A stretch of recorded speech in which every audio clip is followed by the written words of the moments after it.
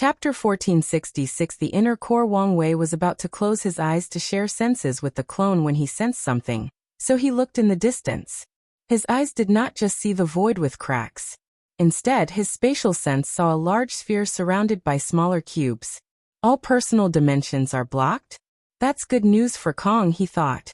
The sphere was the internal dimension of the trial's creature, and the surrounding cubes were the space ring/personal dimension of the people who entered. The factions that took Huofenghuang and the others sealed them before locking them in their personal dimension or space-related artifacts. Normally, breaking into these dimensions is extremely arduous, but Cong succeeded. First, he used a variant of a void-breaking array combined with his transformation Dao. The array can analyze a space and transform or adapt to the correct properties to ensure maximum space-tearing capabilities. However, that was not enough. Emperor Cong took a page out of Wang Wei's book and used a ceremony. Ceremony is a unique form of magic that some consider a subcategory of array. While arrays are better at utilizing the power of concrete Daos like the 5 elements, yin-yang and space-time, ceremonies are better when using non-concrete Daos like commerce, friendship or loyalty. Of course, the primary use of ceremony Dao was to communicate with higher and unknown entities to use their powers. Emperor Cong used the history lock in his ceremony to levy the power of heavenly Dao to help him break through these dimensions to save these people. His idea was ingenious, and with the chaos outside, the rescue operation proceeded smoothly when he saved Huofenghuang, Ao Shen, and Jinbiyu. However, a problem occurred when he tried to save Jian Wushuang. Cong got greedy and tried to take something in the personal dimension, which triggered a warning system. Soon, a swordsman appeared, and they started battling each other. His strength has reached 100%, but his boost is only 6-fold, Wang Wei analyzed. Emperor Cong's cultivation was 94%, and with the 6-fold increase, he also reached the peak of the Paragon realm, but he was still at the bottom. Even worse than Wang Wei. His opponent is way stronger than him, especially since he is a pure swordsman with the highest attack potency, Wang Wei thought. However, Cong's transformation Dao, in combination with his superb mastery of array Dao, provides him with great versatility. However, his greatest advantage is that his opponent is an extreme path swordsman with a weak body, while he is a body refiner that has reached Elder Fiend God's 5th level. If Cong plays his card correctly, he should win this battle. Of course, his opponent looked like someone with ample experience, so the latter should know his weakness and how to deal with body refiners. However, Wang Wei will still bet on Cong for a simple reason: luck. The only issue is how fast this battle will last. It has been more common for battles at the peak of the Paragon realm to last years, even in Yuan epochs. It's also possible for them to end in seconds, forming two extremes to show the vast difference between two individuals' peaks. Forget him for now, Wang Wei thought before closing his eyes to focus on the clone inside. As soon as Wang Wei entered the portal, he sensed grave danger, and his body moved instinctively. However, when he checked his previous location, he saw nothing. Then, his senses went on overdrive as everywhere indicated danger. Wang Wei turned into a gray light as he moved around with unparalleled speed. What's going on? He thought, observing everything closely. He used all observation abilities before noticing this room did not contain some invisible entities, but creatures so small they could be described as quantum size. Well, that's embarrassing, Wang Wei thought. He hadn't yet weaponized his quantum virus for use at a higher level, but he met an opponent who already had. He shook his head as he flew away. He sensed the spirit participle attached to the people ahead and flew in that direction. Wang Wei stopped at an intersection in another area. He observed a profound darkness in the distance, which was not his primary concern. He saw two bodies floating in the void. It seems they floated from that area. Wang Wei looked at them. And their faces. It looked like they saw some kind of horror. He frowned and hesitated briefly before moving ahead. The silence was eerie as Wang Wei immediately sensed someone watching him. The constant whispers he could not remove from his mind did not help. Wang Wei did not say much and continued his flight. Something attacked him, but was repelled by his innate emptiness shield. However, he still did not detect the attacker with his senses or reaction time. This is annoying, he complained before rushing with an even greater haste. He faced numerous attacks, but all of them were useless. However, midway through his journey he sensed something was wrong and increased his focus. He looked down at his arm, and numerous pieces of his flesh were missing. The creepy part was this was self-immolation, meaning he did it to himself. My senses are duller than normal, and the influences of the whispers are subtle and almost undetectable, he calmly analyzed before increasing his speed. By the time he reached the third area, he had even more self-immolated injuries. This is a defense mechanism, he analyzed. The trial creature does not want anyone to reach its core, so these measures are to kill all intruders like a human's immune system. There should be more people dead in that black area, but Wang Wei could not notice it because of the circumstances. I'm also lucky because the creature should now be focused on the vanguard. If he had not delayed, the intensity of the previous areas would have been drastically higher, and he may not have been able to pass. Wang Wei flew into the third area and saw nothing but an endless white and black space. The concept of color seemed to have been absent in this area. He instantly raised his alert to the highest level. Then this area mechanism materialized. A group of black and white humanoid crickets with 4 arms and holding spears materialized. Wang Wei's expression immediately turned ugly. The leading cricket man had a terrifying aura that he was slightly similar to a primal paragon. Additionally, all the hundreds of crickets behind all had peak paragon strength. But that was not even the worst part. His senses told him an even more terrifying being was hiding in the shadows, waiting to appear. Wang Wei did not hesitate to activate his nothingness wheel, to enter an intangible state. Now that he had reached the emptiness stage of his nothingness technique, he could remain intangible for an extended period and survive even more potent attacks. He flew to the area, and a bombardment of attacks reached him. Wang Wei made the wisest choice and focused on evading the ones from the primal ant, and ignoring the others. However, one of them hit him. Damn it, based on this situation, only 5 attacks are needed to break me out of my state. The clone had 99% of his strength, meaning this data was not so far from his actual body. He knew the difference between peak and primal was vast, but now he had a small taste. Wang Wei activated his ancestors' evading technique. Although his Tao did not allow him to use this technique to the fullest of its capabilities, it boosted his evading abilities immensely for this escape. And just as he was about to enter the next area, a sense of doom overwhelmed him. Wang Wei was decisive as he blew up his body, using the force from the explosion to push his soul to the next area. And even after entering, he did not stop flying in case the enemy followed him. This area was odd. Numerous debris scattered in all directions, and they seemed to be lagging.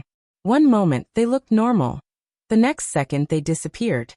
Then they appeared to have aged by 1,000,000 years, or they suddenly charged into black and white. Additionally, Wang Wei sensed a few different transcendent auras. These people had enough of this area and used their transcendent artifact to obliterate this area. Wang Wei analyzed.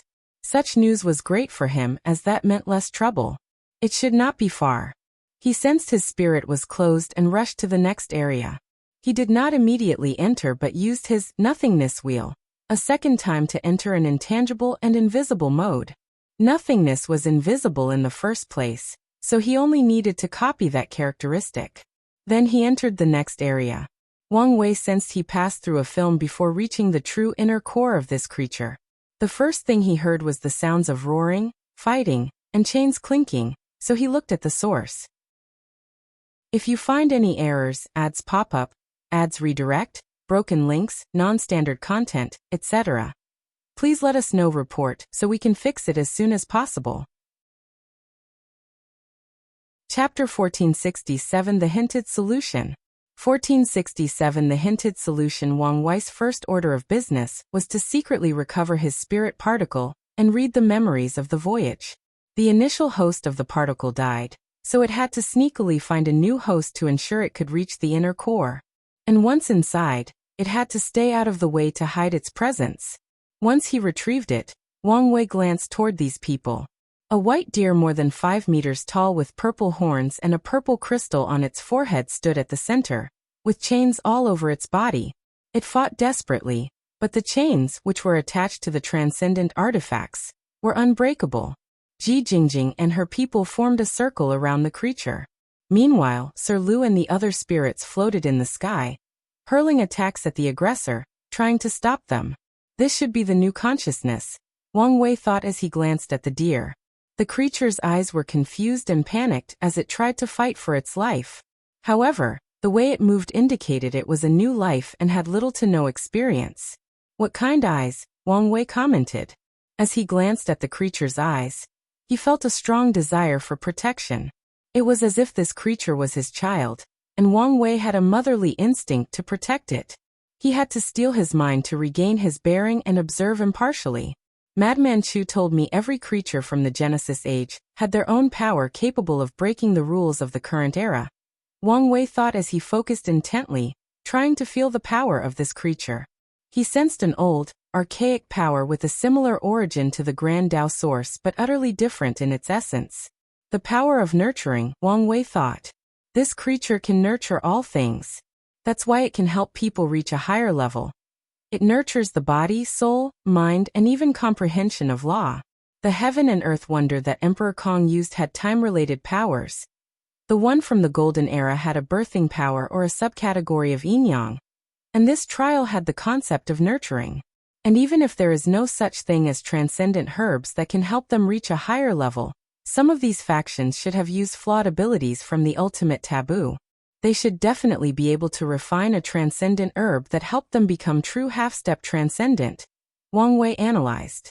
This revelation meant he could not allow them to take away this creature. If these people become more powerful, then it will be easier once they try to invade the Eternal Ascension world in the upcoming catastrophe. There is also the fact that Wang Wei also wanted to use this power for himself one day. The issue is how should I help? A direct intervention was out of the question. But Wang Wei believed there was something he could do to solve the current situation. Have they noticed me? Princess, there is a problem. Qingjie, what do you mean by that? Ji Jingjing asked through divine sense. Everything was proceeding accordingly. Then, out of nowhere, the fate of this creature became uncertain. Qingjie replied as he pushed the power of the pagoda to the limit. Ji Jingjing frowned. Qingjie was one of the heirs of the stargazing pavilion, even escaping the burden of the old man Tianji name. So if he said something was wrong, then something was wrong. Do you think Bai Longsheng finally decided to act? She asked. All signs show he will only act if we fail, Qingjie replied. Then what is the source of this anomaly? Monk Damadina asked as he controlled the golden prayer beads. I don't know.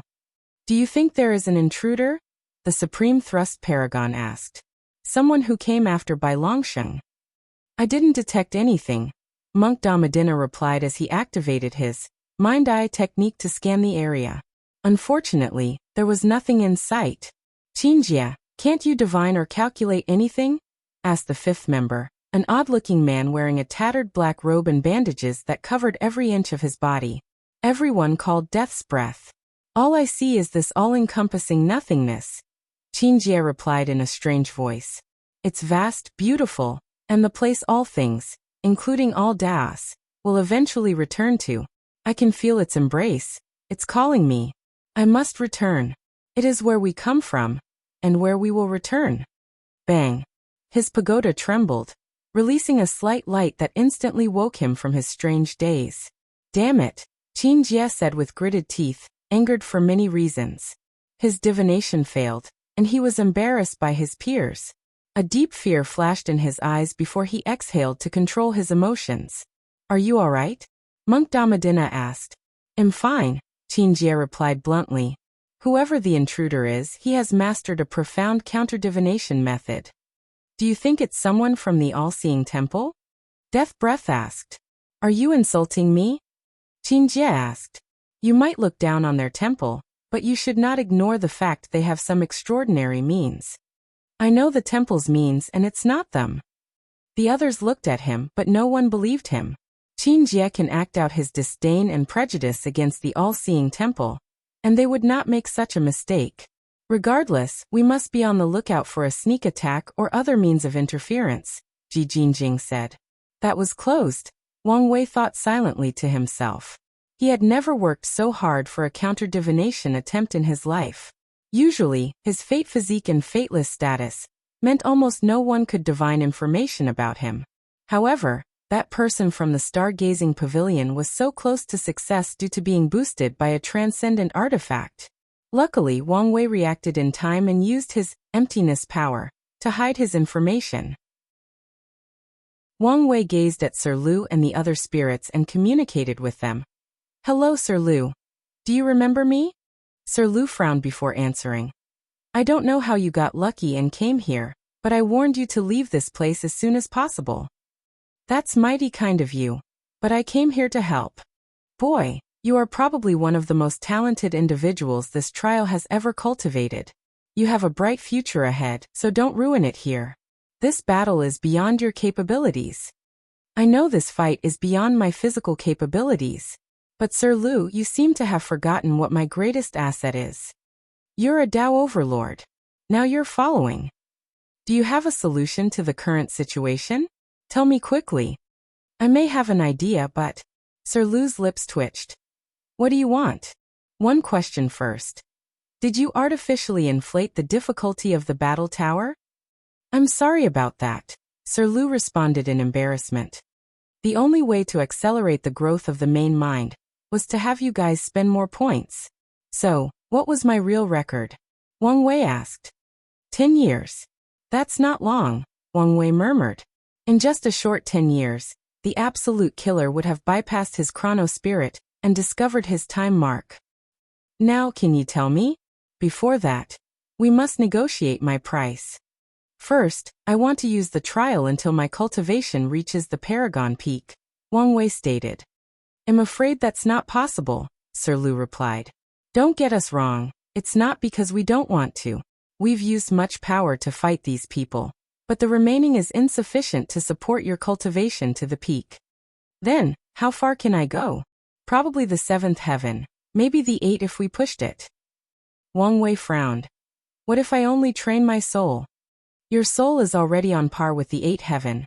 We can probably raise it by another 1%, Sir Lu responded, but his expression indicated that such a concession would hurt them. "That's fine by me," Wang Wei nodded. He had many ways to increase his realm after the lock, including the merit head received. With the trial, he can get his soul to 99% before taking a true soul pill. Although this pill usually takes more than 50,000 yuan epics to absorb, it can directly elevate Wang Wei to a peak paragon soul. "My second request is unlimited access to this trial." "Once again, that's impossible," Sir Lu swiftly countered. "We will spend much time repairing the trial if we survive this ordeal." Wang Wei just stared at him. "You already have 6 tokens, correct? I'll offer an additional 4 exclusively for you. Once we are barely operational, you can send 10 people to train, but they can only reach initial heaven, 90%. Wang Wei stared at him for a few seconds. After reading his facial expression, he said, "Fine, but there is still a third and final request, and this one is non-negotiable. I want the purest power or essence of this creature's nurturing power. Additionally, I want its understanding of that power. The greatest asset of this trial is that nurturing power, which Wang Wei has numerous plans for already." Sir Lu gritted his teeth. "I can give you the power, but knowledge is out of the question." Wang Wei squinted. "The main mind has retained little knowledge from its predecessor Fei," Sir Lu immediately explained. "That's why it's in such a bad state. It cannot control its power." "I see," Wang Wei muttered. "Very well. I'll grant you access to my personal dimension. Put my rewards inside, and I'll tell you how to save it." "You want us to pay first? After your previous immoral business practices, you think I'll trust you?" Wang Wei countered. "I guess that's fair." Sir Lu smiled wryly. "Wait a moment." A few minutes later, the clone received information from the main body that he had received payment and nodded. "The Heaven Cardinal already hinted at the answer to your problem," Wang Wei stated. "Fei was a kind creature, so you need to bank on that. Send a call for help to all the creatures you've helped nurture through this trial. One of them might have become transcendent and willing to help. But even if that's not true, you can still try to contact the spirits of those creatures from the Genesis age. If Fei had been as kind as the Cardinal had said, she would have helped many of them. Their bodies and souls might have been erased, but there will lingered in the chaos universe, and they should respond to your plea. Join my Discord to have many discussions about the story and so on. Here is the link. Novel Cole Discord. GG/princess/TAPY Lazy Sage DAO. If you find any errors, ads pop up, ads redirect, broken links, non-standard content, etc. Please let us know report so we can fix it as soon as possible. Chapter 1468 The Trial's Resolution. 1468 The Trial's Resolution. And, I noticed a plot hole. Wang Wei and the others could have used the trial to cultivate their secondary daos, like pill refining or array, to the Paragon realm. So one of the rules is they can only use the trial for their primary dao. Why didn't I think of that? Sir Lu said as he palmed his face. The spirits chose the main mind over the Heaven Cardinal because they felt Fei's all-encompassing goodness and kindness, and they were moved to the point of betraying their lords. Now with Wang Wei's reminder, Sir Lu saw hope to save themselves. Young cultivator, thank you for your help, Sir Lu said. But you should leave this place since it's dangerous. You don't have to tell me twice, Wang Wei said. However, remember that what you pay me is not enough for the karma of saving your life. We understand. Wang Wei nodded before collapsing the clone's soul and the spirit particle. The real Wang Wei opened his eyes outside the inner core, and he immediately checked his storage dimension. He first checked the tokens before looking at the other rewards. An illusory tower that resembled the Soul Tower floated in the sky. Wang Wei checked and nodded in satisfaction. Then his eyes shifted to a glowing green crystal the size of an ostrich egg. As soon as he laid eyes on the crystal, he felt an immense desire to swallow it. Every cell, tissue, organ, and system of his body screamed the desire to swallow this thing. And it was not just his body. His soul released a desire even more intense than his dream to see his wife, the current version, in a bunny outfit. Wang Wei gulped his saliva. If I swallow this thing, my body should reach beyond the peak of Elder Fiend God 10 heavens. I may even immediately achieve a primal paragon tier fleshly body. No, that's an understatement.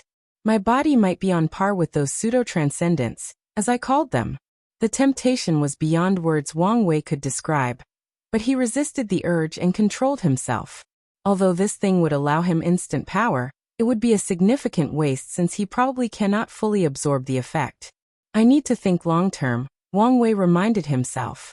The best use of this thing is to create an artifact that can convert other energies or powers into the trial's power of nurture. Wang Wei thought. He still had to look forward to Malikia's soul energy reward. If he can turn this crystal into the correct artifact, he can use that soul energy to create nurture power that will help him even after becoming half-step transcendent. Wang Wei calmed down after thinking about the future. Once he builds his nurturing artifact, he won't have to worry about the energy needed to open his fourth gate and other cultivation in the transcendent realm.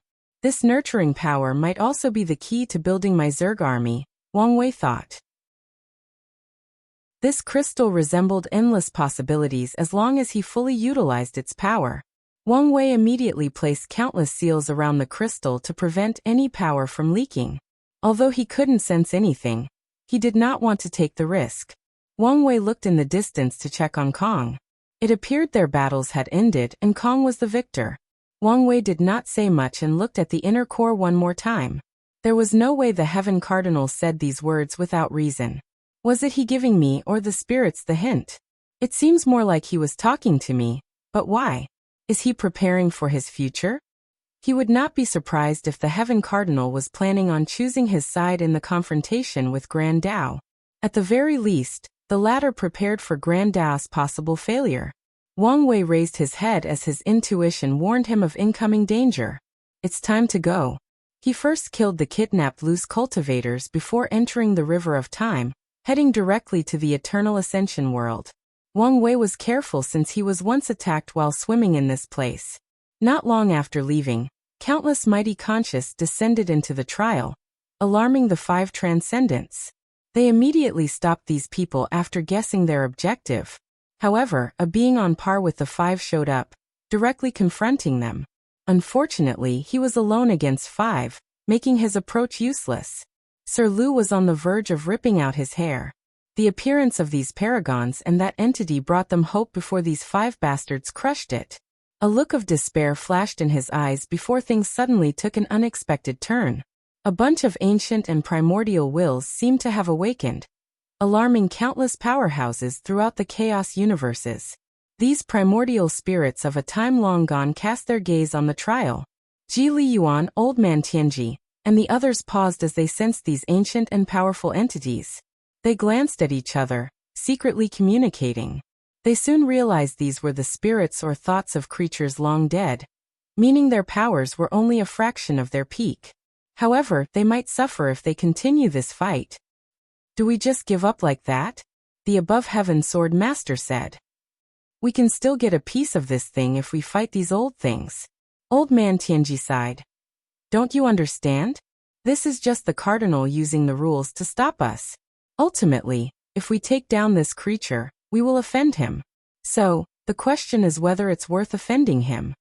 The awakening of these creatures marks the opening of the transcendent age, Monk Ananda said.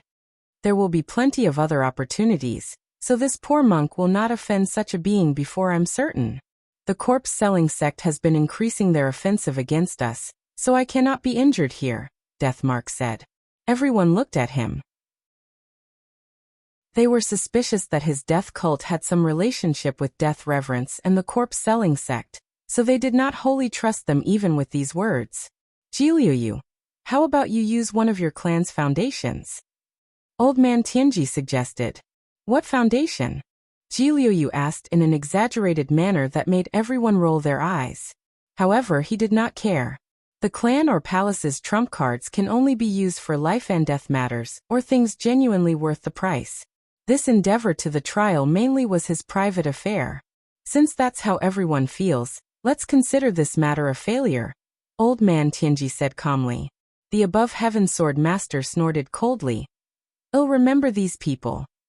He left immediately without saying another word. The other then ordered their talents to retreat. Ji Jinjing frowned after receiving the order, but did not dare contradict the Supreme Elder. She felt it was a shame since success would mean guaranteed backing in the clan and palace. But now, she was not sure what fate lay ahead for her. Everyone then followed, leaving only Bai Longsheng. We are safe, said the soul spirit. Yes, we are, Sir Lu nodded, and everyone started rejoicing. Now is not the time to celebrate, the life spirit yelled. It's time to heal. Oh, you're right. We also need to thank our benefactors, the heart spirit added. Everyone looked at the sky and bowed to everyone who came to their rescue. An intense gaze looked at the main mind, which immediately worried the spirits as they did not know what was going to happen. Then they heard a voice. Faye. The voice was booming but contained the gentleness of the earth. I'm glad you can live again even if it's in this form. The voice contained a deep melancholy and joy that passively infected all the spirits without noticing. Little guys, the voice continued as it focused on the spirit. Take good care of her.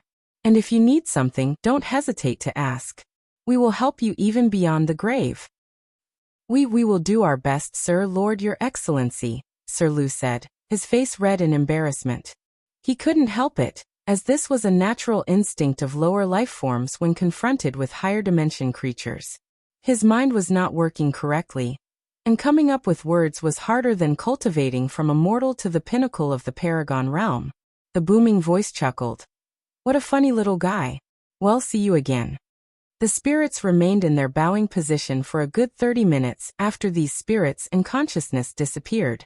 Alright guys, I think they are gone. Let's start the healing process. Everyone nodded with a word before moving to repair the trial. The Mortalhood trial arc ends. The next arc is the finale to the Heavenlock arc. If you find any errors, ads pop up, ads redirect, broken links, non-standard content, etc., please let us know report so we can fix it as soon as possible. Chapter 1469 The Trials Aftermath. 1469 The Trials Aftermath. Red Miss Forbidden Zone. Heavenly Book opened his eyes, immediately flipping through his book. Pages after pages were filled, and Heavenly Book every word with great concentration. He then chuckled. So he chose love instead of being a pawn? I want to say that was predictable, but I didn't think he had it in him. Heavenly Book did not have all the information about Tianxian, but from the crumbs he deduced, he thought the latter would compete with Wang Wei due to his sense of inferiority. He believed he would want to prove himself to be better than Wang Wei, thus soothing the voice in the back of his mind that was constantly telling him he was not good enough. I made the right choice by not intervening, Heavenly Book thought. After Tianxian's defection, Grand Dao has to rely more on him. In other words, his value was just raised in the eyes of Grand Dao. Heavenly Book chuckled as he also understood why Grand Dao insisted on him intervening. The latter must have felt something about Tianxian and wanted assurance.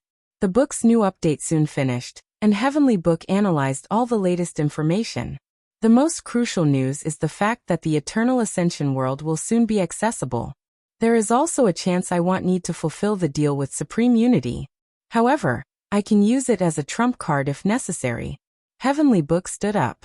Supreme Unity's situation was not ideal, and now there were other ways to access the Eternal Ascension world, which the Heavenly Book wanted to prepare. Now that he's suffering, there is a chance he might be desperate and try to contact or attack me. So, I need to be careful when I move. He opened a portal to a chaos world called Furious Dao World, directly above a man whose aura oozed sadness and desperation. The man, dressed in all black, including black finger paints, was named Ling Li, and he was cursed to be disregarded all his life. As soon as he was born, his parents forgot his existence. No one can see or touch him, and he cannot do the same. Ling Li has lived numerous lives, but it's always the same. He cannot be seen or touched. This phenomenon is not just for mortals but cultivators alike. No, his curse was more horrifying than that. Ling Li wanted a cure to his curse, so he cultivated to the peak of the Paragon realm before searching for an answer. He did then realize to the extent he was invisible, the extent he was ignored.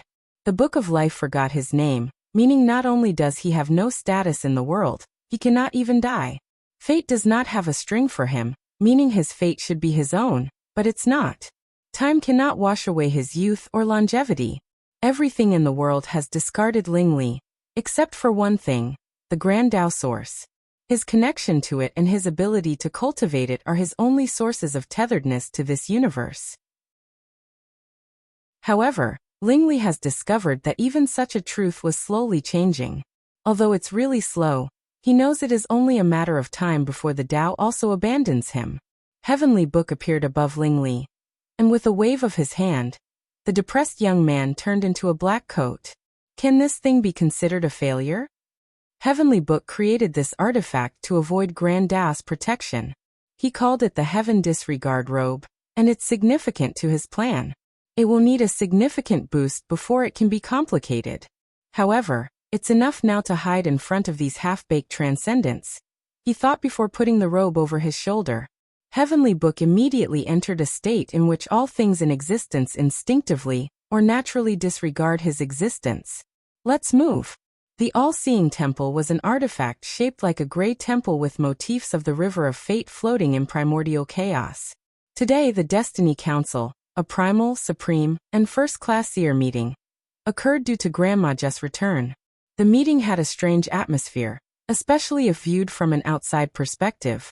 The primal seer, a young woman with gray hair and a pure white robe, sat on a cushion.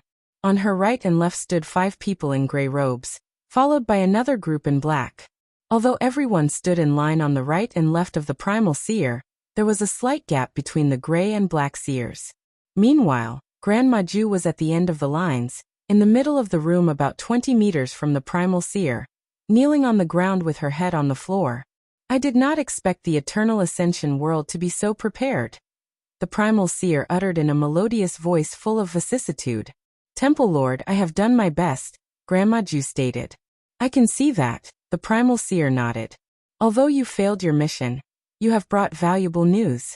This merit will cancel your demerit. Thank you, Temple Lord, for your immense generosity, Grandma Ju swiftly said. The primal seer nodded before looking at a middle-aged man in gray to her left. You don't have to say anything. It's good that we have a new first-class seer in the temple. The middle-aged man gritted his teeth before nodding. The primal seer then looked at a gray-robed woman on her right and said, You did an excellent job cultivating such a seer for the temple. You know where to receive your reward. It's my duty, the woman replied as she saluted by cupping her hands. The primal seer looked at everyone. The entire chaos universe has eyes on us, waiting for more news about the all-heaven fate calamity. If we cannot provide more news, I'm afraid some people will get desperate. Time is running out, so our focus should be on this. As you wish, Temple Lord, everyone said in unison. Bai Longxing teleported home. What welcomed home was not this lavish palace created from the best materials from the chaos universes. No, what was before him was a cruel and catastrophic world. From above, Bai Longxing could see zones of destruction scattered everywhere. There were volcanoes, heavenly flame regions, intense wind regions, ice tantrum that could go past absolute zero, gravity zones that could reach beyond the limit of physiques, poisons worlds that contain strains from every world in the chaos universe, Inchi graves, collapsing star/black holes dimensions, chaotic spatial temporal areas, chaos sectors, nothingness manifestation lands, etc. This place had everything, and in all these locations, body refiners were using them to temper their flesh. Bai Longxing took a deep breath, absorbing the energy in the environment. This was not Dao Qi, but the purest essence Qi. Any mortals living in this environment would grow up capable of lifting a dozen tons without exercise. And any body refiners would sacrifice one of their testes to live in this place. Bai Longxing looked at a palace located at the center of this chaotic world. The palace was all black and looked normal. It was hard to tell whether it was luxurious or what kind of materials it was made of. Bai Longxing flew to the palace and landed on his feet before entering. He headed directly to the mission hall. A man with a bare upper body sat on the floor, looking intently at a transparent. His muscles seemed to contract with the same rhythm of the flame's flicker. Uncle Dragonroot, Bai Longxing bowed. Report. Dragonroot said directly, and Bai Longxing told him everything, including how he behaved when he met Wang Wei. We predicted that the Dao opening sect's destiny would run out after Qiyuan, or flourish unlike anything before. It seems it's the latter, Dragonroot muttered. What should we do about Wang Wei? It doesn't matter. Although his talent is one of a kind, it's not the first time we've encountered someone like him. And it probably won't be the last, Dragonroot said calmly. Plus, if he is important enough for someone to put a warning mark on him, he might be more trouble than he's worth. I see. If you want to be the mansion lord or the clan patriarch, you must demonstrate the ability to rally people behind you. Strength is not enough. You must demonstrate charisma and leadership skills. I understand, Uncle Dragonroot. Dragonroot nodded. You still did an excellent job, so it will be marked on your record. Bai Longxing knew this conversation had ended, so he saluted his uncle before leaving. His shadow morphed into an entity, staying in the room to communicate with Dragonroot. Eternal Ascension World. Wang Wei returned home, and he was immediately on the highest alert, fearing someone would sneak attack him. However, after not noticing anything, he relaxed slightly. He looked around before teleporting home. A bright smile plastered on his face as he returned to his transcending fate mountain.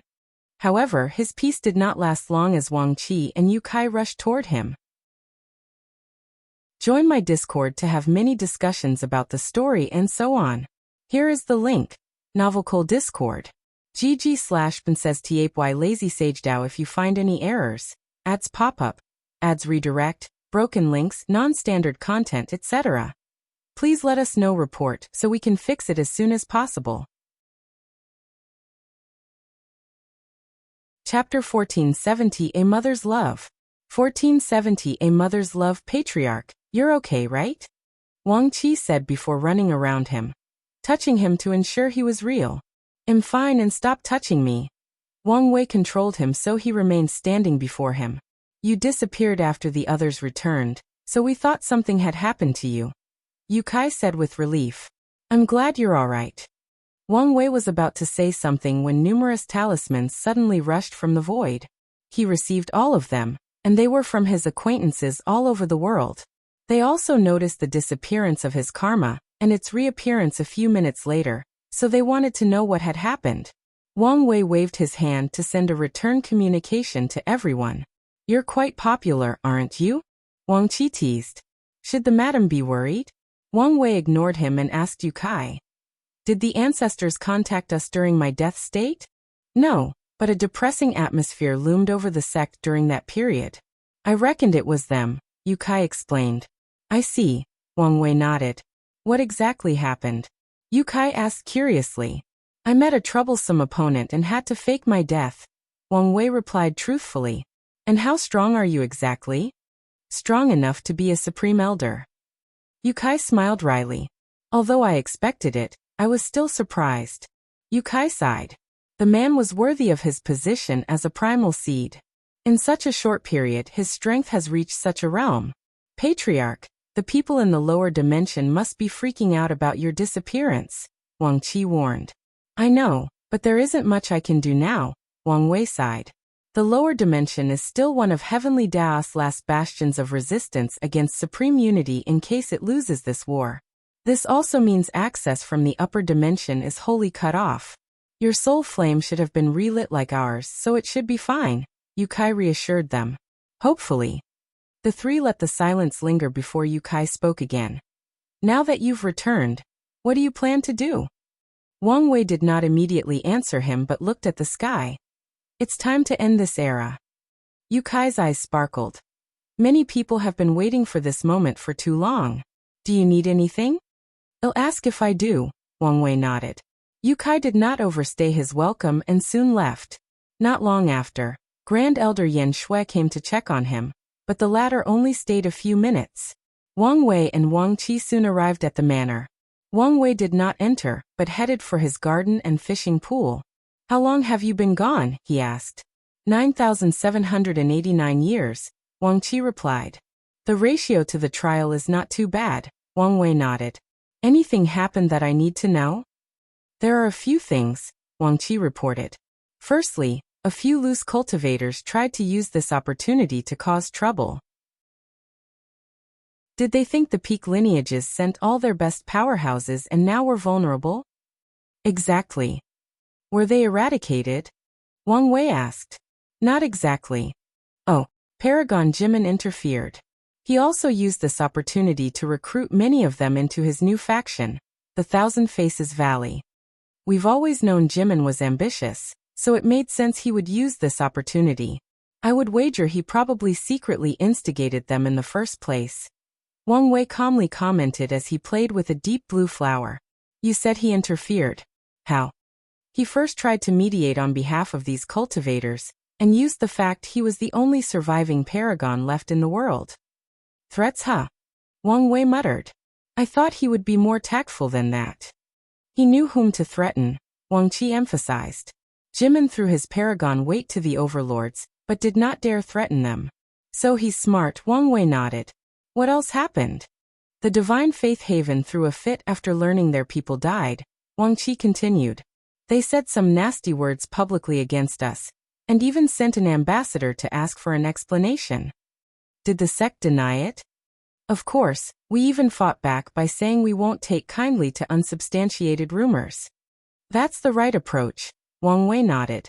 Although he planned to eliminate the Divine Faith Haven, he still had to act innocent to the public eye to preserve the sect's reputation. In this world, reputation equates to luck and destiny, and although their sect has reached the point in which rumors have little effect on them, they still have to keep appearances. Someone tried to free Time Eater, Wang Qi said, making Wang Wei pause his flower gazing. Don't worry, the operation failed, but we did not capture the culprit. He's indeed an instability, Wang Wei uttered, his brow furrowing deeper. Lastly, Dude Song wants to see you. He's not dead? Wang Wei asked. Dude Song was the leader of his new mortal civilization. His lifespan limit of 10,269 years should have expired by now. It's the least I can do, Wang Wei replied. His next focus should be the lock, but based on Methraya's previous warning, he still had plenty of time. However, Time Eater's looming presence has motivated Wang Wei to kickstart things as soon as possible. Before I check on him, I need you to fetch 2 people for me. Yang Guowai's mother and the Xie clan matriarch. No problem. A few minutes later, a middle-aged woman dressed in simple blue robes walked toward Wang Wei. She had an ordinary face, but green eyes as bright as the stars. Her aura showed a calm woman of wisdom, but she was also someone who had experienced much in life. My son is dead, isn't he? Fu Yangqing asked. I'm sorry, Wang Wei said, looking her in the eyes. And I'm guessing you have no intention of reviving him? She continued. No, but I can protect your safety and well-being. Why? Because I'm valuable? She asked, staring at him directly. Your son is the one who serves me, not you. Fu Yangqing looked him in the eyes, trying to see whether he meant it or not. She took a deep breath and exhaled. Thank you for the offer, but there is no need. Wang Wei furrowed his brow, wondering why she was being so headstrong. There is something you can do for me, Fu Yangqing continued. I want to reincarnate with all memories and a blessing. You want to cultivate to the Paragon realm in your next life to revive your son? Wang Wei asked. That's right, she nodded. After her husband sold her to one of the moons, Fu Yangqing had only one person she could count on, her son. Now that she has lost him, she'll do anything to get him back. You do understand that by the time you've become a peak paragon, so long would have passed that the difficulty of reviving him will increase by an astronomical amount? And that's only if you ever become a peak paragon? Wang Wei questioned. I do, but it doesn't matter, does it? The firmness in her eyes was unwavering. A mother's love transcends all, and nothing can stop this woman from embracing her son again. I guess it doesn't, Wang Wei nodded. He pointed his finger to her forehead and transmitted a group of information. What's this? Detailed copy of your son's existence, Wang Wei explained. With this knowledge, you only need to become a peak paragon and use existence reconstruction to revive him. Thank you, Fu Yangqing said sincerely, her voice even choking briefly. She bowed fully to display her thanks. She knew how valuable this information was and how much time and effort she would save. In fact, she had no idea how valuable Wang Wei's information was. Existence reconstruction is vague and not detailed because the person doing the reconstruction cannot directly observe the blueprint like Wang Wei. But if they could, Fu Yangqing would be capable of perfectly reviving her son to the state before the tribulation. Although Yang Guowei would lose his cultivation progress, he would also have another opportunity to become a paragon again. Of course, that's only if Grand Dao allows this level of existence reconstruction. All right, let's get to it, Wang Wei said. In my name as the fate-dominating emperor, as a boundless paragon, as the three-realm emperor, as the immeasurable emperor, I grant you the titles of the one blessed by wisdom, and the mother who defies fate. A golden light enveloped Fu Yangqing, purifying her soul. Her multicolored Qi Luck dragon manifested before the horns turned white. Wang Wei condensed a black jade talisman to hand to it. Wait until the lock is gone to activate the talisman, he instructed. Although it was fine for her to reincarnate now since the lock only blocked communication to the underworld, not reincarnation itself, he did not want her to take the risk. Wait until the lock is gone to activate the talisman, he instructed. Although it was fine for her to reincarnate now since the lock only blocked communication to the underworld, not reincarnation itself, he did not want her to take the risk. I understand. If you find any errors, ads pop up, ads redirect, broken links, non-standard content, etc., please let us know. Report so we can fix it as soon as possible. Chapter 1471 Du Tsong's Farewell. 1471 Du Tsong's Farewell. Wang Wei calmly watched Fu Yangqing fly away, sighing deeply to himself. A mother's love can be like an endless abyss. He hoped for the best for her, but did not have much hope. Even with his blessing, Fu Yangqing's chances of becoming a paragon were slim, let alone a peak paragon. There is also the fact that she will face more trials and tribulations because of those blessings. Come out, he said, looking at a tree near his location. A thin elderly lady walked out behind the tree, wearing tight black clothes that almost reminded Wang Wei of ninjas. He immediately noticed a few anomalies as he glanced at this old woman. She made no sounds when walking, her body had no odor even with his extreme senses, her vitality was undetectable, her aura non-existence. Light did not refract on her, she had no shadow, and even as Wang Wei looked at her, it was as if no one was before him. The Tao of concealment, and she's cultivated it to the extreme, Wang Wei analyzed. You must be matriarch Xia Huan. Primal seed. Xia Huan bowed deeply. My shadow is currently unavailable, meaning I'll need someone to assist me. It's my honor to serve you, Xia Huan replied immediately. Don't be too quick to agree. Wang Wei raised his hand to stop her. I've modified the Lord's shadow technique to allow someone to be my temporary shadow. However, once I separate from the shadow, they will enter a period of weakness of at least 100,000 yuan epochs. Xia Huan frowned after hearing this. The good news is the technique will allow you to experience the strength, mindset, and even Tao application of a paragon, which will be immensely helpful to your paragon tribulation. Then I'll accept, Xia Huan said without hesitation. That's good to hear.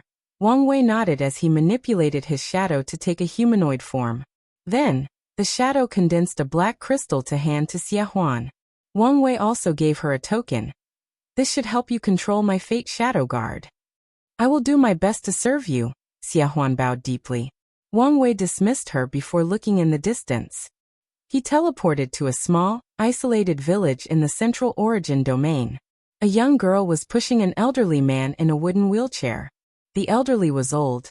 Too old, so old that the stench of death oozed out of him.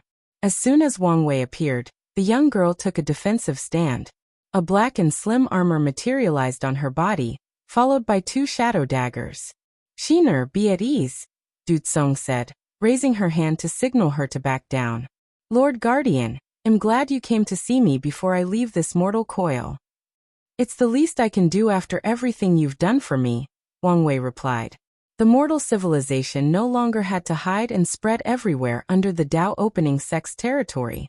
Under Du Tsong's leadership, their civilization has thrived and prospered. With a quick check, Wang Wei knew they'd developed to the point of escaping under the threat of a one-leaf immortal venerable. Shiner, can you give us some privacy? The young girl hesitated, still looking at Wang Wei warily. Du Tsong chuckled. You've read the history book and seen his pictures. Do you think you need to worry about the Guardian? A look of realization flashed in the girl's eyes, and she bowed to Wang Wei and Du Tsong before entering the shadow and disappearing from sight. Come, let's have a chat, Wang Wei said as he summoned a table. Do you want to drink tea or wine? This is probably my last minute in the world, so let's have some wine, Du Tsong said, and Wang Wei poured him. After a sip, Du Tsong sighed deeply. We've improved so much in all aspects, but we are still being in everything. Your civilization contradicts the world's system, Wang Wei answered. Grand Tao has established that cultivation is a long and tedious process. It is one of the prices cultivators have to pay for their strength, and the system exists to manage the infinite lifespans of cultivators.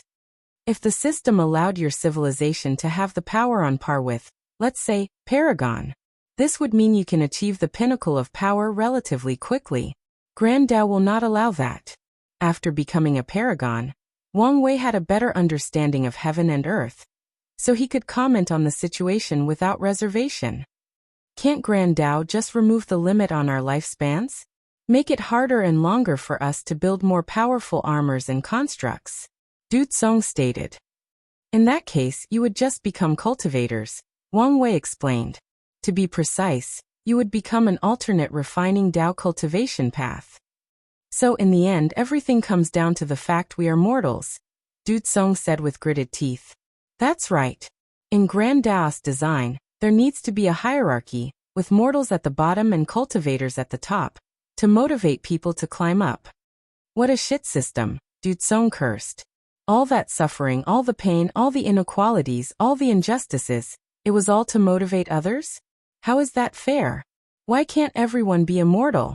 Why can't everyone choose whether they have the ambition to climb the ladder, or just want a calm and peaceful life? Why are you looking at me? I'm not the one who designed it, Wang Wei said as he shrugged his gourd. Yes, but you have no desire to change it, do you? Du Tsong said as he rose to his feet. You just want to escape the system, to be free from it. You said that it was a bad thing, Wang Wei replied calmly.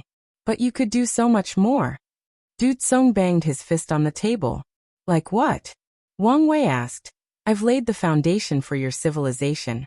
provided ideas and resources, given you room to grow, shown you respect and loyalty, and protected you from harm. What more do you want from me? Wang Wei asked. Do you expect me to fight Grand Dao to change the system for you? Why not? Du Song said as he sat back down, his shoulder no longer as upright as before. I have never hid who or what kind of person I am, Wang Wei said. The reason I kept a distance from you guys and gave you so much autonomy was that I did not want you to see me as your savior. If you want to fight for your freedom and ideal world, I will not stop you. On the contrary, I'll be more than happy to support you from the shadows. But do not expect me to share your plight. I have my own goal and path to follow. Du Song let these words sink in, and for a moment he wished he could draw himself in the wine. Do you think it's possible? Do we have a chance at winning and changing the system? That, I don't know, Wang Wei replied. What I do know is nothing will change if you don't try. Du Song was silent for more than 10 minutes, drawing himself in the alcohol during the entire time. Time is up, he muttered before looking at the sky. My only regret in this life is that I won't live to see the bastard responsible for the plague suffer for their crime. If it makes you feel better, I may not live to see that day too, Wang Wei joked. No, it didn't make me feel better, Du Song said honestly. Can I ask you something? What is it? Reincarnation is real, right? It is. Can I be reborn as a mortal, with no cultivation talent, for eternity? I also want to be reborn in this world. So you want to try this endless battle that may be pointless? Wang Wei asked. You said it yourself. I won't know if it's possible without even trying. I must admit, I admire your dedication, Wang Wei said. He raised his hand to release a black and white light into Du Song's body. The old man smiled before slowly standing up. He fixed his robe and took one last look at the distance and the sky before slowly dissipating between heaven and earth. I'll see you again. See you later. Wang Wei saluted. Join my Discord to have many discussions about the story and so on. Here is the link. Novelcole Discord.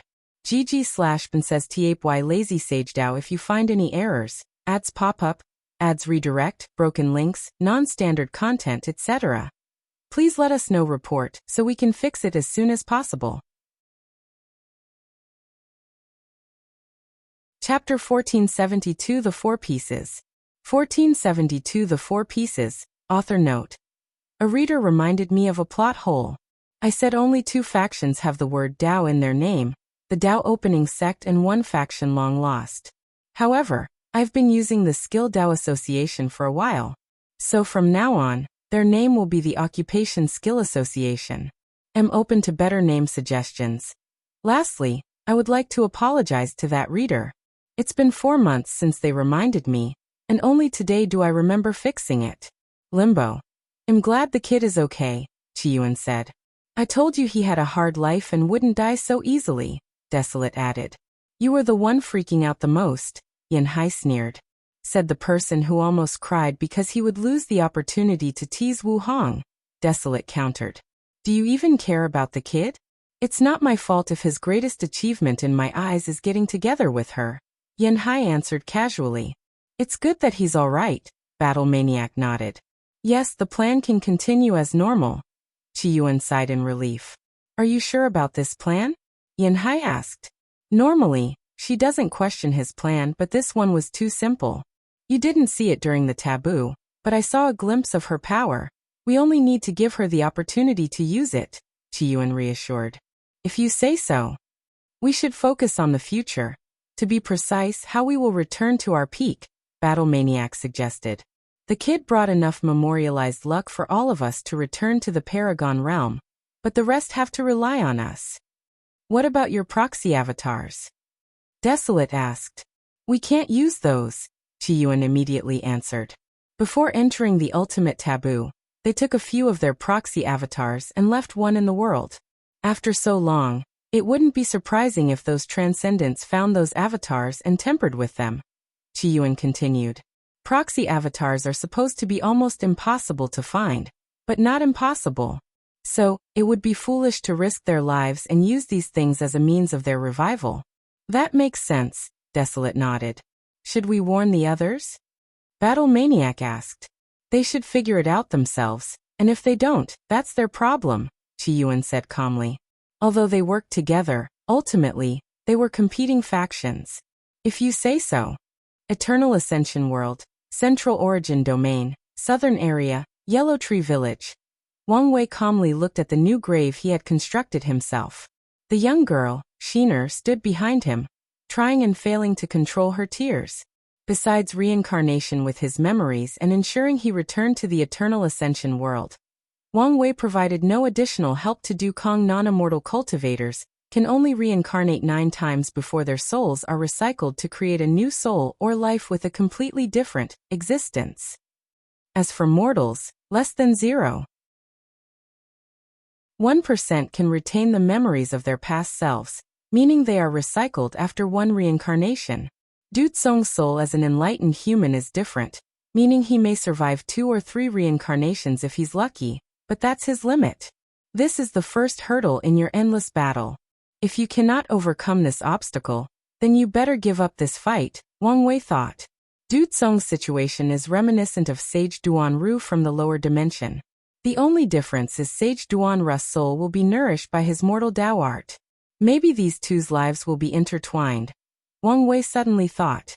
He turned around and looked at the young girl. What is the protocol for his death? Although the teacher disagreed, it's already been decided that a civilization-wide funeral will be held, followed by a day of mourning that our people will forever celebrate for as long as our civilization exists, Shiner replied. It seems Du Tsong was more loved than I knew, Wang Wei commented. He dedicated everything to the cause, even stopping himself from forming a family, because he did not want them to have too much power and ruin the foundation of our civilization, Shiner said. That was a wise move, Wang Wei nodded. If Du Tsong is as loved as the girl said, his family might suddenly become a royal family in the mortal civilization, ruining the democratic process that runs the civilization. This fact also shows Du Tsong's determination. If he wants his fight to succeed, he must become the civilization leader in each generation, which will not be an easy feat unless he reveals his identity. If you don't mind, I'll participate in the funeral, Wang Wei stated. 1307 It will be our honor. Wang Wei nodded before sending out 2 communication talismans, one of which was to Jiaping. If there was one person who cared as much as this civilization, it was the former second prince. So, the 2 participated in the funeral, followed by the day of mourning. After the ceremony, Wang Wei and Jiaping were about to leave when Shiner rushed to see him. She knelt on the floor, with her head deeply imprinted on the ground. Lord Guardian, please help me. There is no need for all that, Wang Wei said as he gently helped her up. Tell me what you need. I want to cultivate, Shiner stated after a brief hesitation. Oh, and why is that? I want to live long enough to see the teacher and protect him in all his reincarnations, Shiner said, her eyes more determined than they had been in her entire life. Are you sure about this? Wang Wei asked. If you do this, your people will consider your action a betrayal. There is also the lure of the power of cultivation. Once you become an immortal, there is a high chance you will abandon your original goal to pursue a higher realm and power. I won't change. Really? Wang Wei asked her, looking directly into her eyes.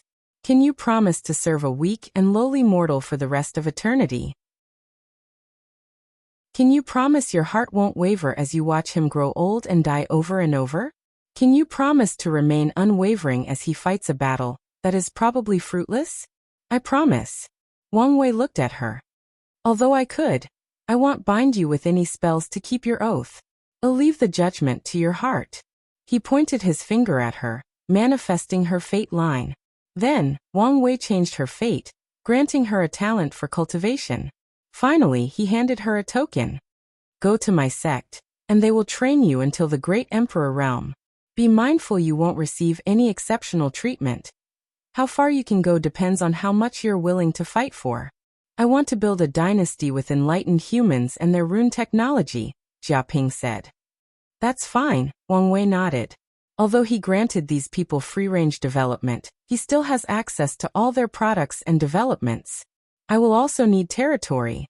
Do you have a place you have your heart set on? The Icefield domain, Jiaping replied. If I remember correctly, That's the intersection between our sex territory and the divine faith haven? It's obvious to me that the Lord has some plans for the divine faith haven, and am willing to be the vanguard, Jia Ping said seriously. I like people who take the initiative, Wang Wei smiled. I'll send the poison demonist to help. If you need anything, ask, and the sect will provide it. Thank you. Jia Ping bowed before teleporting away. Wang Wei stood alone in the sky, looking distracted. It's time to destroy this prison. He's been feeling uncomfortable ever since his return. The dichotomy between the trial's environment and the eternal ascension world was too vast and noticeable. Wang Wei has only returned for more than a day, and he can already feel his mood changing. He was not the kind of person who could be caged or restricted, meaning every second he spent in this world was tortured. So he did not want to waste another second in this place. For my plan to succeed, I need 4 pieces, Wang Wei thought. Sun Junyao is one, but she needs to work with another piece. However, I should give her time to prepare. He waved his hand to send her a communication talisman. Of the remaining pieces, that blood is the easiest to get. Hopefully that remains true. He had already sent a courtesy warning to the Occupation Skill Association about his upcoming arrival. So he only needs to wait a while before heading there. If you find any errors, ads pop up, ads redirect, broken links, non-standard content, etc., please let us know report so we can fix it as soon as possible.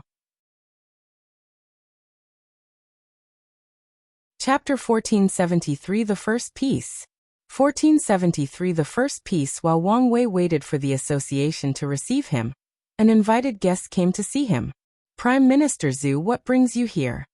Wang Wei asked as he sipped his tea. Are you here to make another deal? Where is Honghua? Zhu Qinghuang asked directly. Why are you asking me about your people? Wang Wei asked back, not hiding his confusion.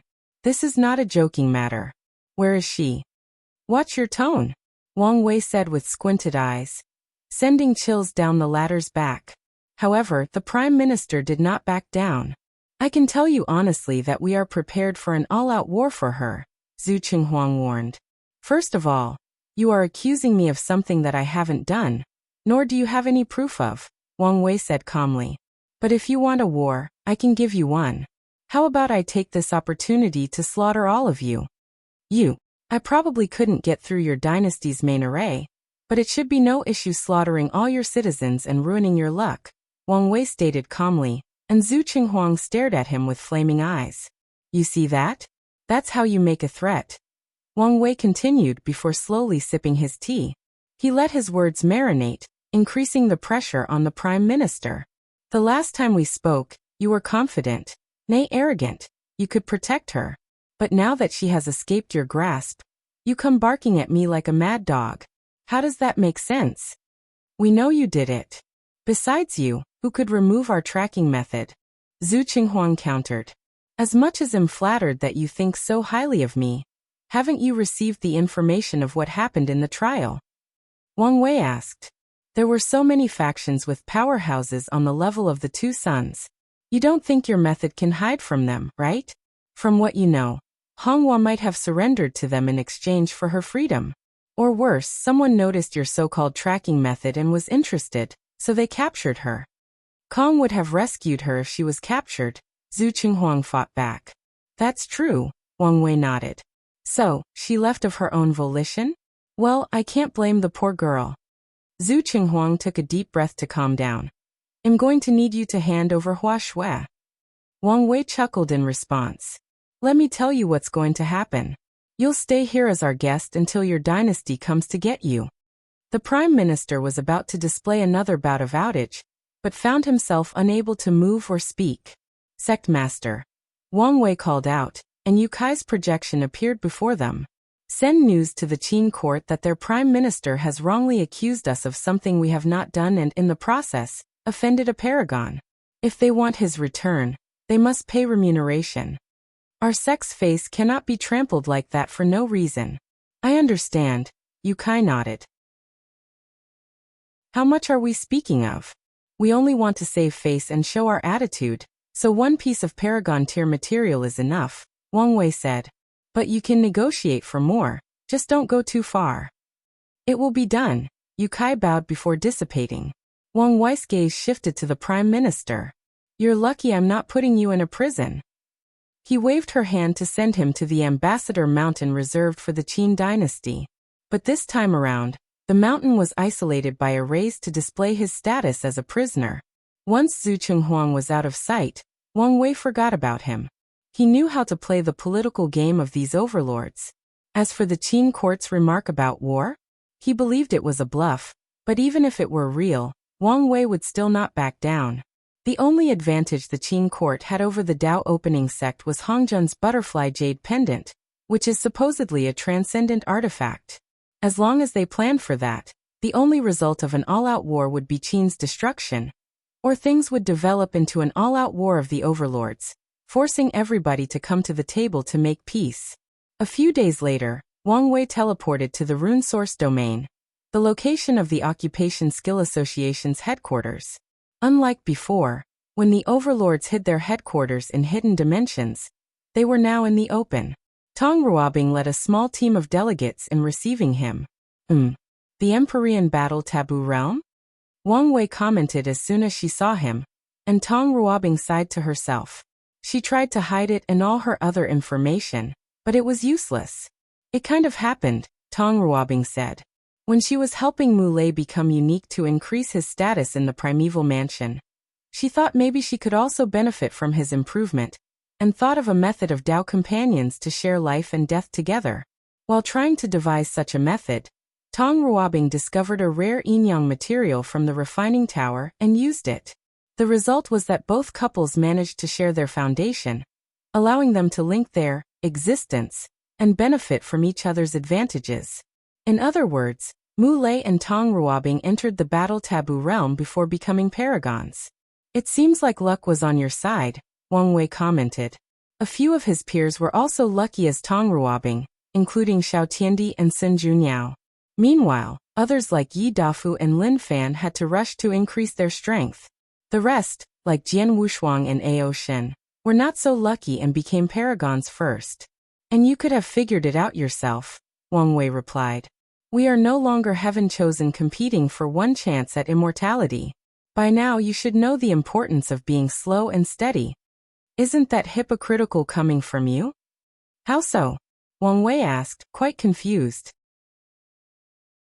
You've become a paragon in record time while also checking everything on the list to ensure you have the best foundation possible. There is nothing slow about you, but you still have all the advantages and preparation of someone steady. That would be a fair point if I portrayed myself as just an ordinary cultivator instead of an anomaly, Wang Wei said, not trying to brag but telling the truth. I forgot how frustrating it can be to talk with you. Tong Ruobing sighed deeply. All right, let's get this meeting started. Wang Wei shrugged before following her for a brief tour of the association, before directing him to Destiny Peak. Wang Wei noted she did not take him to the primary mountain, the association president's ruling area. It seems that women still have immense power even after the association master has become a paragon, Wang Wei thought. Elder Chun and countless others received him before starting a banquet.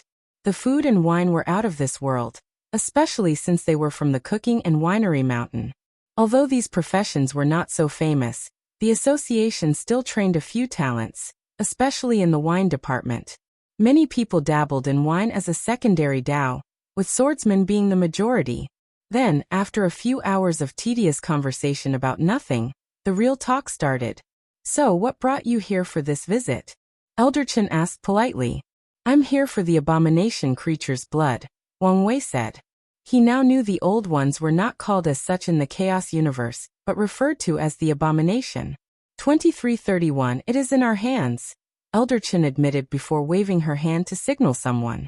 An Empyrean elder approached from another table, and opened a wooden box to show a purple liquid shining with golden light. As you can see, we've spent much effort to purify it. Indeed, Wang Wei nodded.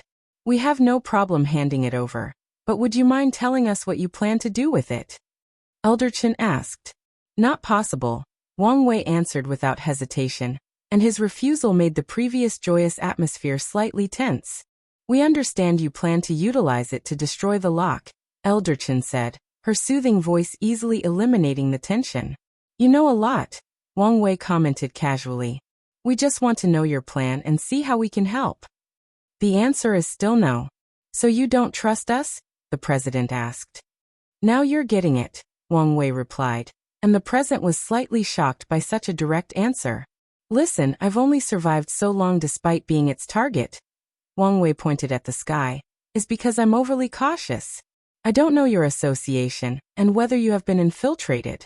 The mere fact that I showed up so openly puts me in grave danger. How can you say that?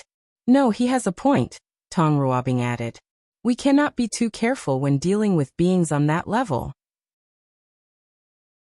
The president wanted to say something but remembered what happened during the Ji Qingming and Tian Xian battle. I understand your point of view, Elder Chan stated. But you have to see ours as well. This conversation is meaningless, Wang Wei replied. Your faction wants the merit and destiny for participating in the lock's destruction, but the distribution is not up to me. But the plan is yours, and you can give us a greater role. Like I said, I don't trust anybody with this matter, so the plan relies almost entirely on me, Wang Wei continued. However, if things do not go accordingly and I need more help, I will be more than glad to ask your association. Can I take that as you giving us your word? You can, Wang Wei admitted. If things reach such a point, Wang Wei could guess how dangerous subsequent plans would be. If the association wants to offer him aids, mainly cannon fodders, he'll take them. Good. I know you have a reputation for keeping your word, so I won't ask for anything in writing, Elder Chen said. I'm sensing a but, Wang Wei sighed. Yes, before we hand the blood over, we would like to discuss our luck artifact. Join my Discord to have many discussions about the story and so on. Here is the link. Novelcole Discord. GG/PrincessTypy Lazy Sage DAO if you find any errors, ads pop up, ads redirect, broken links, non-standard content, etc. Please let us know report so we can fix it as soon as possible. Chapter 1474 Sage Rune Halo. 1474 Sage Rune Halo, and the people on my Discord did not like the name Occupation Skill Association. So the new name is Skill Path Association. There will also be a brief explanation in this chapter for the name's explanation. Your luck artifact? Didn't you retrieve it from the Southern Chu dynasty? Wang Wei asked. According to them, you and the barbarian races air-raided the storage room and took most of the Chu dynasty's treasures. As I said to you, we did raid their treasury, but your treasure was not here by the time we got to it, Wang Wei replied calmly. The artifact was powerful and unique, meaning he needed to wait for someone of miscellaneous skill level to copy it. In other words, he must buy as much time as possible. Elder Chen looked him in the eyes, trying to see through him. Unfortunately, she saw nothing but an innocent man confused by the situation. For such a potent artifact, don't you guys have a way to track it? Wang Wei asked. We're ashamed to say our method has been futile, Elder Chen admitted. I would offer my help, but since you guys seem to suspect me, I think that would be a conflict of interest, Wang Wei said. We don't suspect you, but as you know, this treasure is important to us, Elder Chen said in her soothing voice. I suspect you, the association president added. That artifact is the lifeline of our association, and we must retrieve it at all costs. The Dao Path tablet was the key to their association's rise. During the Golden Era, their founder, Sage Rune Halo, successfully refined what could be described as the first primal artifact in that era. The artifact was highly potent, allowing him to reach power beyond the peak Paragon realm. However, the news was leaked, placing Sage Rune Halo before the eyes of the Overlord's faction, who were in the initial stages of their creation. The sage knew that with his talent for refining, the only fate awaiting him was to be captured and integrated into these factions.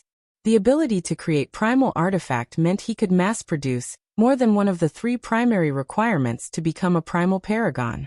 Sage Rune Halo did not want this fate. He wanted to be one of the overlords. So he ran and hid himself. He thought he would not have this opportunity until an ancient rune opened. The rune of the Eternal Dao sect. Any sect capable of using the word Dao was unique, but to also have the name Eternal the same as this world's name, had greater implications than anyone knew in that era.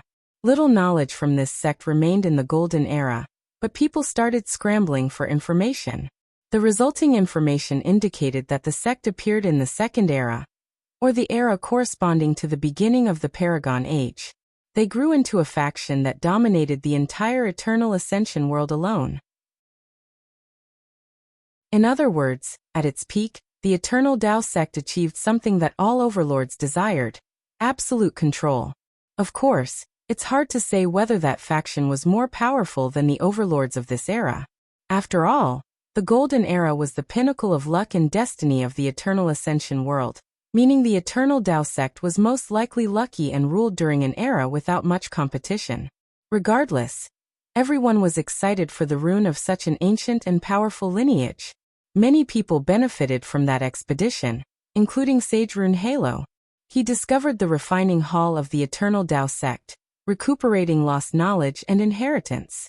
More importantly, he found a small piece from their luck-condensing artifact.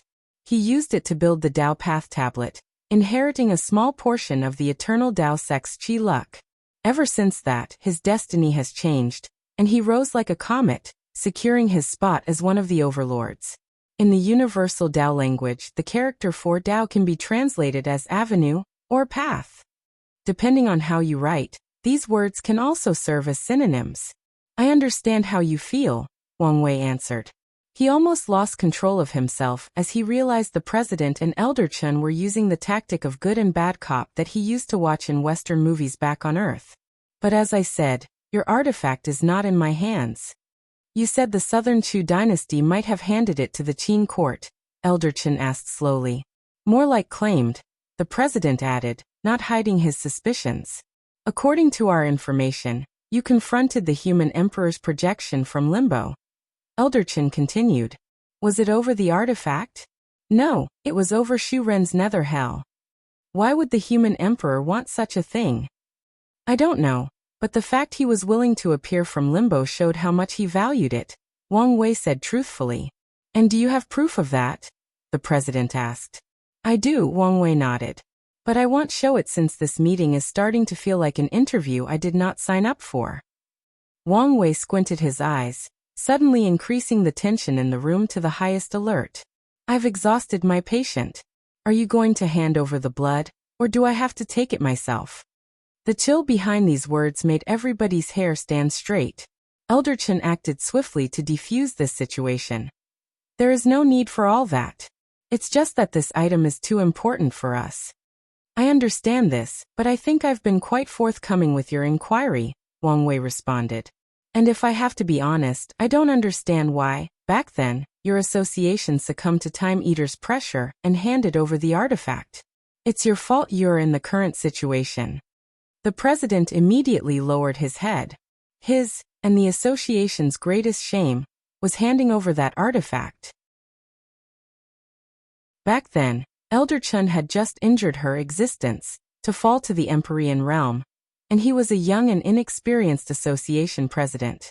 So when Time Eater and the others showed up, pressured him with their cultivation, and even used the two sons' names, he crumbled under the pressure and gave them the artifact. Elder Chun was enraged after she left seclusion, and if not for the further instability the association would suffer from a sudden change in power, he would have long been replaced. Over the years, the president has worked hard to prove himself, and Elder Chun saw it and rewarded him by not firing him. However, from that day on, his power was at an all-time low in the association. We indeed have ourselves to blame, Elder Chun sighed. She motioned her hand, and someone approached to deliver the blood to Wang Wei. He checked it before placing it away with a nod. Thank you, and my words from people still count. We appreciate that. Tong Ruobing escorted Wang Wei out before returning to the banquet room. The atmosphere was depressed since they did not achieve any of their set-out tasks. You know him better than us, Elder said as she looked at Tong Ruobing. What do you think? He took it, Tong Ruobing replied without hesitation. Are you sure? The president asked as a mirror manifested in his hand. The mirror of truth did not find any information. What makes you say that? Elder Chun asked. Intuition. How is that useful? The president almost rolled his eyes. Wang Wei's nature is greedy, but it's a calculated greed, Tong Ruobing stated. When he does something, it's usually for two purposes: benefiting himself or benefiting his sect or the people he cares for. As soon as he learned of the artifact's existence, he would have planned to get his hands on it. But doesn't he know this artifact is the kind of thing that we are willing to war over? The president asked. Are you saying he's willing to force his sect into a war for greed? How is that benefiting his sect? Oh, he knows, Tong Ruobing replied. And with his political savvy, he knows the ramifications of his actions. He knows better than to break the balance between the overlords. Tong Ruobing shook his head. Although the Dao opening sect would decimate the association in a war, the other overlords would not allow this to happen, since the foundation of the association would only increase the Dao opening sect's overall strength. Then what's his purpose? He wants to copy it, Tong Ruobing answered. He did the same with the Enlightening Emperor Academy's Dao tablets in the lower dimension. Can that artifact be even copied? The president asked. Yes, it can, Elder Chen said. With miscellaneous skill, ample resources, and a bit of luck, they might do it. That's why he's denying it, Tong Ruobing continued. He's buying time to wait for their returns. The room was briefly quiet until the president asked, So what do we do now? Join my Discord to have many discussions about the story and so on. Here is the link. Lazy Sage DAO. If you find any errors, ads pop up, ads redirect, broken links, non-standard content, etc., please let us know. Report so we can fix it as soon as possible.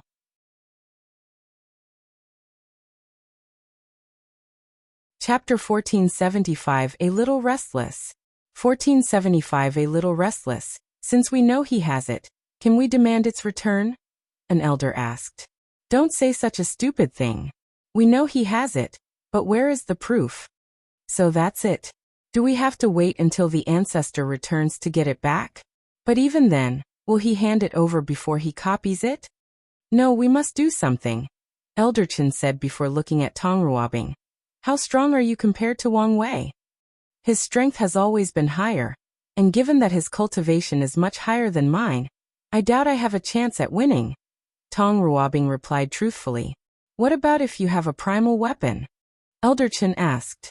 Do we have such a thing? We were forced to seal it during the moon's reign, but it can still be used, Elder Chen admitted. Tong Ruobing pondered. Does the Dao opening sect have a similar weapon? Or one close to that level? They should, Elder Chen answered. Then, unless you can prevent them from using, it won't make much of a difference, she analyzed. That is a shame, Elder Chen sighed. Tong Ruobing was their most powerful fighter, and even if she were at her peak, Elder Chen did not think she could defeat her. So that's it? The president asked. Diplomacy has failed, and force is not an option. There is nothing we can do directly about the artifact, she sighed deeply. Directly? Meaning there is something we can do? The president swiftly asked. There are currently countless loose cultivators whose pride and sense of self have been inflated after becoming paragons, Elder Chen muttered slowly. It's only a matter of time before one of these imbeciles thinks they are strong enough to challenge an overlord given our current weakened state. If these people discovered we were missing our luck artifact, they would think we were weak and emboldened to choose us as their target. We need to nip this kind of thinking in the bud. You want to stage a demonstration of strength? The president asked. That's right. Who's the target? The Southern Chu dynasty. Elder Chen answered calmly. We have the perfect excuse, so why not use it? They are the perfect target, the president agreed. But our research revealed some connection between them and the Qin court. What if they intervene? It will depend on Binger, Elder Chen replied, looking at Tong Ruobing. Are you more powerful than the Qin court's new paragons? There was one prince who was slightly talented, but I doubt he would be much of a problem, Tong Ruobing answered. Good. You only need to assess the situation. If you think you can win, be aggressive and teach the Qin court a lesson. Don't push it too far since we are only sending a message. However, if he's a real problem, you can back up a little and give them face. I understand, Tong Ruobing nodded. Do you want me to deploy now? No, wait a little while, Elder Chen uttered. The trial has just ended, so let's observe the situation a little while before we move. In that case, call me when you think it's appropriate. Wang Wei slowly returned home. With each step he took in the void, he would teleport millions of light years away. While traveling, he was deep in thought about the meeting. All this talk about the luck artifact reminded me of this treasure's origin, Wang Wei thought. By now, people knew how the association inherited some of the luck of the Eternal Tao sect. It also reminded me of the fact the Sword Path League has also used a synonym of the word Tao in their name. There are no records of their association with the Eternal Tao sect, so which destiny did they inherit that Heavenly Tao did not punish them for using that name?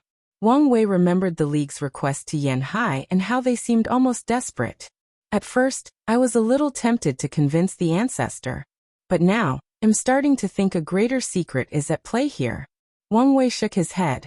He decided to tell the ancestor everything since the choice was not up to him in the end.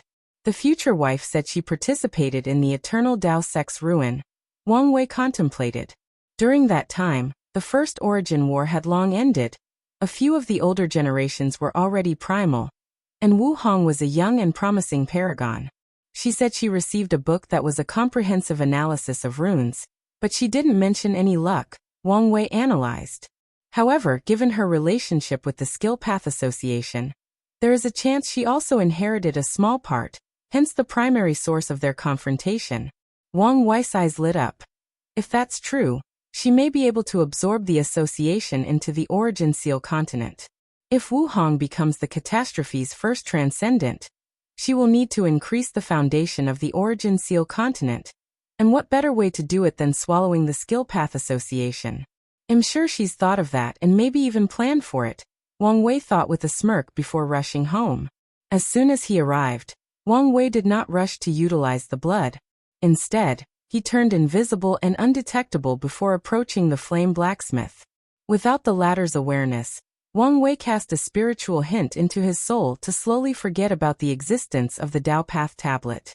Although Wang Wei could erase his memory, a roundabout approach was more effective than a direct one. After all, regardless of anything, the flame blacksmith was a boundless paragon, and Wang Wei's soul Tao had not reached the paragon tier yet. After ensuring there were no issues, he returned to his manor. He snapped his finger, and a shadowy figure appeared before him. Matriarch Xia Huan had chosen someone to serve him until she completed her cultivation. Tell your matriarch that her first job is to keep an eye on flame blacksmith. As you wish. The shadow disappeared, and Wang Wei started his work. He observed the blood intently, and had to admit the association did a great job in the purification process. They used numerous methods including purification arrays, source cleansing talismans, transformative artifacts, and flame purifying pills. There are even signs of other profession Tao methods of purification, Wang Wei observed. However, it's not good enough. At the existence level, Wang Wei still noticed some hidden sections of this blood. For example, he learned that whoever is the original source of this blood can use it to spy on others. In other words, Tulhun can spy on all its believers or people who are tainted by its power/blood.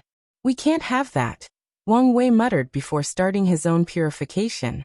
He has discovered the best way to affect or influence the existence is through acupoints techniques. However, this was a pile of blood with no acupoints. It took a moment to devise a method. He plans to create an acupoint technique that uses the Botus atoms. This should work, Wang Wei thought before trying. He locked himself in the room, trying to purify this blood to the best of his ability. However, less than 5 years after his retreat, he sensed something and looked into the distance. Cong stood opposite Paragon Jimin, and they were about to clash. The loose cultivators attacked the academy as well, and if I remember correctly, Jimin did not give them much face despite knowing Cong had a high chance of also becoming a paragon, Wang Wei analyzed. Now it's revenge time?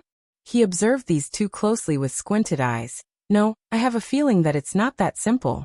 Ever since the trial, I have this feeling that Cong is slightly restless. The battle was anticlimactic.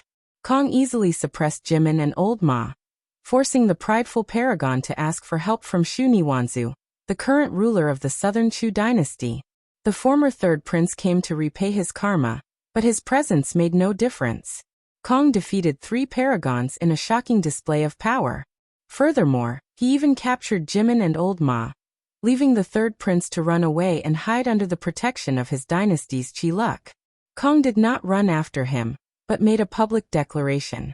He first apologized for his actions, revealing why he acted in such a bold fashion, unbecoming of his character as a scholar. He followed that by inviting all the loose cultivators who had proven the Tao to become paragon to a seminar held by his Emperor Enlightening Academy. He told them there were many secrets of the paragon realm, which these lineages kept to themselves, and he was willing to educate everyone. He's definitely planning something, Wang Wei thought to himself before snapping his finger to summon his shadow. Activate our spies in the academy. I need to know what he's planning. As you order. Wang Wei continued his work, but less than 2 years later, another major fight took place. Tong Ruobing flew to the southern Chu dynasty, destroyed it, and captured Shu Nianzhu. After these 2 events, more small-scale confrontations occurred all over the world. The lock hasn't been removed yet, and these people are already fighting each other. Wang Wei shook his head. He wanted to ignore them but couldn't. He needed to ensure supreme unity was not secretly sowing discord as a last desperate attempt to return to the world. If you find any errors, ads pop up, ads redirect, broken links, non-standard content, etc., please let us know. Report so we can fix it as soon as possible.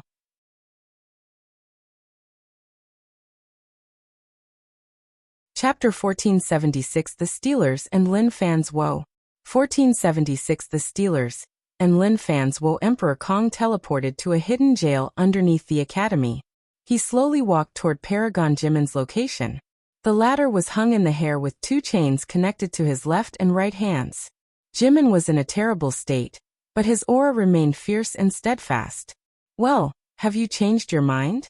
Cong asked calmly. However, the only answer he received was a mouthful of spit that was wiped away by the prison's protective barrier. Cong remained composed. He was not rattled in the slightest by the latter's action. Your follower, that old man, Cong continued. He chose to bow down as long as you're alive. He's quite loyal, isn't he? Why don't you reward his loyalty and follow in his footsteps? Jimin stared at him. He was not surprised that old Ma would bargain for his life. However, that old man was used to serving others all his life, so his choice was understandable.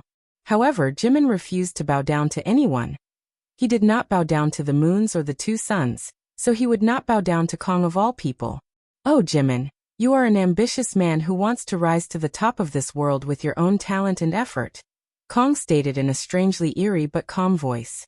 Unfortunately, you are a wild cultivator with little to no knowledge or foundation. Look what's in my hand. Cong's palm contained a strange rune design that was releasing the aura of time. Jimin's eyes turned red. Yes, it's your time mark. It took a little while, but your ability to protect is subpar, to say the least. Cong was not only cultivating during the trial, but also training. After knowing the battle tower's ability, he used that opportunity to make up for his academy's lack of knowledge regarding battles between paragons. Things don't have to go this far, Cong explained. You will be a grand teacher in the academy with immense power. And if you want to be the headmaster, I have no issue allowing you to compete. I can even have it in writing to give you a fair opportunity. Together, we can build a lineage that will take its place at the top in the upcoming catastrophe. Unfortunately, all this grand soliloquy got Cong was a second round of spit, making him sigh deeply. So you would rather die than surrender? Even those 2 beings beyond our scope of understanding didn't make me bow down, and you think death will? I'm offended you thought this would work, Jimin sneered. Oh, I knew the chances were small, Cong admitted. However, Jimin did not appreciate his calmness and felt a sense of foreboding. I only thought I would try one last time. If you're going to kill me, do it and stop all this talking. It's getting boring. I can't kill you, Cong said in a gentle voice. My academy has just started to prosper, so I can't bear the backlash of killing the first paragon of the previous era, at least, not yet. So, you want to torture me until I give in? Jimin sneered. You keep underestimating me, and it's disgusting.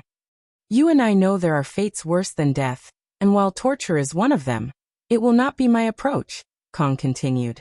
You said all this talking was boring. In that case, how about I show you? He snapped his finger, and the surroundings changed. Jimin realized he was at the top of a pagoda with millions of arrays forming a path underneath him, leading to the lower rooms in the pagoda. At the bottom was a young man cultivating. His body was releasing an aura that he could not mistake even in his dream. That's you. Meet the Academy's first stealer, Cong stated with shining eyes. Created from your Tao of thievery, they will become an elite dark force, stealing resources, knowledge, information, identities, and life. You motherf ********** bastard, Jimin yelled. How dare you? How dare you treat me like this? It's heartbreaking, isn't it? Cong asked with a scoff. Knowing that I never needed you in the first place. You would have been the final jewel on my crown. But your existence was only to make things appear more authentic. Emperor Cong shook his head before calmly walking away.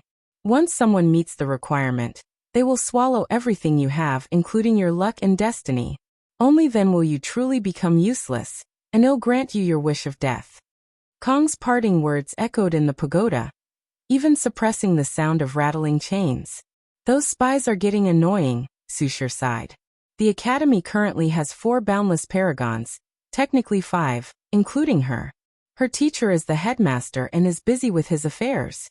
Paragon 9 Death was sent out to contact other factions and send invitations to the upcoming seminar, leaving Su Shi and Lin Fan to protect the Academy. However, Lin Fan has been distracted, leaving all the work to Su Shi. She flew to their residence, where she saw him staring into the distance with a daze. Su Shi frowned before approaching. All right, I can't keep silent anymore. I thought I should give you space and you would come to me when you were ready to talk, but now, I think I made the wrong choice by not being direct. So, what is going on? Lin Fan looked at her beautiful face. He has seen it for over 10,000 yuan epochs, but still finds her as stunning as the first day they met. He sighed before taking Su Shi into his embrace.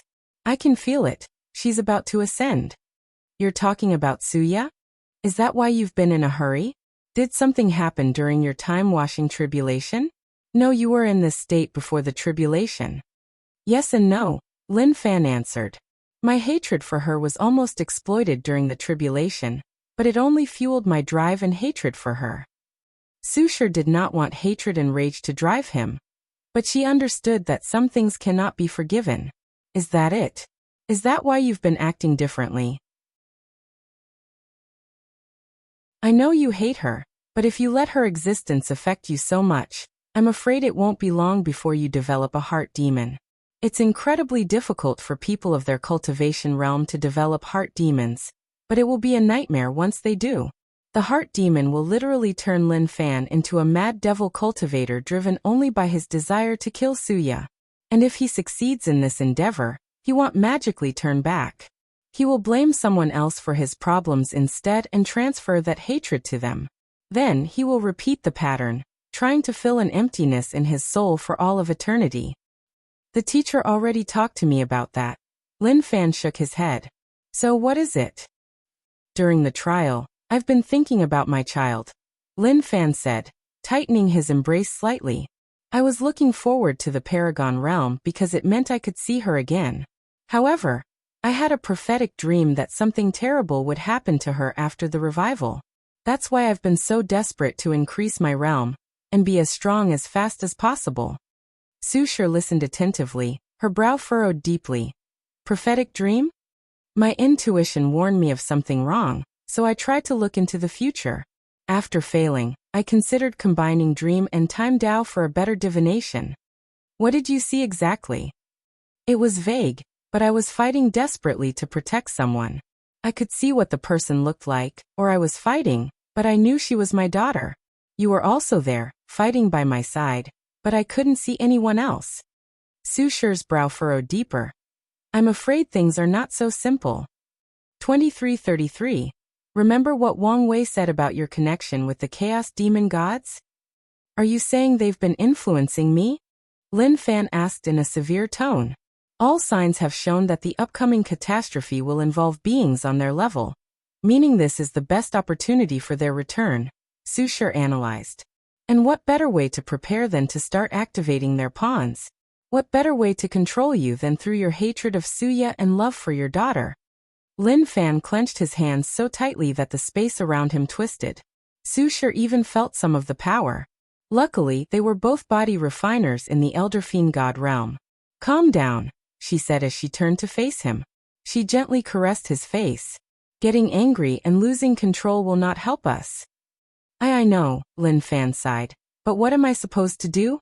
I can't just suddenly let go of my hatred. I can't just pretend I don't want to see my daughter. And no one is asking you to do that, Su Shi reassured him. The catastrophe will be dangerous and chaotic, meaning many variables will exist. Variables mean opportunities. Opportunities for us to triumph over our fate.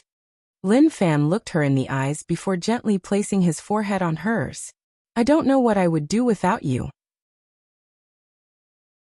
I've asked myself the same question many times. The couple chuckled before sharing a passionate kiss. Join my Discord to have many discussions about the story and so on. Here is the link. If you find any errors, ads pop up, ads redirect, broken links, non-standard content, etc., please let us know report so we can fix it as soon as possible.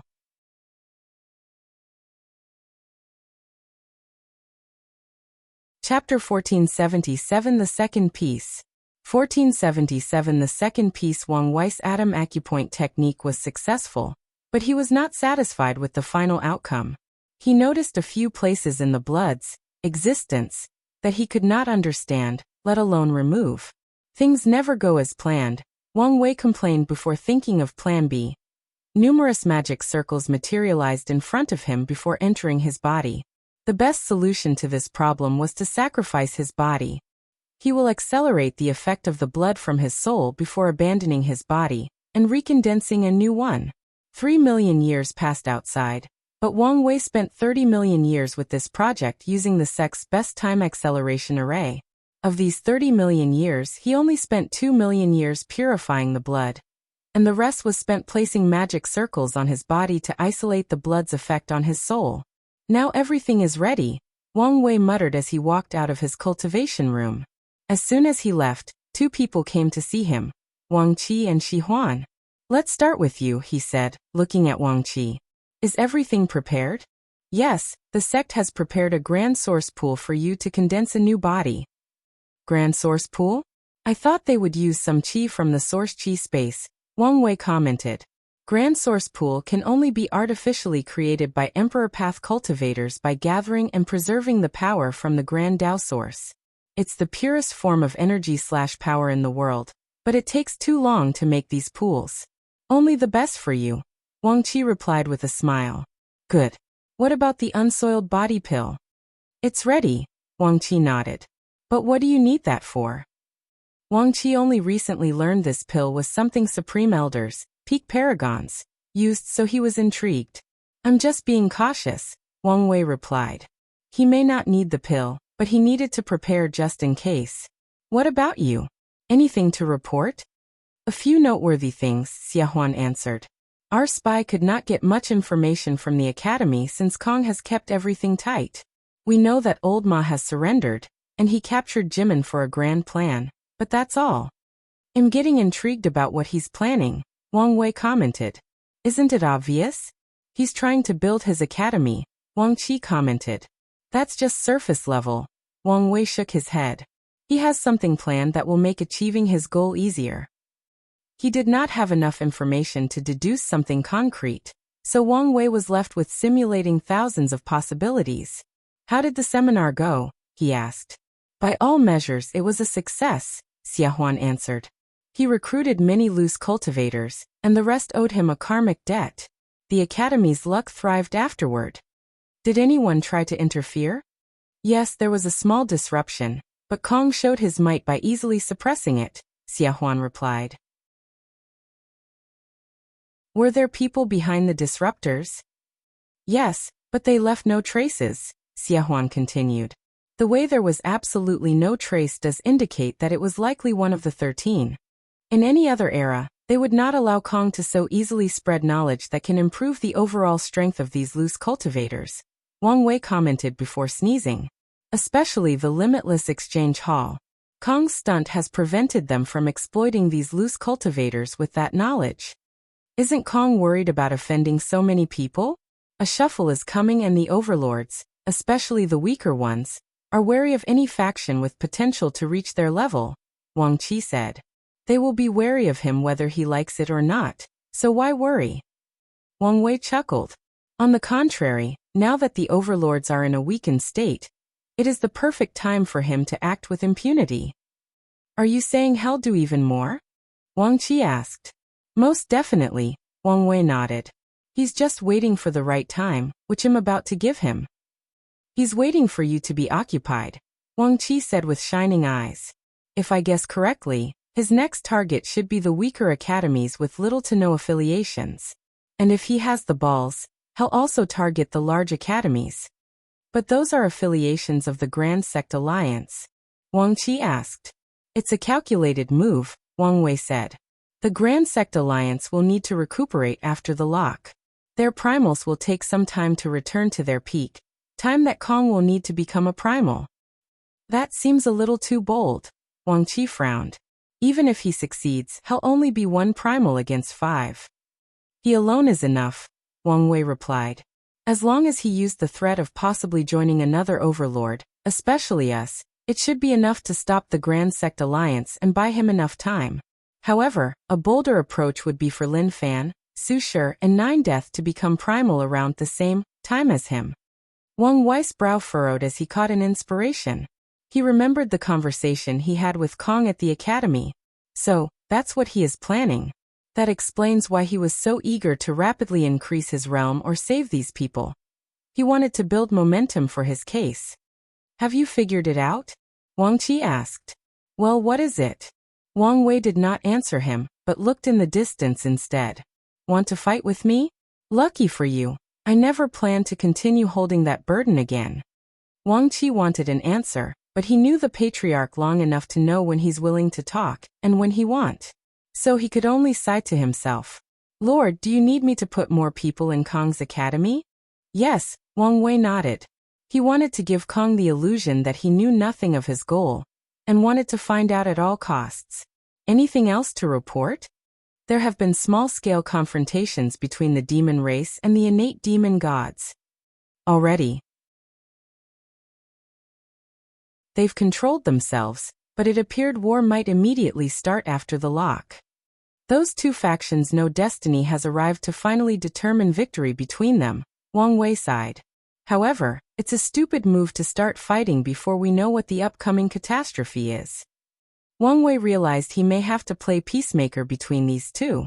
Although he also has plans to eliminate his competitors, that's only after knowing what the sect will be facing and how to survive. Wait, I don't have to play peacemaker since their ancestors will return and should understand the current need for peace, he realized. Ever since the lock, his mind has been functioning based on taking on all the world's burdens. However, after the lock, there will be plenty of people capable of helping/protecting the world. I remember the association destroyed the Southern Chu dynasty. What happened to the third prince? He escaped, Xia Huan replied. Escaping from Tong Ribing's hands? Was she sloppy, or is he that capable? Wang Wei muttered. Did the Qin court hide him?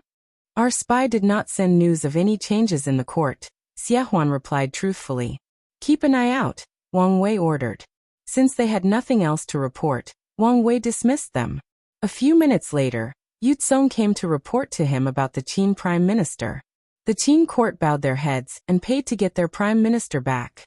Yu Tsong even successfully negotiated 3 times the asking price Wang Wei set. After dealing with these affairs, Wang Wei finally had some free time, and he waved his hand to summon a prisoner, Wrath. After the latter proved the Tao to become a paragon, he captured and imprisoned her. Wrath looked at him coldly. I'm doing this for your own good, Wang Wei said. How is this for my good? Because I know you're still a person who acts emotionally despite your cultivation realm. Wang Wei replied. Don't tell me you didn't plan to rush into that woman's lair and try to rescue these people despite knowing her strength? I'm not weak anymore. At worst, I can escape. You've proven my point, Wang Wei sighed. All right, I'm in a hurry, Wang Wei said. Your adopted father should have left a means of protection for you in case I didn't keep my word to protect you. It's time to use it. Wrath stared at him, but Wang Wei did not care. Instead, he handed her a talisman containing his power of nothingness and an information talisman. I hope we won't need it, but just in case, this talisman contains Plan B in case negotiation fails. Wrath read the information and her eyes immediately shone brightly. When do we start? After I'm done dealing with the pest, Wang Wei replied. I'll be waiting. Wang Wei granted her access to his manor and mountain, but she was still not allowed to leave. He still did not trust her. Then he headed directly to the second piece he needed to remove the lock, Time Eater. Join my Discord to have many discussions about the story and so on. Here is the link. If you find any errors, ads pop up, ads redirect, broken links, non-standard content, etc., please let us know. Report so we can fix it as soon as possible.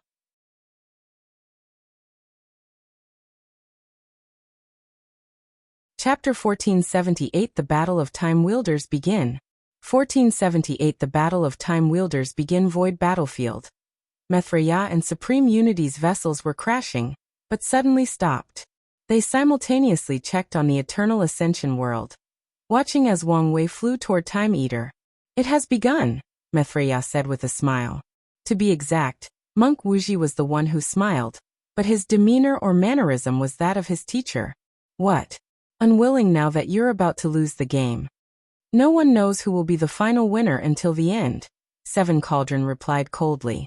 You have lost this game, and you know it, Monk Wuji said, glaring at the cracks in Seven Cauldron's face. Wang Wei has done many things that he does not know whether they were useful, but they are. For example, he killed Seven Cauldron's son, the first son, out of paranoia and to prevent Supreme Unity from having another vessel. This was the best choice he could have made. Being a vessel is complex, especially for higher dimensional beings like themselves. Not everyone can be a vessel. Feng Heng and Wuji became Mithriya's vessels due to their high spiritual attainments and their deep karma with her. Supreme Unity chose Seven Cauldron because she was his descendant and was created by him. However, after pushing her body and soul to the limit, Seven Cauldron had reached her limit. She could no longer sustain Supreme Unity's essence. Normally, the first son would have been his backup, just like Monk Wuji was for Mithriya, but Wang Wei had the latter assassinated, leaving Supreme Unity with no choice but to try his best to preserve Seven Cauldron for as long as possible. Seven Cauldron stared at him without uttering another word. However, Monk Wuji did not care. What a terrible fate that poor little girl has endured. All she wanted was your approval. After knowing the connection between the two, Mithriya checked on Seven Cauldron's past. That's when she learned Supreme Unity created Seven Cauldrons during his search for his transcendent path. The resulting experiment granted Seven Cauldron such a pure power of yin-yang that her sex was fluid, as she could change between man and woman. However, the fact that she could not control this power as a child also meant she was a failed experiment, so Supreme Unity essentially abandoned her after a few million years of observation, moving on to the next experiment. Seven Cauldron had no direct relationship with her father until the Moon Council. Before that, she tried her best to become powerful enough to gain his approval, but sadly after becoming a paragon, her talent had dried up, and she made zero progress.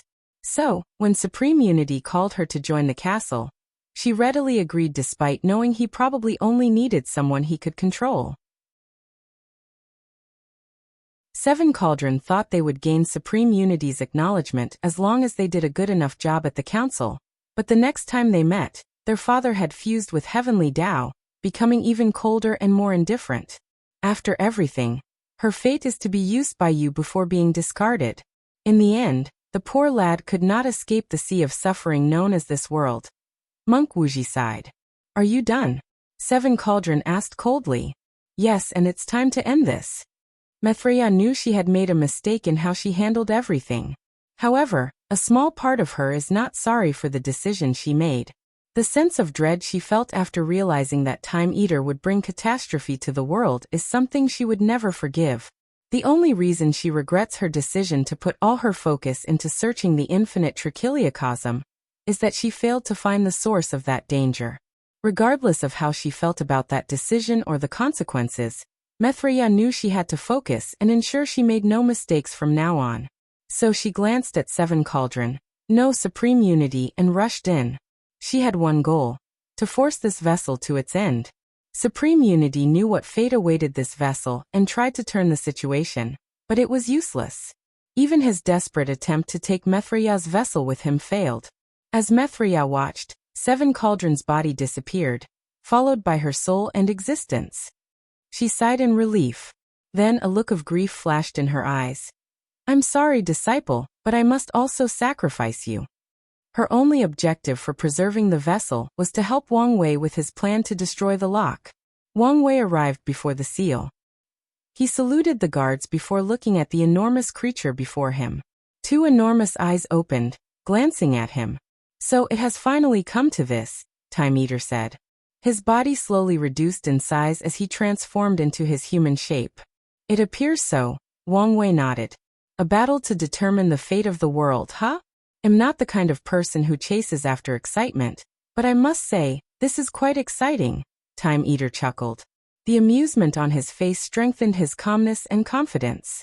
"We can all use a little theatric in our life, once in a while," Wang Wei replied. "True. So what are you waiting for?" "I know this is pointless, but I must try.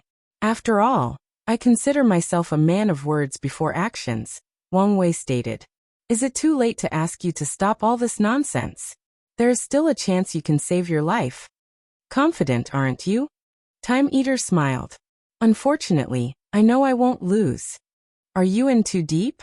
Tell me what you did, and maybe there is a way out." "What's with all this talking?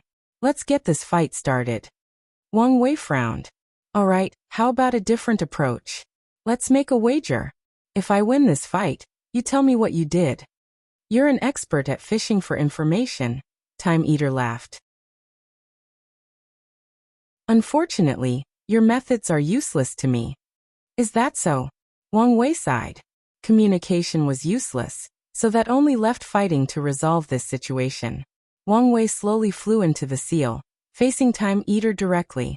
The two titans released their aura, and the clash sent shockwaves and energy waves in the shape of lightning. His existence is foggy, Wang Wei thought, instantly raising his alert to the highest level. Time Eater was only a regular paragon with an 8-heaven cultivation, so how come he has the technique to hide his existence? "No, that's not even the crux of the problem," Wang Wei analyzed. Mithriya or Supreme Unity should be able to observe his existence. So why was no one suspicious of him then? Supreme Unity would never have trusted someone he could not see through to rule the Moon Council. Even more so for Mithriya. The only explanation is that whatever disguise he used before could not be kept for whatever reason. The seal should not have this effect, so what did this bastard do? "Whose pawn are you?" Wang Wei suddenly asked. "The Genesis Age creatures? The Chaos Demon gods? People from the Lost Age? The failed transcendence of the Old Ages? Or something else? What nonsense are you talking about? I thought the talking had ended." Time Eater sneered.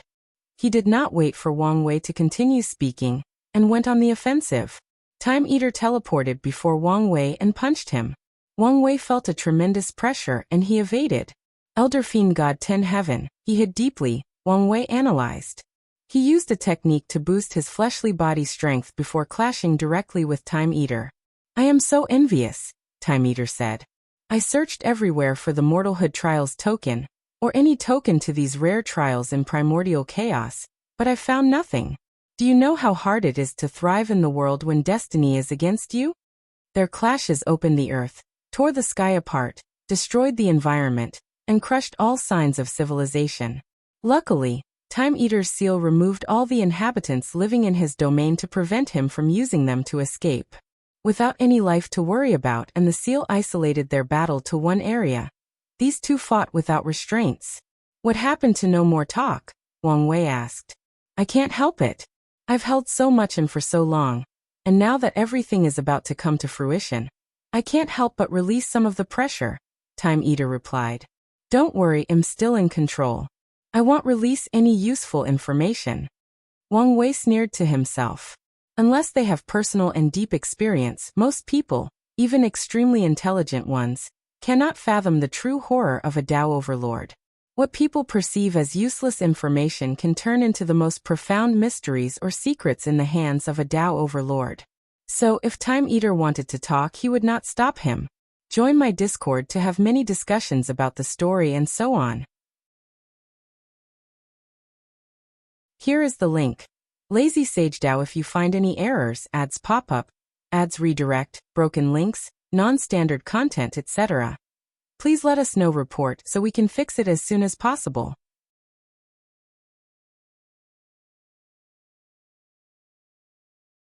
Chapter 1479 Tit For Tat. 1479 Tit For Tat. His fighting skills are weird, Wang Wei thought.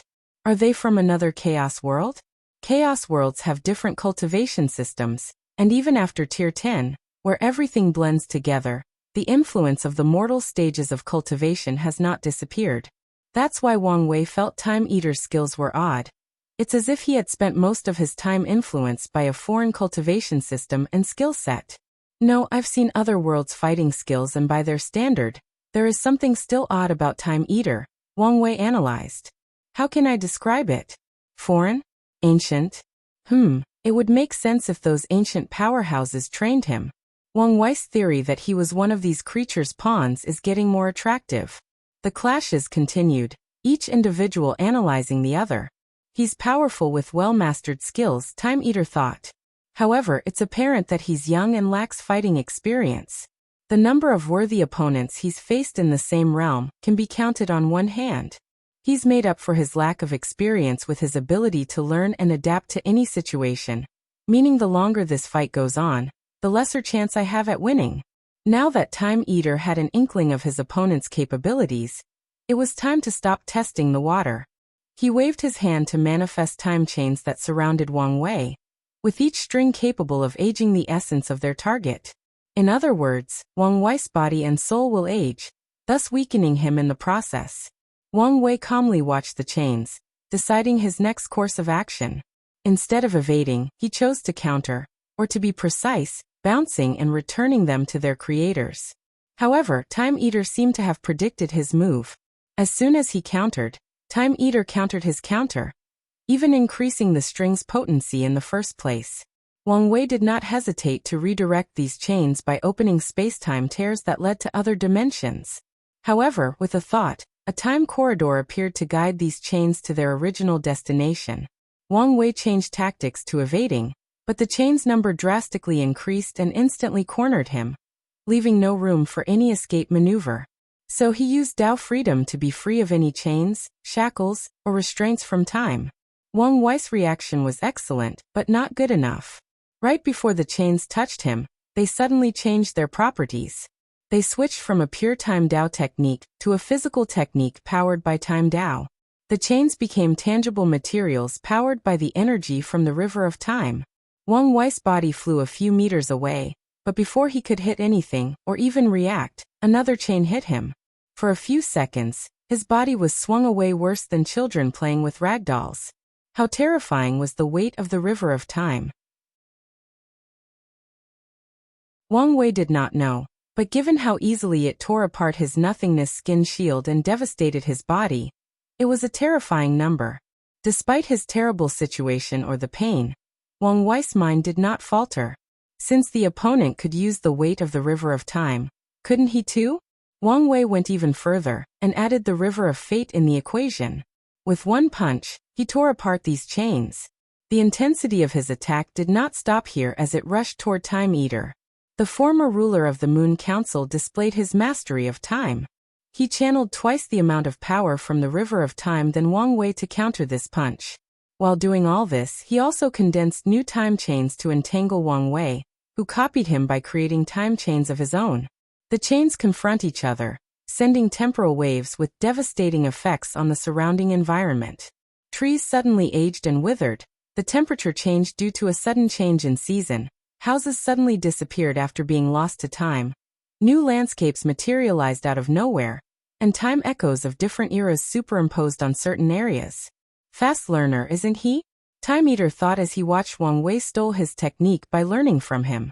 He remained calm since he expected this to happen. A sword condensed before him, and Time Eater took a stance for a quick drawing strike. He then moved so fast that he resembled an intense white light cutting through heaven and earth. Time Eater manipulated time so that it had one purpose: to reach his destination as fast as possible. Did he manipulate his surroundings to a time in which there was no friction to hinder endless acceleration? Yes. Did he skip into the future to arrive at his destination? Yes. Did he gather kinetic energy across space-time to boost his speed? Yes, he did. His technique used time in all ways that could increase his speed. Time Eater moved so fast that Wang Wei could barely perceive him, but even that did not matter since his body could not react. However, Wang Wei had seen his father's battle with Ji Langfan, and had the experience on how to deal with these speed freaks. As soon as Time Eater's acceleration reached a level beyond his reflexes, Wang Wei's body, like a program, instinctively released a Fate Domain technique. The domain influenced any dangerous attack coming his way, manipulating them to have only one outcome: miss him. Time Eater's sword shaved off the left side of his hair, but the sword did not damage him in the slightest. However, what Wang Wei saw was not surprising or a thoughtful Time Eater thinking of his next move. He saw a smirk. Do you know why my title is Time Eater? Well, I guess you'll find out soon. A terrifying sense of dread enveloped Wang Wei, and he wanted nothing but to distance himself from his opponent.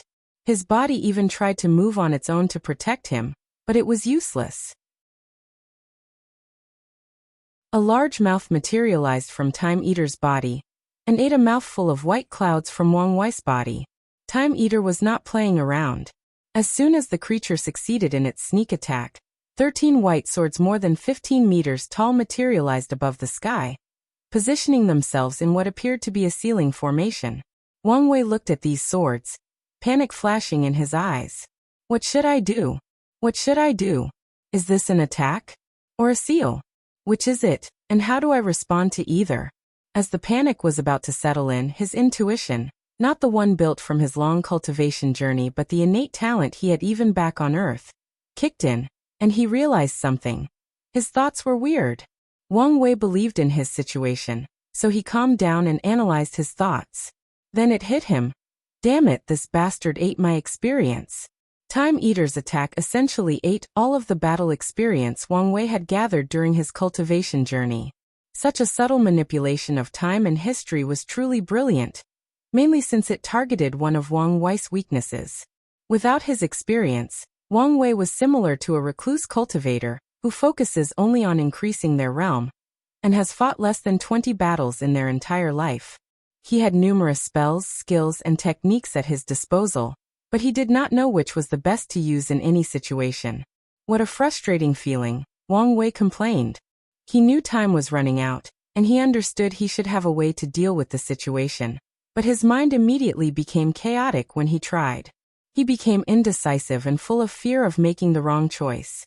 Since I can't decide, let's rely on my intuition, Wang Wei thought. His body moved on its own as he activated his Fate Shackle innate talent, putting a shackle on Time Eater's maw, changing the fact that it ate his experience. Instead, the mouth took his lifespan. Due to the nature of this chaos universe, lifespan is both the most important thing and the most useless. It's crucial to the mortal stage of cultivation, and all sentient beings fight desperately for it. However, at the immortal stage, it's useless. Wang Wei knew this and took full advantage of this fact.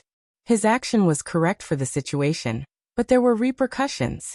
His hair turned gray-white, his body became thin almost like a mummy, age spots materialized all over his body, and wrinkles appeared on his face.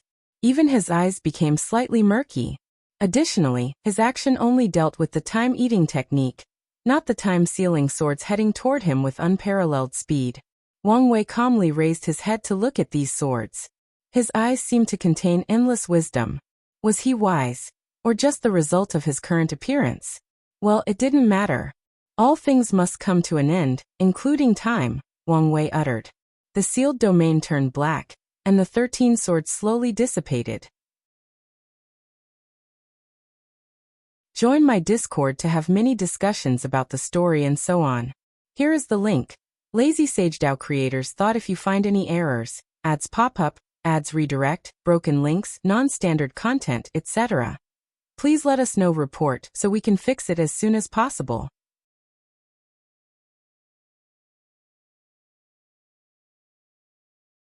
Chapter 1480 Intensifying Battle. Time Eater's face changed. His attack, why is it so potent? Has he already developed a unique skill? He observed the darkness around, along with the dissipation of his attack. No, he hasn't reached that level yet. However, his attacks have a similar power to those of these beings' descendants. Wang Wei turned to look at him. You also cannot escape death. A colossal scythe materialized between heaven and earth, descending toward Time Eater to reap him. What a joke, Time Eater sneered. I've transcended time, let alone death. Time Eater summoned a projection of the river of time above him before transforming into an enormous fish with a wingspan of 30 kilometers. He flew into the river, which morphed into armor around the fish. The scythe and fish clashed, releasing a devastating energy wave. A roar echoed between heaven and earth, but it was not from the fish. Instead, the voice was a combination of millions, if not billions, of voices. On the ground, numerous undead creatures materialized as a result of the death energy wave, and roared at the sky before the power of time aged them into oblivion. Boom. Time Eater's body crashed on the ground, annihilating everything it came into contact with. He transformed into his human form as the scythe disappeared. He frowned as he sensed the scar across his chest, releasing a dark and nasty aura. An almost perfect combination of Death Dao with true will, Time Eater analyzed. In other words, a prototype of a unique skill. A hint of envy flashed in his eyes. However, this was not the time for these emotions, not only because they had no place in the battlefield, but because Wang Wei's next attack was coming. Wang Wei used the concept of death is inevitable, and always arrived to teleport behind Time Eater. And just like he previously experienced overwhelming speed, Time Eater had the same experience. Wang Wei also understood his opponent had a high battle IQ and plenty of experience, so the first thing he did was target his will to resist. His body released a dark aura that instantly killed Time Eater's desire to resist. Then, Wang Wei released a second aura containing the purest and most concentrated power of death. Time Eater's expression became calm and docile, almost as if he were not on the verge of death. Luckily for him, he had prepared automatic defensive measures for an exact situation as this. Past self-protection. A past version of himself that is not in mortal danger will materialize to protect the present version. Time substitute. An alternate version of Time Eater will suffer the damage sustained in the attack. Embrace of time. For a brief period, Time Eater becomes the darling of the river of time, allowing him access to its infinite time energy to mold into a defensive barrier. With all these defensive techniques, Time Eater should have survived this attack, but that was not the truth. The power of death overwhelmed everything in its path to send him to the afterlife. This technique has reached the level of a unique skill. Time Eater thought before dying. His death was calm, with his body and soul intact. There were no wounds or injuries, he just died. Meanwhile, Wang Wei's complexion was pale, and in a matter of seconds he lost all his hair and his body became thinner than a mummy. That was closed, Wang Wei thought. He sacrificed most of his lifespan to boost his attack to that level, meaning he was currently a kindling on the verge of extinction. The irony is that his current state was the best way to use Death Dao, but that would be playing with his life. Everything Wang Wei does was calculated, so he followed up by opening his mouth and swallowing Time Eater's essence to replenish his. His body slowly returned to its normal state while Time Eater's dissipated. As expected, there are some profound means of control deep in his existence, Wang Wei thought. His reckless approach had many purposes, the primary of which was gathering more information. His chronospirit skills are superb, maybe even too good, Wang Wei thought, feeling annoyed at how complicated things would be. Time Eater was one of the keys to removing the lock, meaning his death was essential. To be precise, his time powers and his main body as a time beast are the key to Wang Wei's plan. I can't mess around anymore, Time Eater thought. As the most powerful of the moons, he had access to the most resources, meaning he should have the highest number of longevity resources. However, that was not the case, at least not anymore. Time Eater had to use most of his life during his infinite trichiliocosm travel, and the one he just lost was the last. A golden crown with a red gem at the center manifested in Time Eater's bun, instantly changing his aura. He became noble, majestic, and regal. The surroundings became brighter as if his existence was the world's light. Luscious trees even appeared on the ground, replacing the world of death and rumble. The power of destiny, Wang Wei frowned. Yes, I am now the son of the eternal ascension world, Time Eater declared in a confident, borderline arrogant line. Besides the two sons, he had the most luck and destiny during the Moon-Sun era. If not for his act of betrayal, his life would have been smooth sailing and prosperous. Previously, all this luck and destiny was wasted on Time Eater, but now he can use them to boost all his attacks, bridging the gap with Wang Wei's techniques that he improved by studying Ji Qingming. Wang Wei observed the world. As a chosen one, the son of an era, he thought he could use his status to reduce Time Eater's luck and destiny, but the latter left no room for him to intervene. At the moment, Time Eater has access to the majority of the world's luck and destiny. Now I understand how he was able to cause a worldwide catastrophe, Wang Wei analyzed. Having access to such a quantity of the world's luck and destiny meant he had a certain authority, which Time Eater could use to cause severe damage. It also did not help if Heavenly Tao was secretly supporting him. Wang Wei did not hesitate to respond. He used his life and death Tao to create a unique mythical creature from his past. Black and white impermanence. Samsara, or the underworld, is a well-developed system throughout the chaos universe, meaning the process of leading souls to the afterlife is automatic, and does not require a group of creatures for the job. The only exceptions are a few worlds with a ghost cultivation system. In this case, Samsara has ghost messengers, to fight these souls and forcefully bring them to their judgment and subsequent afterlife. Wang Wei was inspired to create the black and white impermanence technique, after reading about the messengers in his future wife's library. Black and white impermanence was a duo, one dressed in all white with pale skin, and the other in all black with a similar skin color. Under Wang Wei's guidance, they rushed to confront the Time Wraith. As soon as the battle started, it became apparent who had the advantage. Despite fighting two people, the Time Wraith had the overwhelming advantage, proving why it was the judge, jury, and executioner of the River of Time. However, despite being on the losing side, Wang Wei was not discouraged as this battle inspired him. The Time Wrath was an instrumental part of the River of Time. It could be argued that it was part of its ecosystem. So what if he could modify his black and white impermanence to be the same for Samsara? Unfortunately for him, Time Eater knew his greatest asset was his learning capabilities and his adaptability, meaning he would not give him time to analyze the Time Wraith and learn from it. Join my Discord to have many discussions about the story and so on. Here is the link. Lazy SageDAO if you find any errors, ads pop up, ads redirect, broken links, non-standard content, etc. Please let us know report so we can fix it as soon as possible.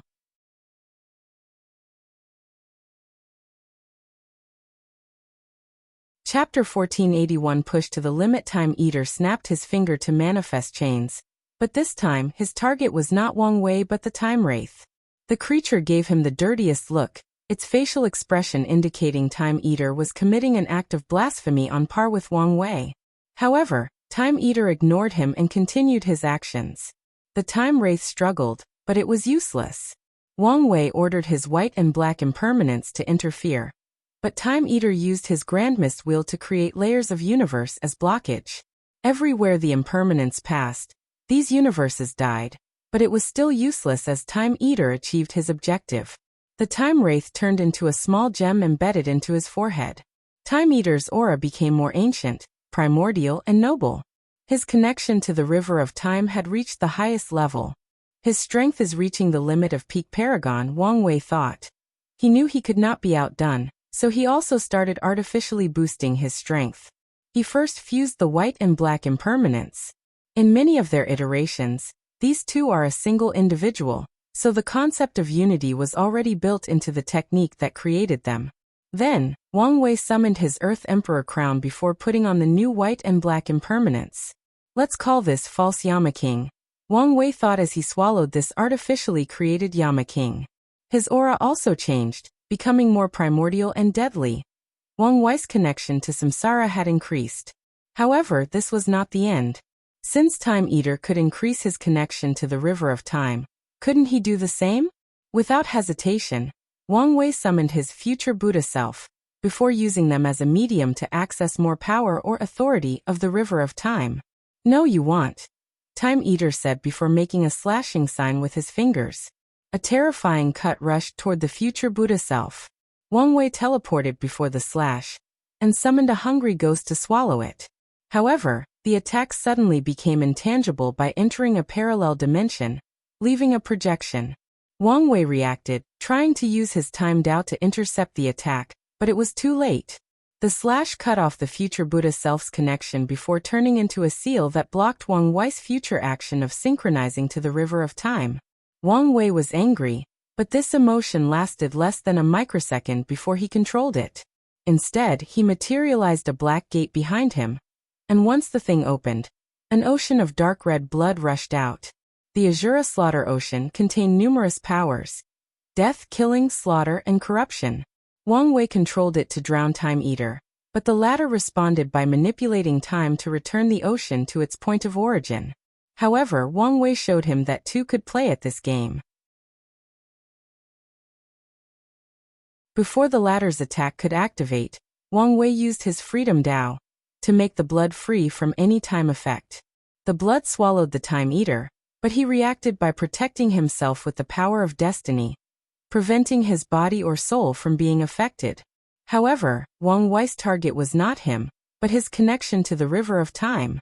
Although he did not want to admit it, Wang Wei knew his connection to samsara was not as deep as Time Eater, so he chose to reduce the latter's. Wang Wei's approach was successful. The Azura Slaughter Ocean was created from all the killing of the Azura race throughout history, meaning it also contained the resentment and unwillingness of all these creatures killed. That resentment is the ultimate corrosive, and Wang Wei used it to corrode Time Eater's connection. It's still too much for my taste, Wang Wei complained. Time Eater is a time beast infused with a time wraith, meaning his affinity with Time Dao was probably on par with Wang Wei before removing his Fate Seed status. But now, the ocean corruption has decreased Time River's affinity and connection by a few %. Time Eater did not focus on his loss since it was pointless. Instead, he went on the offensive. He snapped his finger, creating a strange echo, an echo of the past. Time around him appeared to rewind, with trillions of yuan epochs passing in less than a nanosecond. Once the process ended, a strange creature appeared in the world. The creature was a pair of eyes about 20 meters tall, 3 meters wide, and linked through a strange green nerve more than 1 meter thick. The creatures glanced at Wang Wei and its eyes turned red. It appeared as if he was about to release an eye beam. Is that a Genesis creature? No, it doesn't have that ancient and primordial aura that is slightly different from the Grand Dao source, Wang Wei thought. Well, it did not matter whether it was a Genesis life form or something from later on. Wang Wei treated it as such. He used a technique called Grand Daos Wrath. At one point, Wang Wei asked himself how would the destruction of the Genesis age come to an end? His first inspiration was from the Western Bible, with how God destroyed the world with a flood, but instead Grand Dao would use numerous catastrophes to kill everyone. Then he thought about it and decided that was an inefficient approach. Grand Dao at that time should be young, simple, and direct. Wang Wei thought it would either happen instantly with no signs or a giant eye or hand would descend from heaven and earth and destroy everything. For this technique, Wang Wei chose a hand. A dark hand that embodied darkness and death materialized between heaven and earth, heading toward Time Eater, who was forced to control his one-eyed creature to fire the beam toward the sky. The two techniques, one using death and the other destruction, clashed harder than an unstoppable object clashing with an immovable one.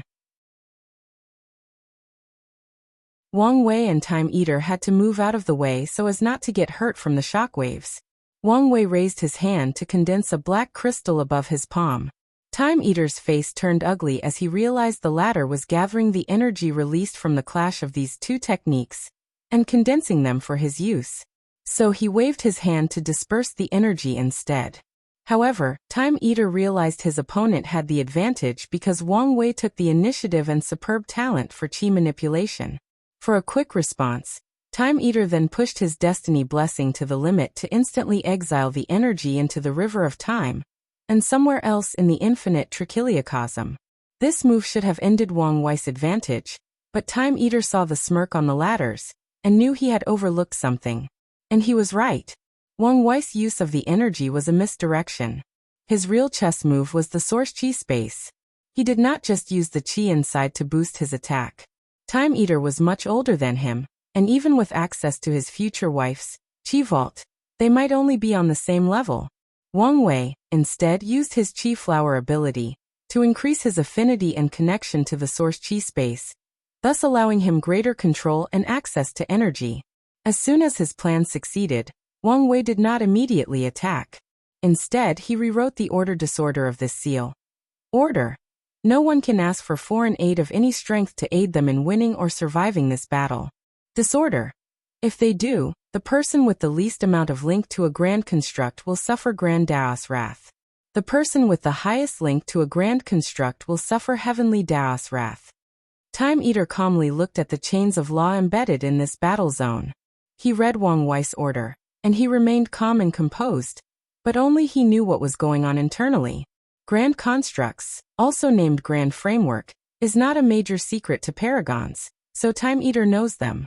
It is what people of their level referred to when speaking about the grand Tao source, the river of fate, the river of time, samsara, the source chi space, and primordial chaos. Things like heavenly Tao, normal, and source chaos worlds, spirit chi between heaven and earth, branches of samsara of the rivers of fate and time, are considered minor frameworks. He's linked to the source chi space and samsara, while I only have access to the river of time, Time Eater analyzed. And that's not mentioning he should be able to access the river of fate. Wang Wei's move irked him since he had eliminated Time Eater's last desperate trump card. In the end, he'll have no choice but to use that approach to ensure the mission is completed. Time Eater sighed to himself. He took one more glance at Wang Wei before summoning an artifact, which suddenly grew to an enormous size. Wang Wei's brow immediately furrowed. Is that his Proving Tao artifact? And, tell me if you prefer Grand Construct or Grand Framework. I prefer the latter, but open to changing my mind. If you find any errors, ads pop up, ads redirect, broken links, non-standard content, etc., please let us know. Report so we can fix it as soon as possible.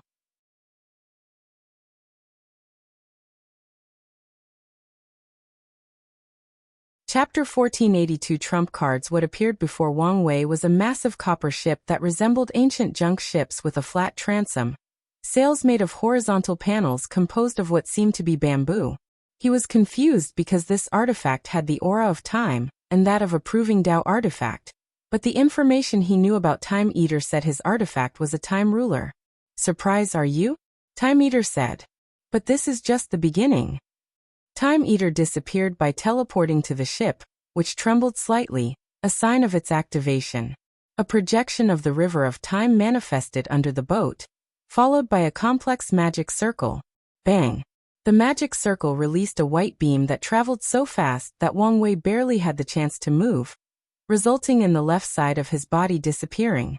The thing is drawing such a tremendous amount of power from the river of time. Wang Wei was in the process of regenerating his body, but discovered the process was slow down at an alarming rate. Normally it would be instant, but now he found it would take more than half an hour to regenerate that missing part. Damn it, this artifact is a primal artifact, and what's worse, it's a Tao will focus one, Wang Wei thought before immediately swallowing the unsoiled body pill. The pill released an unknown power that instantly forced out the Tao will combined with time power out of Wang Wei's body, before temporarily modifying his body to be immune to Tao will attacks. Bang! Another attack rushed toward Wang Wei, and he raised his hand to summon numerous black gates to block the attack. The beam pierced his defenses, giving him enough time to evade. The ship moved its position before firing again. No, something is wrong, Wang Wei thought as he used another technique to defend himself.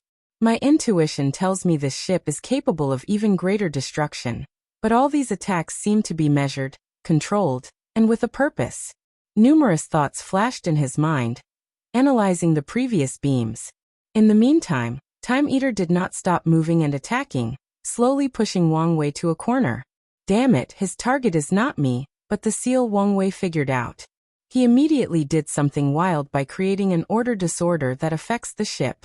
However, Wang Wei knew there would be a backlash because of the difference in strength between himself and this artifact, so he ensured the backlash was suffered by both him and Time Eater, and the target was their willpower. Wang Wei held his head due to tremendous pain. Blood dripping from his nose, with everything spinning uncontrollable. However, this did not stop him. He used this opportunity, where everything is paused, to send a communication talisman to the sect, asking them to contact all other factions. They had one objective: to reinforce this seal. You annoying pest! Time Eater roared. All I wanted was to finish my mission while ensuring my safety, but you had to ruin everything. Go to hell, you bastard! The boat's magic circle started again, but the intensity of the light was even brighter than before. The light beam rushed with far greater speed than usual, not even giving Wang Wei the time to move. Luckily, his mind was faster than his body, allowing him to use one of his life-saving techniques, death immunity. He did not die, but his immunity did not mean immunity from injuries. Wang Wei coughed a mouthful of shining blood, which was in fact soul blood. My soul cannot withstand such intense usage of high-potency spells, Wang Wei thought, almost laughing at the irony. All his life he never had to worry about his soul, but now when he most needed such ability, it was no longer usable. I have to do something, and I have to do it fast, or I'll die in this fight, Wang Wei thought. He sensed numerous Paragon tier auras approaching, which reassured him. Now that he did not have to worry about this bastard escaping, he could focus all his effort on ending this battle. Wang Wei first summoned 13 peak Paragon defensive artifacts and put them into an array. Time Eater was not having this nonsense and started bombarding him. However, Wang Wei was strategic and chose artifacts with spirits and ordered them to burn themselves if necessary to buy him enough time. Then he summoned his 13 Fate Palaces and combined them into his false river of fate. A ball of string flew out from his forehead or his sea of consciousness before the strings attached themselves to this false river of fate, and to the real one. Wang Wei had connected to another grand framework. However, this was not the end of his trump card.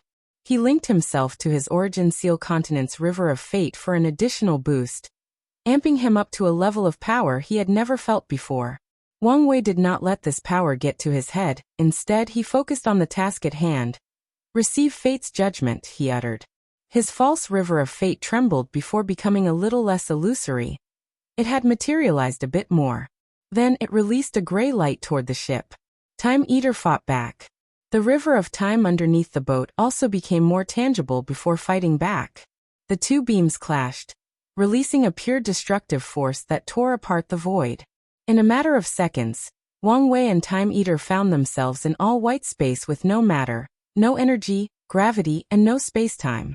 The winner of the clash was obvious.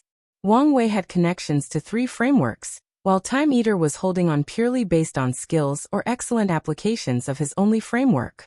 So, after a brief clash of about 3 minutes, the fate beam started overwhelming the time beam. This will not end so easily. Time Eater roared before transforming into his time beast form, and sacrificing his flesh to increase the ship's attack potency. No, I need his flesh intact for the plan, Wang Wei thought. He moved swiftly to access the power of the Origin Seal Continent's River of Time, and Samsara to boost his attack and overwhelm his opponent. The attack reached the ship but did not destroy it.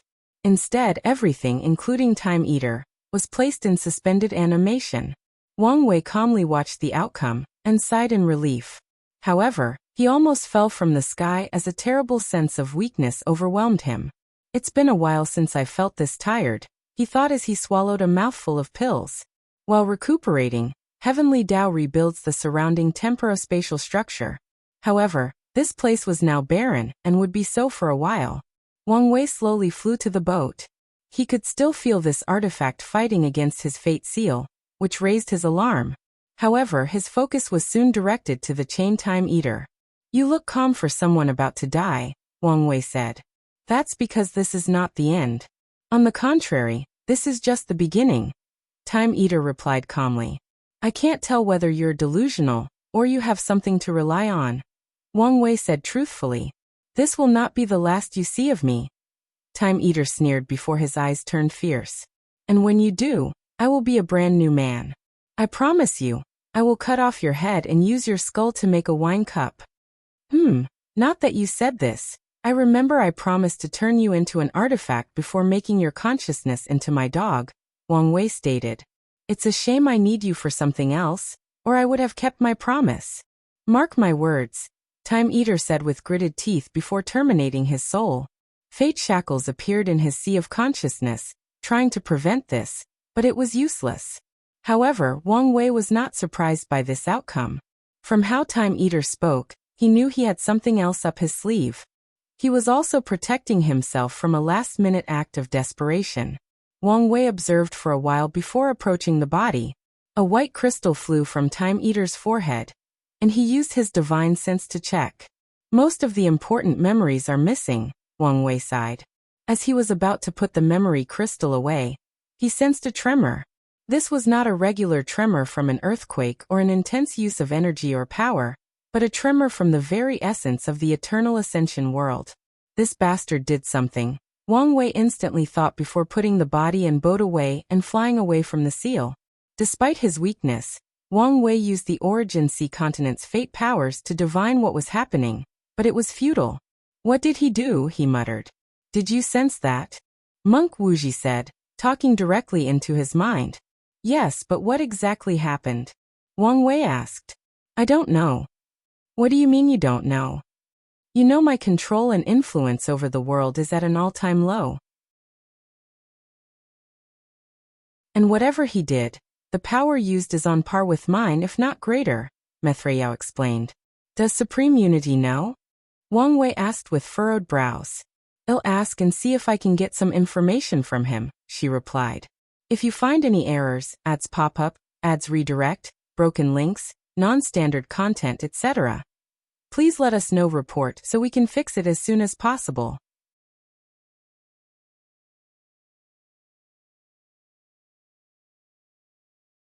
Chapter 1483 Spiritual Epiphany Primordial Chaos. Near the Eternal Ascension World, Methrael stopped her attack and distanced himself from Supreme Unity. After noticing he was not attacking, she spoke. "Did you sense that?" Unfortunately, she receives a blank stare as a response. "Something has obviously happened to our home, and you're the only one capable of knowing what it is." Supreme Unity did not respond to her. Instead, he looked in the distance. His facial expression was as if he had facial paralysis, rendering it virtually impossible to glean any information. "You should understand how weak we are. If something goes wrong, we will only become resources to these ancient and mighty beings," Methrael continued. "So, if you know something, tell me. You may not care what happened to everyone else, but you should care about your safety." Supreme Unity glanced at her. He knew something, but not as much as she believed. Heavenly Tao has regained most of its power because of that bastard Wang Wei. So Supreme Unity was only able to detect a foreign thing, or maybe an entity had invaded the world, but nothing more. "Do you really not care anymore?" Methrael asked with gritted teeth. She was not frustrated, but the terrifying sense of foreboding she felt before had returned after Time Eater's death. Methrael practiced Buddhist ideals of kindness, compassion, and empathy. Due to her spiritual practice, her spirit was sensitive to others' emotions. The forewarning about the upcoming catastrophe was not just a warning of danger and possible death, but of the devastation and pain that the entire world was about to face. Methrael could sense the suffering the entire world, mortals or cultivators, was about to experience in the catastrophe. "What will happen if I help you?" Supreme Unity asked. "Will we suddenly start working together for the betterment of the world?" Methrael's body jerked slightly. "If you stop your actions and make a few binding promises, I don't see why not." Supreme Unity looked her in the eyes. "After everything, you can still preserve a pure heart of compassion. I don't know whether I should praise your virtue or mock your stupidity. However, your answer is meaningless. You may have the capacity for forgiveness, but the others won't. In other words, the only logical course of action left for me is to continue this course and win. Supreme Unity knew he only had a few moves left to play, and they were not the best moves he could use in the current chess game. However, Time Eater's actions, while extremely dangerous, represent a new variable that could increase his chances of winning. Mithria looked at him. She mulled over his words before memories of everything they've experienced together flashed in her mind. Then, she thought of the upcoming catastrophe and realized something. I've always thought the world was a sea of suffering. As a paragon, I was helpless to do anything and accepted my fate. After acquiring this power, I thought I could change things, that I could help or save everyone. However, the reality was the opposite. I spend too much time keeping the balance while the world's suffering continues. Then, I was distracted, and the suffering intensified. My approach, from the very beginning, was wrong. I cannot save everybody. At least not at my current strength. That is a fact and something I must accept. A second fact I must accept is that some things are inevitable, so I should not try to change them forcefully. My way should be to help as many people as possible within the limits of my ability, while pursuing independent self-improvement. One day, when I have risen to a higher level of spirituality, when I have escaped the sea of suffering, I'll be able to help all sentient beings to escape as well. Mithria's body released a golden hue before immediately returning to normal. Her natural peaceful aura became more ethereal and all-encompassing, and her eyes became brighter. A bright eye is usually a sign of a higher spirit, so Supreme Unity immediately caught all those signs. An epiphany, Supreme Unity thought. And with how bright her eyes are, her spirit should have improved, which means her soul will also improve. If she fixes the flaw, no, even if she makes up a small part of the flaw, her strength will outshine me by miles. Their strength was relative, but if Mithria had enough time to digest her epiphany and improve her soul, then the only thing awaiting Supreme Unity would be death. Knowing this, he immediately attacked her. Cultivating in their realm, especially for flawed individuals like themselves, requires time and high energy for improvement. So he only needs to continue this fight to prevent her from improving. Regardless, time was no longer on his side. After Mithria's voice disappeared, Wang Wei started to search the void for Time Eater's palace. To be exact, he was searching for the hidden dimension of the treasury. These kinds of places usually have a spirit to activate the array for protection, or even move the dimension in case of an emergency, so he believed it should have survived, unless it stayed at the center of the fate and time clash. It took him a few minutes, but he found what he was looking for. Wang Wei used a time spell to freeze all the arrays and people inside before barging in. This bastard is indeed the richest of them all, but something is wrong. He scanned the treasury and soon had an answer. There was not a single ore, metal, or refining wood above tier 11. Wang Wei discovered many spiritual herbs, weapons, or finished materials of tier 12, but no ore or metal. As soon as he noticed this anomaly, he realized the cause. Time Eater used them to build something. Wang Wei first thought the latter used it to build the boat, but it made no sense given the ship's size. So unless Time Eater had failed the refining process 10,000 times, it could not explain why all these materials were missing. Wang Wei waved his hand to cast Time Extraction, trying to recreate past events to see what materials Time Eaters took from this treasury. He hoped that by knowing the material, he might deduce the latter's goal. Sadly, his spell failed as Time Eater left no traces. Wang Wei did not immediately give up. Instead, he used his Fate Dao. He changed this room's fate to a book containing everything that has occurred. Wang Wei held a blank book in his palm before sighing deeply. He was extra careful. He shook his head before putting the treasury away and leaving the seal. His next task was to thank all the people who came to reinforce the seal, but before he could get to it, he sensed a drastic increase in his luck. Wang Wei closed his eyes, feeling the changes in his body. The invisible or illusory part of his Chi Luck Dragon increased by 10%, meaning he had acquired more transcendent luck. However, Wang Wei did not care for this reward.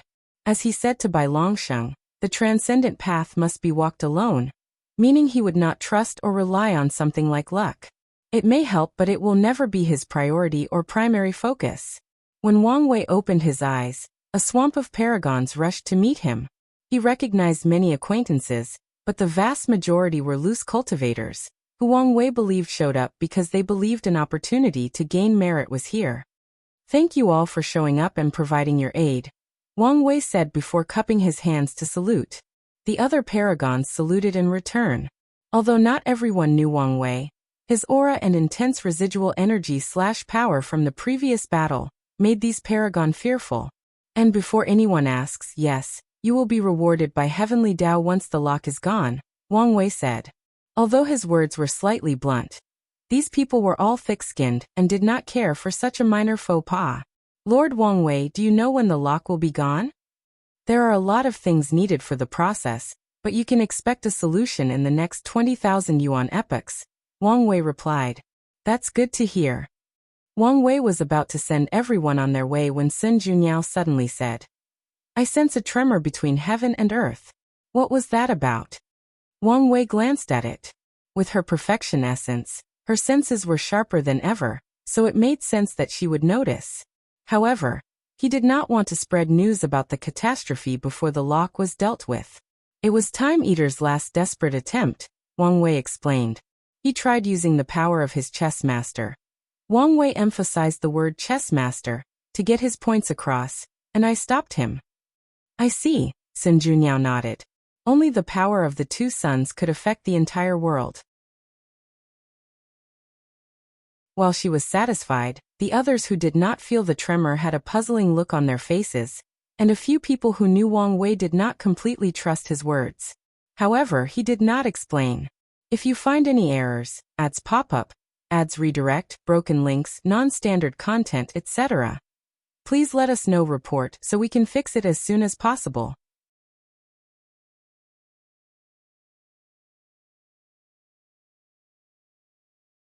Chapter 1484 Time Eaters Pass. Wang Wei had a brief chat with the people he knew before watching them leave. The Tao opening sect paragons waited for him, but Wang Wei did not immediately leave. Instead, he took the time to deal with the Sage Seal previously used to imprison Time Eater. He did not allow the seal to dissipate. Instead, he used his power to nourish the devastated central time domain. Wang Wei knew Heavenly Tao might use a little bit of world source to return life to this area, or it might leave it a desolate zone. So, in the mindset of waste utilization, he used the sage power from the seal to return the area to life, acquiring a small portion of merit in the process. Let's leave, Wang Wei said to everyone before teleporting home. As soon as they returned, the others saluted him before returning to their respective homes. However, Wang Wei asked one paragon called Yan Buhai to remain. Go and summon all the sect's best professionals, Wang Wei instructed. All of them? Yan Buhai asked as her flaming hair danced in the wind. Yes, even the sealed individual, Wang Wei instructed. Very well. Yan Buhai flew away, leaving Wang Wei alone with matriarch Xia Huan. I noticed Cong did not come to reinforce the seal. Where is he? Wang Wei asked. Lin Fan and Sushir showed up, but there was no sign of Cong. Your deduction was correct, sir, Xia Huan answered. As soon as you entered the seal, he and Nine Death went on a warpath against the weaker academies, forcing them to surrender. What about the ones associated with the Grand Sect Alliance? Did he touch any of them? He did. He really is ballsy, Wang Wei praised with a smile. Cong is not like him, with a powerful background to protect him, meaning one wrong move means the end of everything he holds dear. His actions showed he was risking everything to ensure his academy's prosperity. Did anyone intervene to stop him? Not openly, Xia Huan replied. Someone tried to assassinate him but failed. Was the assassin captured? No, it escaped. Quite capable, Wang Wei nodded. How is the Flame Blacksmith situation? All signs show he's slowly forgetting about the Tao Path tablet. He's probably leaving after the lock disappears, meaning we don't have much time, Wang Wei muttered. His master is a primal, so we must do a good job erasing the information. I can replace the agent looking at him and accelerate the process. Go ahead. Xiehuan left for her new task, and Wang Wei talked to Wang Qi to receive reports. But not long after they started, Yu Kai came to see him. "I've heard you've ordered the unsealing of some of our people?" Powerful sects like the Tao Opening sect have sealed individuals for various reasons. Some are on the verge of death, and no pills or power can save them, so they enter a seal for a last desperate attempt at survival. They also do so to become the sect's foundation by becoming suicide bombers during times of war. Some people seal themselves because the endless day of living without making progress is draining mentally, and they need a break. Last, the sect also faked the deaths of many people, turning them into hidden forces. These people cannot be seen on the outside unless absolutely necessary, and they often hide their identities, but some choose to seal themselves. "I need the advice of experts, and it's of the highest priority," Wang Wei explained. "It's that serious?" "It may be," Wang Wei replied. "Is that why you're here?" "No," Yu Kai swiftly explained. Wang Wei had this kind of authority, so he would never come to question him. "I came here because of that artifact you handed to me. We've detected several spies and our people with something wrong in their existence. I wonder what you plan to do with them." Wang Wei thought about it. He could purify them, but it might be better to use the knowledge that they are compromised. "Have you already captured them?" "No, I didn't want to alarm everyone, so I haven't acted yet." "But people saw you use the artifact over the entire sect, correct?" Wang Wei asked. "That's why." "In that case, capture a few weak ones as spies and leave the rest alone." "All right." "Oh, and give me a list of the people compromised," Wang Wei added, and Yu Kai condensed a talisman with the information before leaving for his duty. Wang Wei soon finished his affair with Wang Qi, and Yan Buhai was still not ready. So he started analyzing Time Eater's memory crystal. Long ago, Time Eater was a regular cultivator. He was slightly talented since he became a pseudo-eternal, but everything else about him was ordinary. But his fate soon changed not long after proving the Tao. He had a fortunate encounter in which he found a map and the diluted blood of a time beast in a hidden dimension. The blood allowed him to cultivate time as a sub-Tao, but what truly changed his life was the map. Time Eater, who at that time called himself the Mountain Sea Emperor for his cultivation of earth and water Tao, did not hesitate to travel the infinite trichiliocosm as a small and weak emperor. The journey was perilous, and to this day, Time Eater believed he only survived through sheer luck. But he found a fortunate encounter in a dark timeline with a captured and preserved time beast. Time Eater did not hesitate to take the creature's body and soul. His luck did not end here.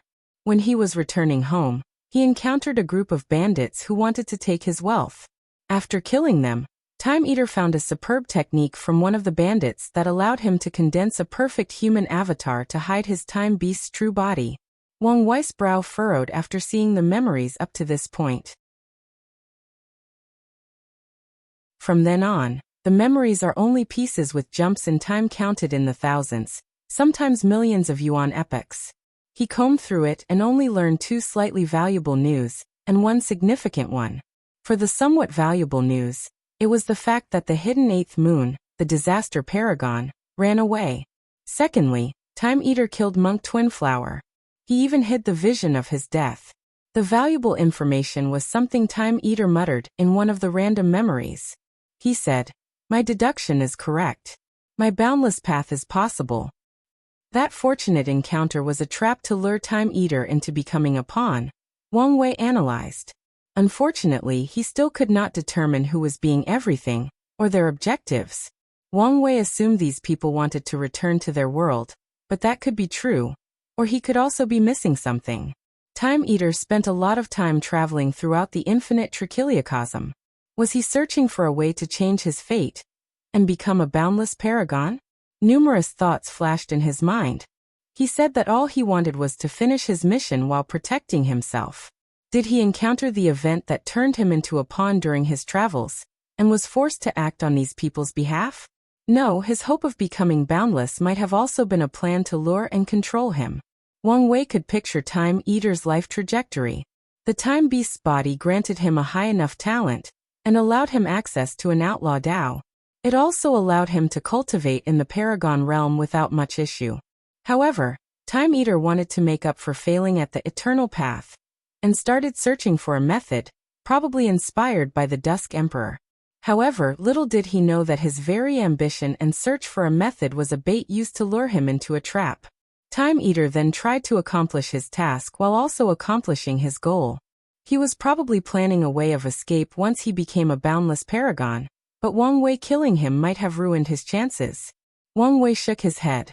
Time Eater thinks he had ruined his plan, but the bastard probably did not understand what terrible fate awaited him.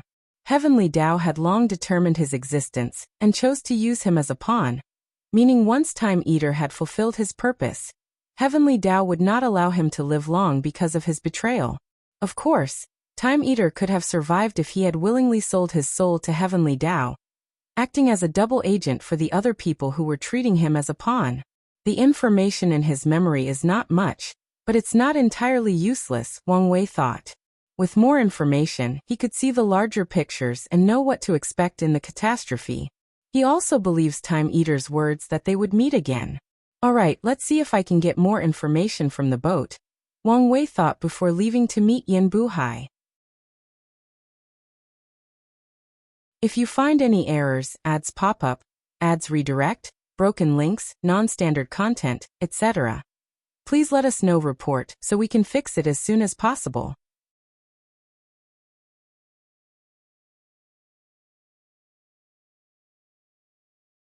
Chapter 1485 Wang Bo, what's taking so long? Wang Wei asked as he teleported to an area of the sect called the Unknown Graveyard. The name was apt since it was filled with coffins, forming an eerie atmosphere. I'm removing the main seal and it's harder than I thought, Yan Buhai explained, her face turning the same shade as her hair. It was the first task the primal seed handed to him, but she was failing. Main seal? Wang Wei asked. Oh, you're talking about the Sun's seal. All top factions will hide their forces, meaning that during the ultimate taboo, not all paragons attended. So even after Time Eaters, the other moons, and Mithriya and Supreme Unity cleaned the world, they could not eliminate everyone unless they penetrated the inner secrets of these factions. Supreme Unity, no doubt, wanted to eliminate these people, but Mithriya was adamant about not going too far. So they compromised and sealed these existences, preventing them from influencing the world and their subsequent ascension. Let me take a look, Wang Wei said as he approached. An invisible magic circle hung above the sky, affecting every coffin on the ground. The seal is designed so that only a fifth heaven paragon can break it, but the process would be slow. You only needed the professionals, so I've targeted the area affecting them, thus reducing the time needed, Yan Buhai explained. Don't worry, I don't blame you, Wang Wei reassured. His words made Yan Buhai secretly sigh in relief. Wang Wei then proceeded to help her by tearing apart the seal. I can understand why the future wife is mad at Mithriya, but am also grateful for her existence, Wang Wei thought as he watched the magic circle dissipate. Without Mithriya's existence to balance that hateful Taoist, who knows how much his sect or the entire world would have suffered at that maniac's hand. Simultaneously, Mithriya pushed many lines of morality to achieve success. Although she came from a good place, her actions still had many disastrous consequences. Is there anything else you need? Wang Wei asked. No. Yan Buhai replied before remembering something. Do you want me to wake a few more people to take charge? She had learned from the sect master that a few supreme elders were secretly sealed and could be awakened in a time of need. No need, just the talented and experienced professionals, Wang Wei replied. If a few supreme elders were awakening, Wang Wei would have to deal with a new power dynamic, but he did not have the time and patience for that now. Once the lock is removed, the ancestors can revive and take charge. All right, Yan Buhai replied with a small but not well-hidden grin. As one of the few paragons active in the sect, she now has a lot of power, and if she uses it correctly before the ancestors return, she can get enough benefit to help her future cultivation. All right, Yan Buhai replied with a small but not well-hidden grin. As one of the few paragons active in the sect, she now has a lot of power, and if she uses it correctly before the ancestors return, she can get enough benefit to help her future cultivation. Wang Wei had to wait another hour before meeting these people since many of them needed time to acclimate from the long sleep. As soon as he appeared, all eyes shifted to him, observing and even testing him. Wang Wei did not hide his natural aura. The last thing he needed was for these people to underestimate or use their seniority to fight with him. In the cultivation world, strength was respected, so no one could say anything else after realizing who they faced. The world is about to experience a catastrophe unlike anything it has seen. I have found a clue to this catastrophe and need your help to analyze it, Wang Wei declared. These old cultivators frowned after hearing his words, not hiding their confusion or skepticism. So they began to deduce or divine the truth. Wang Wei snapped his finger, stopping all of them. He then used his divine sense to transfer knowledge of the era and the lock situation. He did not stop them when they tried to observe the lock to verify the truth. What a terrible era, an elderly man uttered.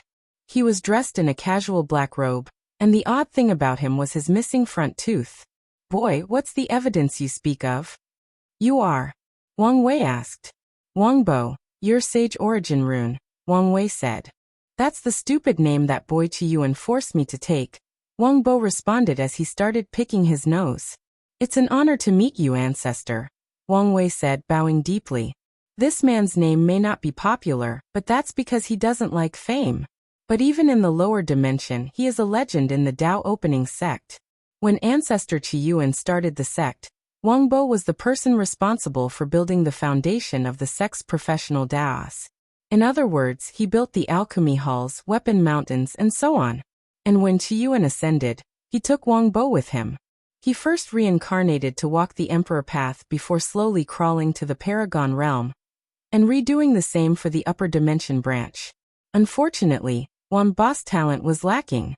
After an assassination attempt during the First Origin War, he received a Tao wound, which is a permanent wound to the existence, that cut off his Paragon path. As a result, he could not move further than the third heaven, and decided to seal himself. You're quite polite, aren't you? Wang Bo chuckled. Based on your face and demeanor, I thought you would be a stuck-up little brat. I have a lot on my plate, and am currently in a no-nonsense mood.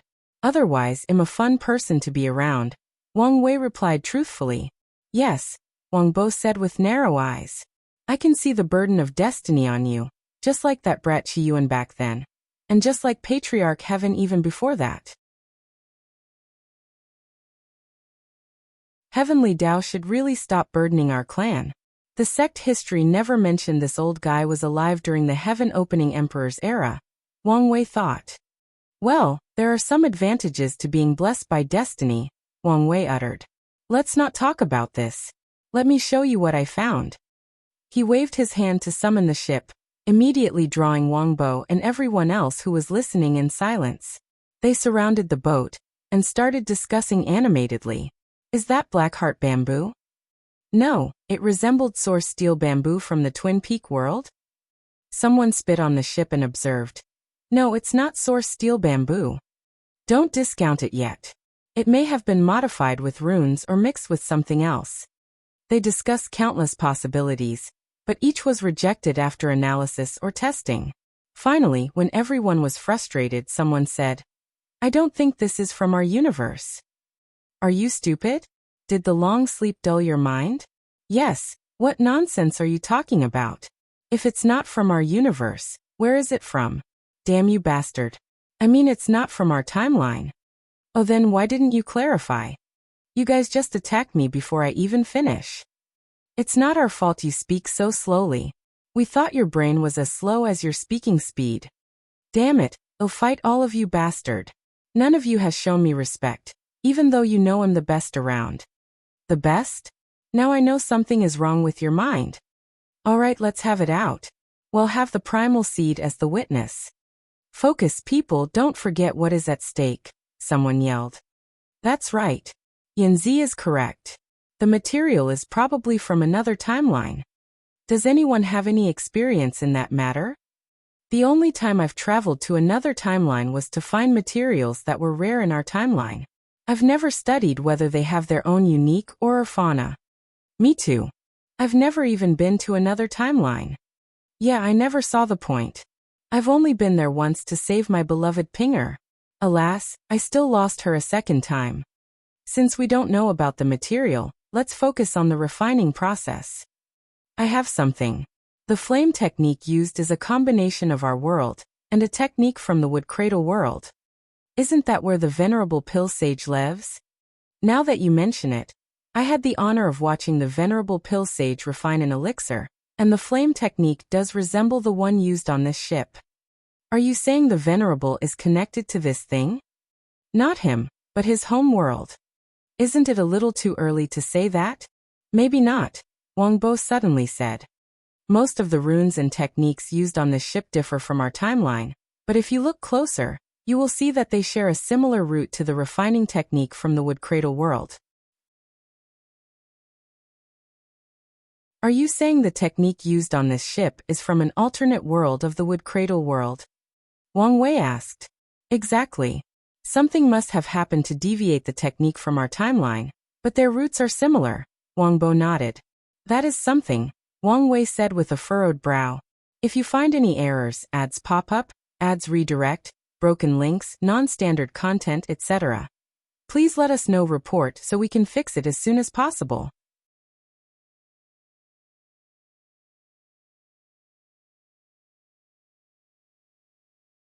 Chapter 1486 The Boat's Implications. Wang Wei thought that by learning of the wood cradle world's history and a few visits to unique timelines, he might get more clues about what's coming. The Sex Library has a section dedicated to knowledge, information, and history about foreign worlds. Once he analyzed that information, Wang Wei would need to send someone to investigate or do it for himself. Boss Bo, come look at this, suddenly said an elderly man with a gray beard that touched the floor. However, the latter's lavish black robes and golden fan gave him a sage-like atmosphere and aura. Still, anyone with a decent sense could tell this sage-like aura was artificially created, which in fact reveals much about this person. What is it? Wang Bo asked. The energy signature and pattern of this boat is exact, almost uniform, Rune explained. This boat's blueprint was created for mass production, Wang Bo realized with shining eyes. Exactly, Rune nodded while fanning himself. Mass production? Wang Wei asked. The creator of the blueprint standardized the refining process to lower the difficulty and ensure as many of those boats can be created as possible, Wang Bo explained. He clicked his tongue. In other words, there are many of these boats, probably even legions. Yeah, Wang Bo nodded before clicking his tongue in wonder. This is a powerful artifact, and for someone to standardize it, I cannot fathom their level of skills. Time Eater used this artifact to manipulate the river of time. Given its shape, it's fair to say its primary use is navigation. To be precise, travel through the river of time, Wang Wei analyzed. If the people behind him have legions, it means they can travel to any chaos worlds or any timelines with relative ease, making them a well-cultivated force for grand-scale invasion. His words instantly made the room quiet. Everyone imagined how the sky turned dark as millions of these ships suddenly appeared in their world before releasing numerous powerhouses that started to slaughter and plunder. Is there a need for fear-mongering? After all, we don't know that for sure, someone said. Yes, there is no proof of any legion or invasion. There is proof, Wang Bo cut them. The primary runes used for the refinement are indeed for navigation, specifically the utilization of the river of time. Primordial chaos is vast, and one of the reasons that only paragons are recommended to travel is that they can bend the river of time to teleportation, allowing them to cover the distance between worlds at a relatively fast pace. Otherwise, any emperors or empyreans might spend 1 billion yuan epic traveling through primordial chaos without finding the nearest world. Boy, now that you know the situation, what do you need us to do? Wang Bo asked. I need you to reverse engineer this boat's design, Wang Wei replied without hesitation. Boy, I'll be honest with you, unless you can ask for Venerable Armament Sage or Venerable Rune Sage to study this thing, I doubt anyone else in the Chaos Universe can reverse engineer this thing, Wang Bo said plainly, meaning Wang Wei frowned. These two held the Grand Dao source position for refining and Rune Dao, and they were not even from the Eternal Ascension world. So, how could he ask them for help? Wait, there is someone else who might be able to do it. Oh, Empress Wu, Wang Wei said confidently. Who? Wang Bo asked. That little rising star? Li Wen asked. Has she become so awesome since I went to sleep? He has a point, someone else said.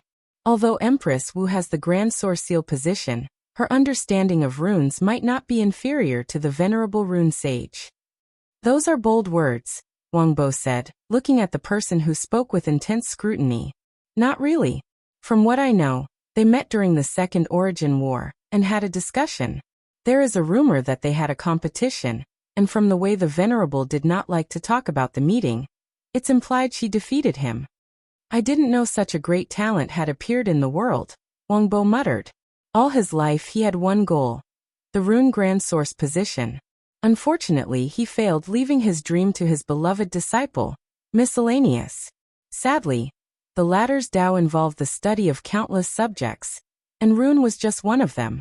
So Wang Bo's dream was left to his second disciple, Yin Shurong. I hope that little bastard is all right, he thought. Yin Shurong had only reached the 9th heaven, 99%, by the time the ultimate taboo arrived, but he insisted on participating. Wang Bo hasn't heard any news, so he's a little worried. It's good that there is someone with such skill, but will she help us? Wang Bo asked. The fate of the world is in the balance. She has to help, Li Wen said. She doesn't have to do shit, Wang Bo said. You should not say something so naive. The essence of cultivators is and always has been to pursue their own interests. So, let me rephrase my question. What kind of price are we willing to pay for her aid? And if she refuses, how far will we go to get what we want? Don't worry, she'll help us without any issue, Wang Wei said with a smile. I wonder where your confidence comes from, kid. Wang Bo said before he suddenly realized something. He gently caresses his unkempt beard. I recognized those eyes. Are you trying to catch her as a wife? Wang Wei's lips twitched, making Wang Bo snicker. I'm glad you've found love. I spent years convincing that boy Qiyuan to pass on his gifted bloodline, but he was never interested in romantic relationships. It was the same for that Yin girl. Meanwhile, that Li boy forsook love after that woman chose someone else over him. It was such a waste for these youngsters not to pass on their strong bloodline. Wang Wei smiled to himself. He did not expect to learn this many juicy details about the ancestors' love life. It was great to meet someone with even more seniority than them, especially someone who knew them when they were young and knew all their embarrassing moments. Well, I'm glad you have some relationship with her, Wang Bo nodded. So, when are you asking her for help? She's currently sealed, for lack of a better word, so you have to start without her. Do the preliminary study so that she can finish the task early. Also, even if you cannot reverse engineer the ship's blueprint, start designing countermeasures to deal with them. Countermeasures, huh? They don't have to be perfect, as an initial plan will also do, Wang Wei explained. Although the catastrophe is coming, there is still time to prepare. We can do that, Wang Bo nodded. You can also try to build a cheap copy. The catastrophe is something the whole world has to deal with, so we can sell those cheap copies to others at an exuberant price to amass more resources to cultivate our people, Wang Wei added. Wang Bo chuckled at these words. It seems you're more greedy than Qiyuan and the Patriarch. I like it. Greed is kind of my thing. Anyway, you can start, and I don't think I need to remind you to get anything you want for this project. We know, Wang Bo said before waving him away. Wang Wei nodded and turned to leave. Then he suddenly stopped and palmed his face. How can I be so stupid? Everyone looked at him oddly, but he ignored them. He slowly took out his primal seed token before teleporting an item. Is that? Wang Bo muttered, and everyone else had the same shocked look on their faces. That's right. The Skill Path Association's Tao Path tablet. I originally wanted to wait until Miscellaneous returned to copy it, but I think you guys can do it. Or at the very least, get started and wait for him to finish it. Wang Bo raised his hand and immediately caught the tablet, looking at it more intensely than a harem protagonist who sees a jade beauty. Can we? You can use it as much as you want, but don't neglect the work for the replica, Wang Wei nodded. Thank you, Wang Bo said sincerely. With unlimited access to this thing, maybe there is hope for him. Wang Wei glanced at him and only nodded. He knew about the latter's Dao injury, but he did not know whether his acupoint technique could save him, so he did not say a word so as not to give him false hope. He'll try when he has time, but he won't make any promises. Wang Wei teleported away, returning to his mansion. However, he discovers Yu Kai is waiting for him. Why are you here again? Time Eater's treasury, you took it, right? Do you know what you're going to use it for? There is no need to ask in such a roundabout way. My original plan was to hand it over, Wang Wei replied. No, it's not. Don't worry about it. Don't just hoard it. Once the lock is broken and everyone can cultivate, we will enter war mode. Are you serious? Yu Kai asked. War mode means all resources will be cheaper and more accessible. Wait for the right time and we'll discuss everything, Wang Wei said. Yu Kai nodded before leaving with the treasury. If you find any errors, ads pop up, ads redirect, broken links, non-standard content, etc., please let us know report so we can fix it as soon as possible.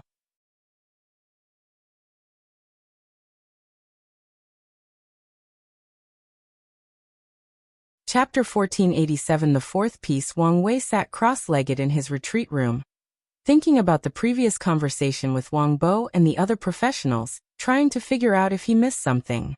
Wang Bo reminded me I need to start preparing for Li Jun and Yan Liling's ascension.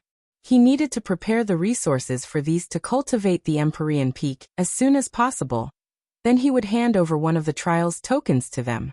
Yan Liling might want to try Wang Bo's legacy trial, Wang Wei thought. Wang Bo left a trial to select disciples, and so far, 2 people have passed, Miscellaneous and Yan Shurong. Although these people have probably never officially met or spoken to Wang Bo, they are his disciples. Wang Bo's seniority and achievements has granted significant influence on Qiyuan and power in the sect, so it's a good idea for Yan Liling to become his disciple and guarantee her position in the sect, Wang Wei thought. With power and influence, she'll have access to more resources and can cultivate faster.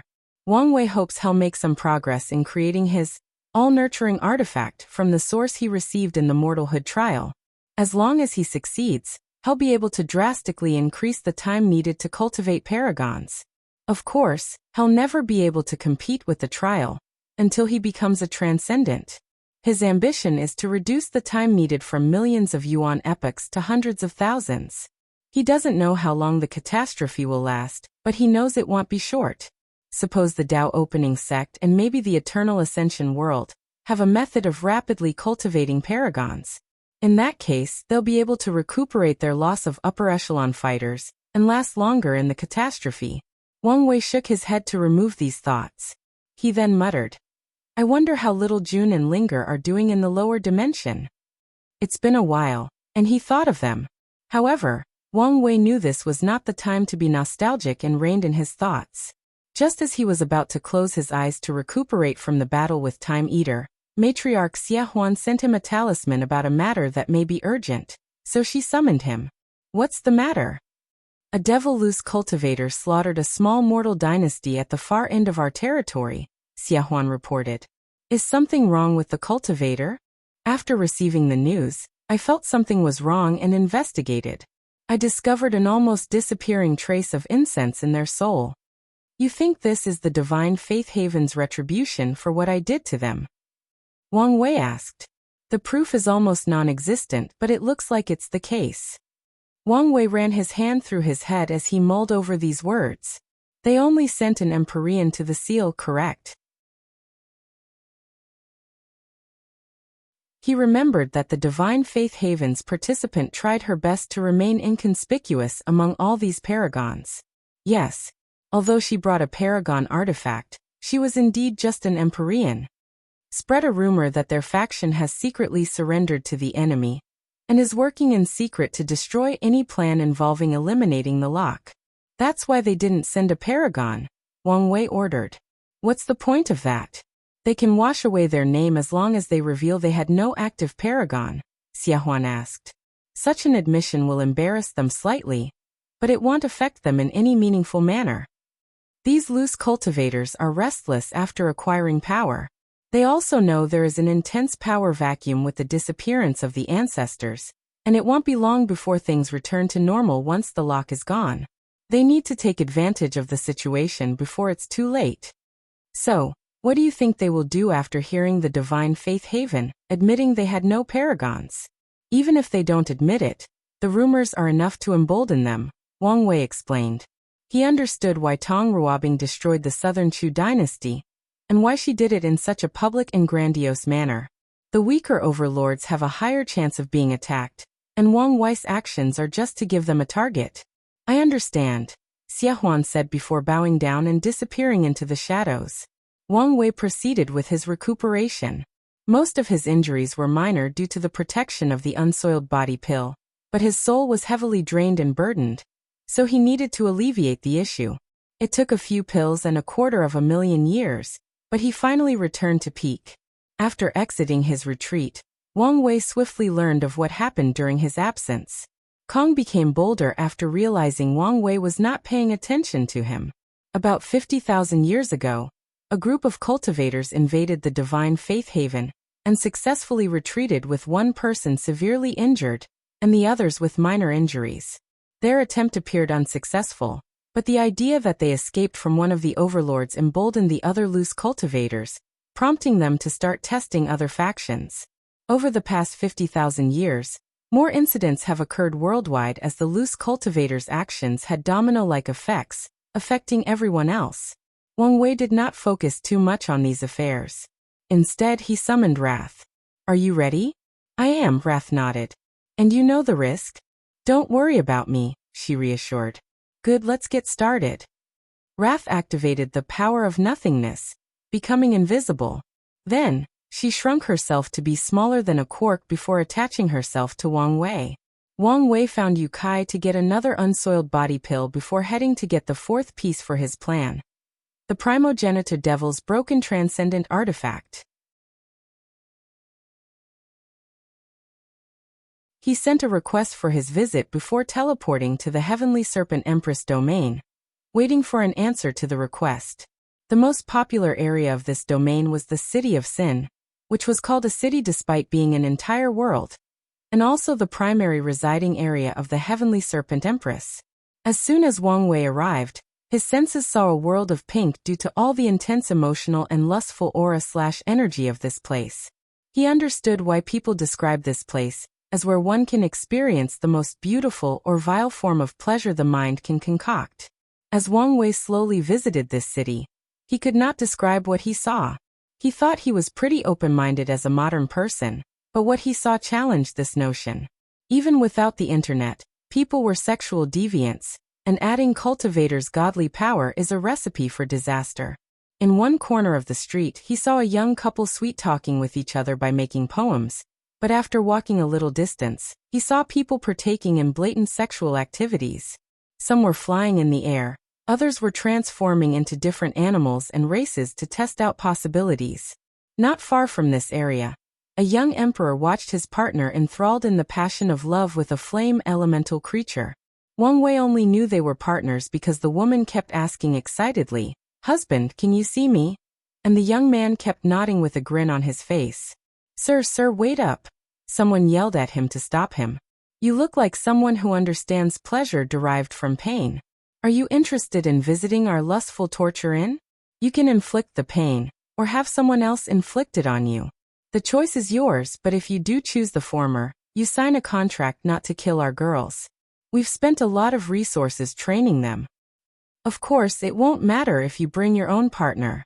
BDSM in the cultivation world? I've officially seen it all," Wang Wei thought speechlessly to himself. "No, thank you. Are you sure?" the man asked, looking at him strangely. Wang Wei walked away, thinking what it said about him that this man thought he was this kind of person. Well, he knew what kind of person he was, so it didn't really matter. I should bring Hunger here one day, Wang Wei thought as he walked away.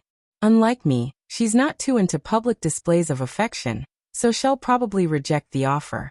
However, I may be able to convince her to recreate this place. We can use clones to reenact all these vile things. That should be an experience. Wang Wei could not help smiling as he thought about this future. He had to find a regular inn to rest because he had never received news from the Empress. On the contrary, he had to wait 10 days before someone contacted him. A power play, huh? Wang Wei thought. Such blatant disrespect has revealed much, and it appeared the meeting was starting on a bad leg. He calmly looked at the woman before him. What did you say your name was again? If you find any errors, ads pop up, ads redirect, broken links, non-standard content, etc., please let us know. Report so we can fix it as soon as possible.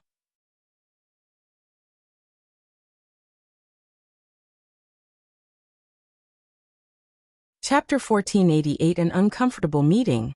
You can call me Madam Shun, said a beautiful woman with bodacious curves. She did not fit the mold of the typical beauty of the cultivation, which favors thin women with pale skin. She was not fat. Instead, she was developed in all the parts that mattered. Wang Wei looked at her up and down before focusing on her tight clothes. If Li Jun was here, he would say he envied her robe, he thought. Madam Shun, it's a pleasure to see you finally. I'm sorry for the delay, but Her Majesty was occupied with something important, and we had to cut off contact with the outside. Madam Shun said with a wide smile that showed all her white teeth. To compensate for our mistake, we will offer you a 1 million year free pass to the City of Sin. Madam Shun continued. The City of Sin was where people could experience their wildest desires without judgment. For many cultivators who are bored with their endless life or cultivators who use lust and depravity as their cultivation source, this place is a heaven. However, it is not free.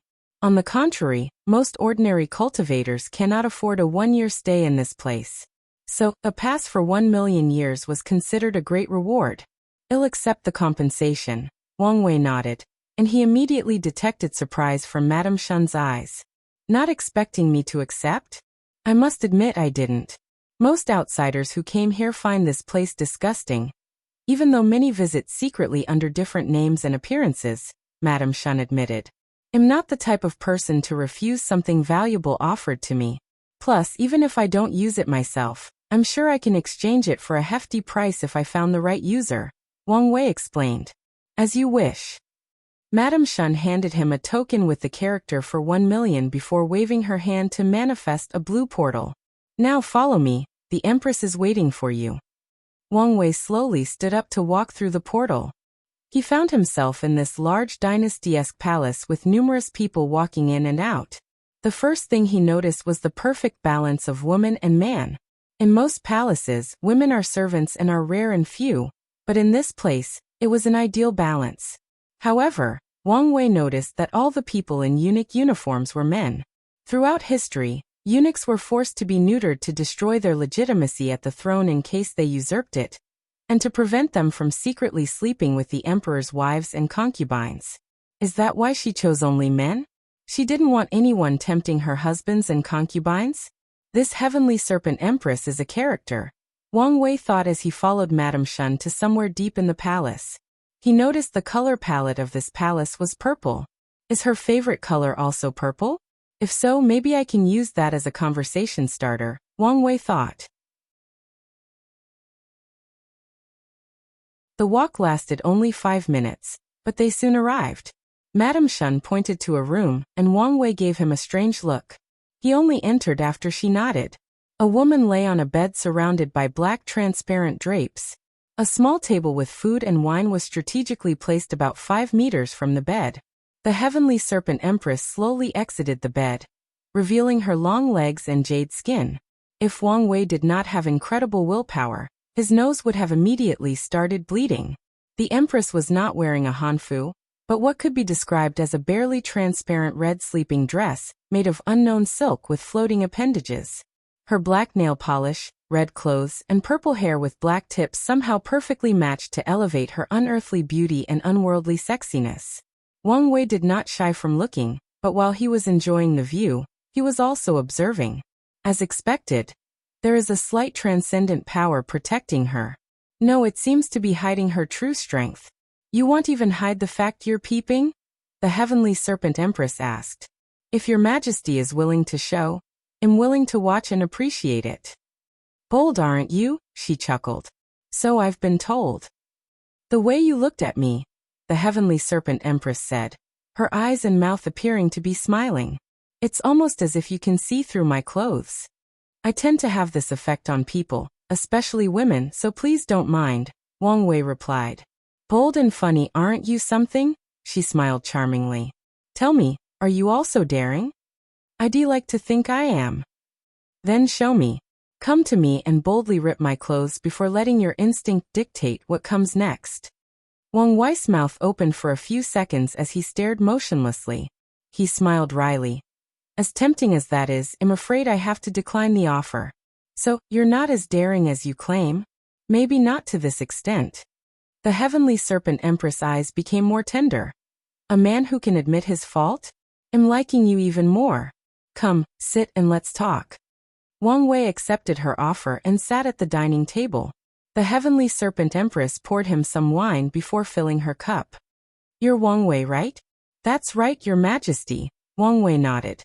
Don't be so informal. Call me Si Meihui, better yet, call me Huier, she replied in a gentle voice. I thought her name was Lu Chuntao? Is she trying to hide her identity from the old era? Or does she have the knack of changing her name every so often?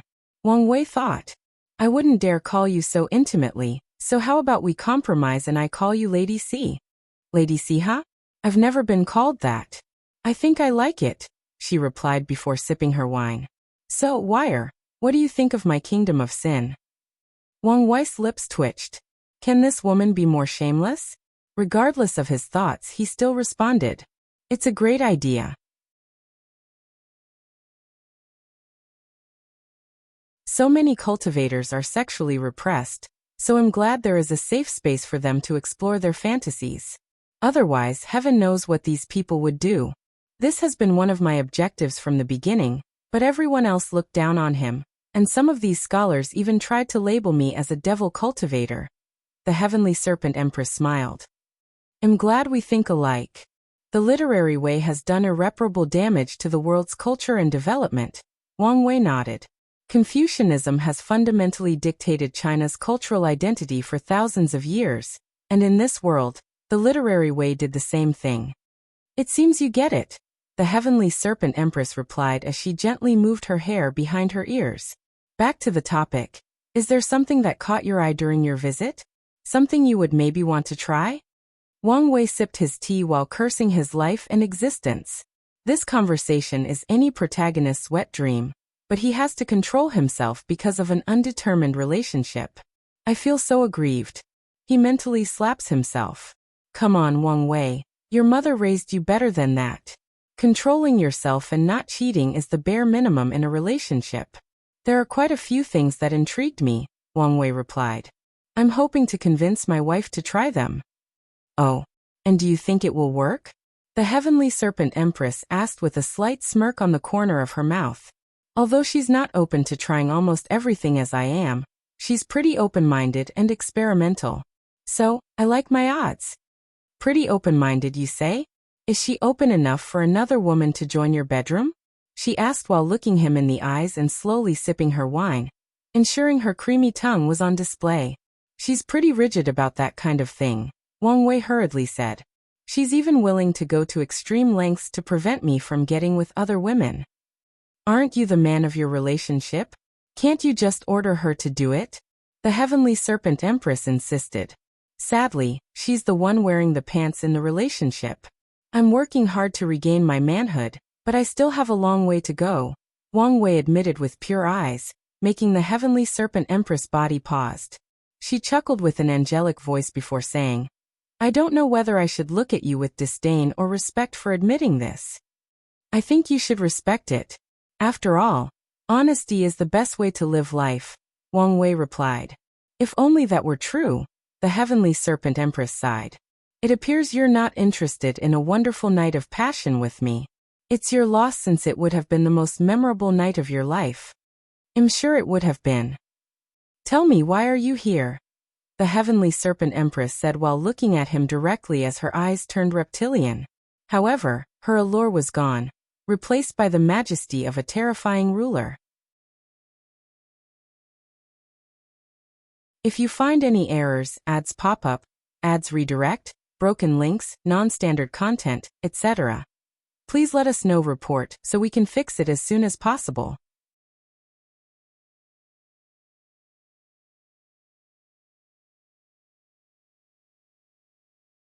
Chapter 1489 Negotiation. Here it comes, Wang Wei thought, feeling a headache coming.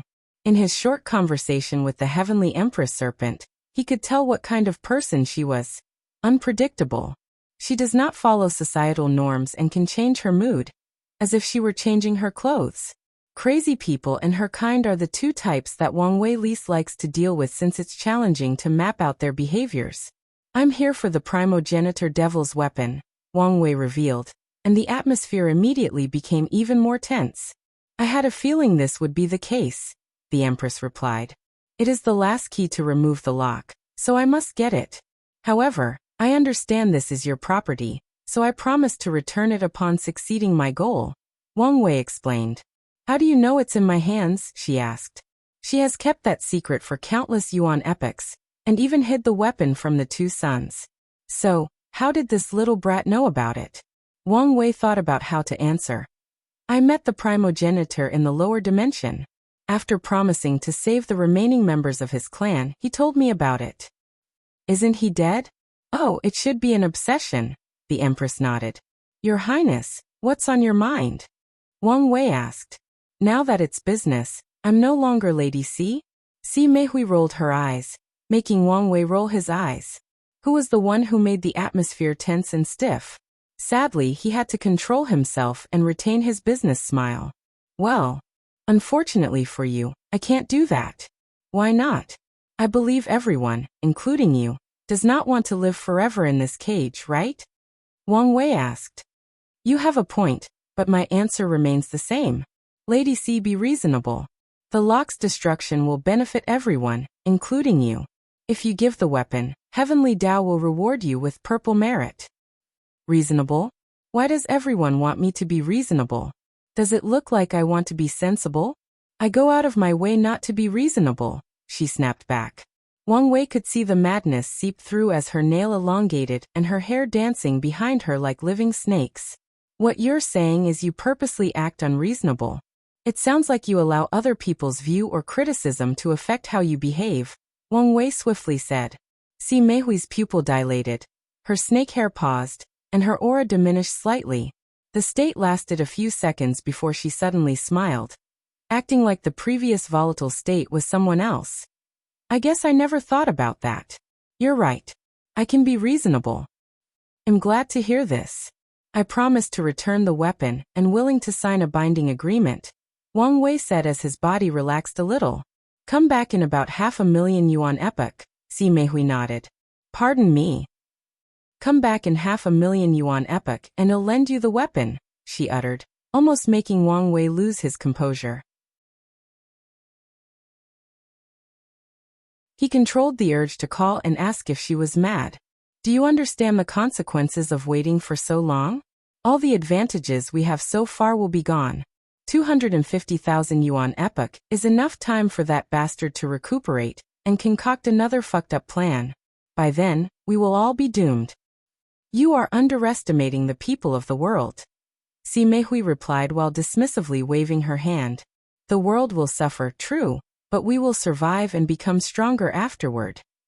Wang Wei glanced at her, realizing she truly believes these words. He did not know whether she was stupid or too confident in the members of her generation. Why does she want to wait so long? Could this be the time needed to reach the half-step transcendent realm? It's unlikely since she took the primogenitor devil's descendant to use their blood to control the weapon. The greater possibility is she needs time to completely wash away the primogenitor's mark and gain absolute control. It's good you have this level of faith, but I can't take the risk, Wang Wei stated. So, the weapon must leave with me. And how are you going to take it? Si Meihui said, looking him in the eyes. I can tell that no amount of words will convince you, Wang Wei said. He had plenty more words of persuasion, including blackmail by revealing to the world the weapon was in her hands, or other threats. However, he knew all of this would be pointless. So he swallowed the remaining wine in his cup. So let's decide this with our fist. Fighting and slaughter are primitive concepts that we should have long evolved past. But they've become one of the fundamental truths of our society, Si Meihui said as her eyes turned into a serpent, and her nail polish turned red. Let's find an isolated place for this fight, Wang Wei suggested. And give up my advantage? She sneered as countless magic circles appeared above the sky. Wang Wei calmly looked at the array above him. If you don't want to lose everything you've worked for, I suggest you accept my proposal. What does that mean? Si Meihui asked. Before coming here, I told my sect that in 2 hours, if I don't return, contact them, or be seen fighting somewhere, they should bring more than 1,000 Paragon artifacts to destroy everything in this domain. Your palace is the core of your formation, so it should survive the bombardment. But it's hard to say about your little kingdom of sin. Si Meihui looked at him before slowly licking her luscious lips. Your ability to switch from a diplomat to a cold and calculating murderer is so seductive beyond words could describe. It's one of the many things my wife found attractive about me. Wang Wei replied calmly as he slowly stood up. She's a lucky lady. But it doesn't matter. Once I defeat you, you will be my spoil, Si Meihui said. If you want to seek your death, go ahead. The Empress chuckled. Choose your battlefield. Wang Wei did not hesitate and opened a portal to a desolate star field.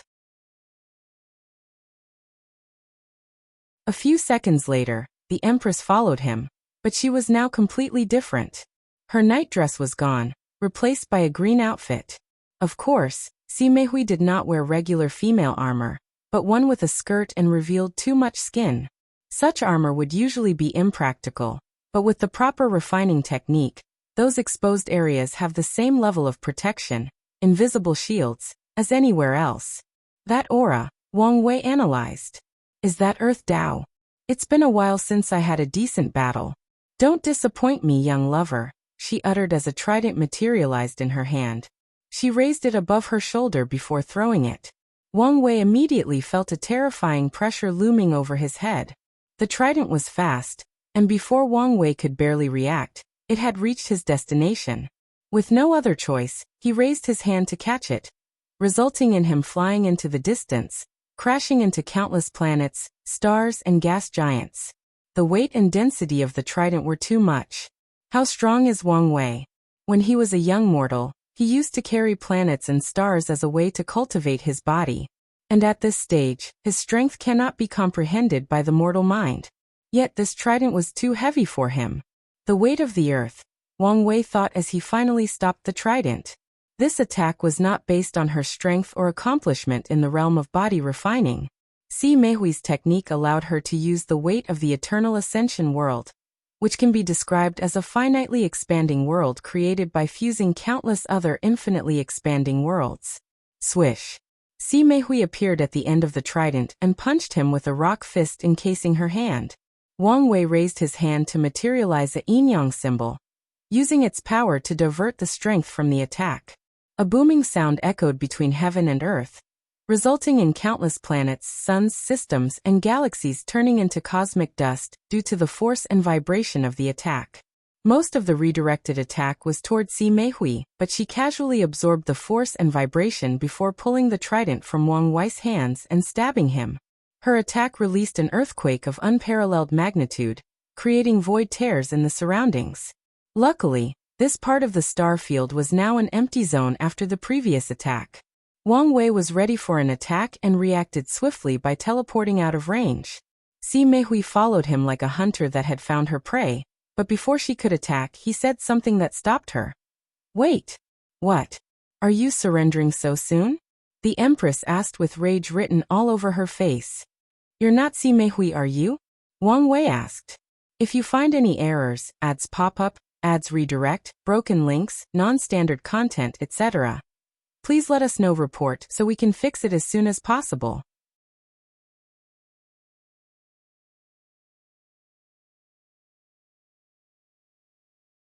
Chapter 1490 Reality Check. Unedited chapter.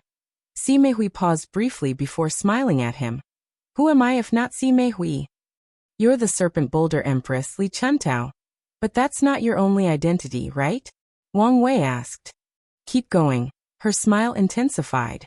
You're probably one of the most unique cultivators I have seen, Wang Wei commented. The Heaven Nether Serpent is an extinct ancient primordial life form that should have been on par with fiend gods.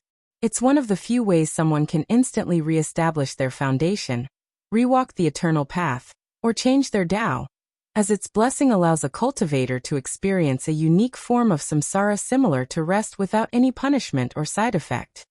You must have found a remnant of the heavenly nether serpent, and combined it with your 9-serpent monarch bloodline. You've even noticed that. I met someone with the 9-serpent monarch bloodline, so I'm familiar with it, Wang Wei replied. He had secretly observed and studied Yi Dafa's wife, the noble serpent empress, in the lower dimension. What else did you see? Lu Chuntao asked, her smile remaining the same. The way you perfectly combine these powers is brilliant. You used the concept that names have power and cultivated name Tao. Each name you choose is a different personality, individual life experience, and unique Tao created from the unique samsara of the heavenly nether serpent. You also choose a unique bloodline. Lu Chuntao was created from the primordial earth serpent, and uses earth Tao. Si Mei Hui should be the personality who has cultivated the lust Tao. If I guess correctly, she should have the primal lust serpent bloodline from the 6 desires 7 emotions serpent family. You were able to learn and deduce all of this in just a few seconds of battle? Your brilliant mind makes me want you even more, Li Chuntao said with burning eyes of passion. Unfortunately for you, your attempt at stalling and secretly trying to influence my soul to a more agreeable personality is pointless. They are all me and I am them. They are not different personalities, but more like alternative versions of myself with one mind and serve one purpose. Well, I had to try, Wang Wei sighed.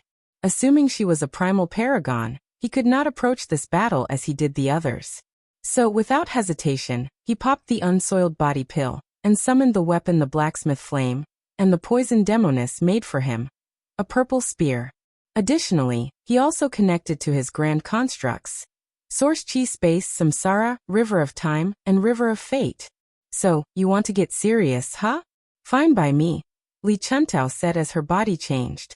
Her armor changed into a proper black robe, her trident turned into a saber, and her eyes released lightning.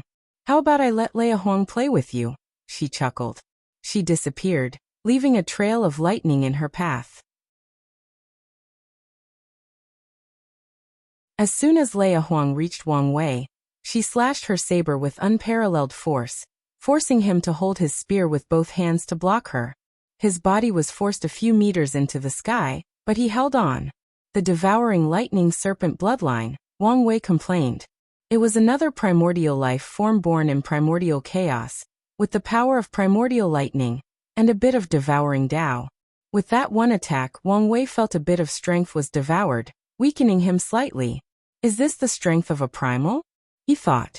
He noticed that Leia Huang did not need to manually connect to other grand constructs like him. It was natural for her. Additionally, while he had a connection to 4, she only had access to 2, primordial chaos and the grand Tao source. Lei Wang's way of acting was that of a saberman, aggressive.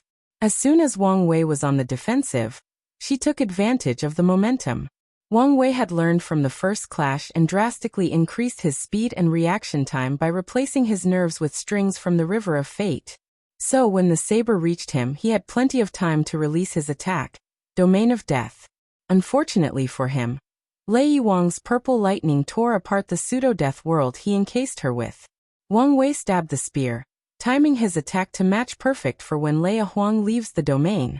He wanted to place a shackle of fate on her bloodline, restricting access to others and limiting the current one. Unfortunately for him, a serpent head materialized around her and swallowed his chains. Leia Huang then made a grabbing motion, and Wang Wei lost control over his body and flew toward her. What the hell? Electromagnetism? He immediately realized her attack worked similarly by resonating with the electro impulses in his body and controlling them. However, primordial lightning functioned more as a pure destructive force, meaning she would need subtle control and application to achieve such a feat. More importantly, she easily bypasses all of the defenses of Wang Wei's fleshly body. Wang Wei pushed his space Tao to the limit as he tried to escape this grasping technique, but it was useless. Leia Huang punched him in the stomach, sending him flying away. However, before he could fly far, he sent his spear toward her using one of his most potent attacks. Fate of Tao, pure destruction. Inspired by Tian Xian, he created this superb technique by using his Fate Tao to control the destruction Tao.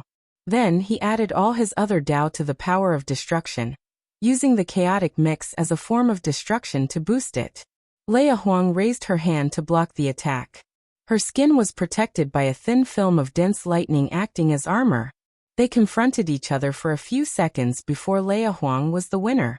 She caught the spear before checking her palm, smiling at the small amount of blood. You're not bad.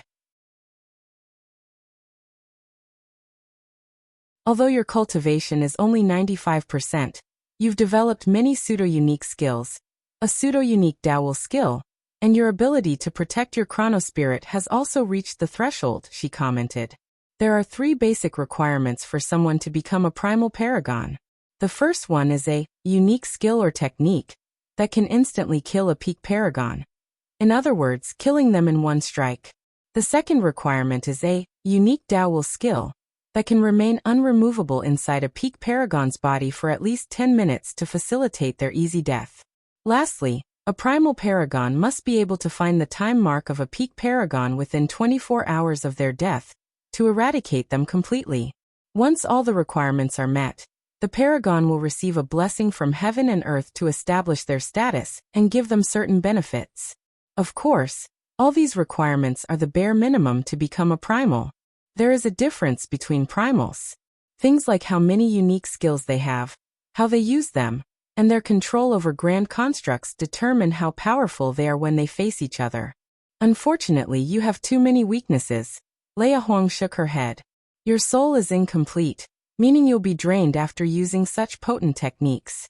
And even if your soul was complete, without the nourishment from heaven and earth for the primal title, you probably couldn't use more than 10 attacks.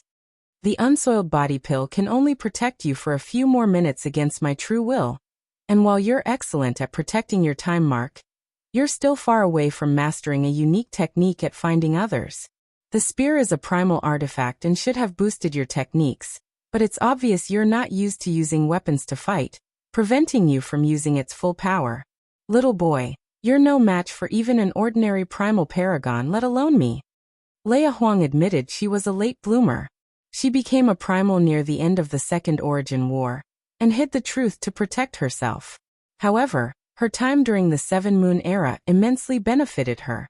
While her cultivation had reduced in the early stages, she experienced her last samsara, and used this opportunity to build a personality dedicated to creating unique techniques to increase her strength among primals. Wang Wei looked at the spear.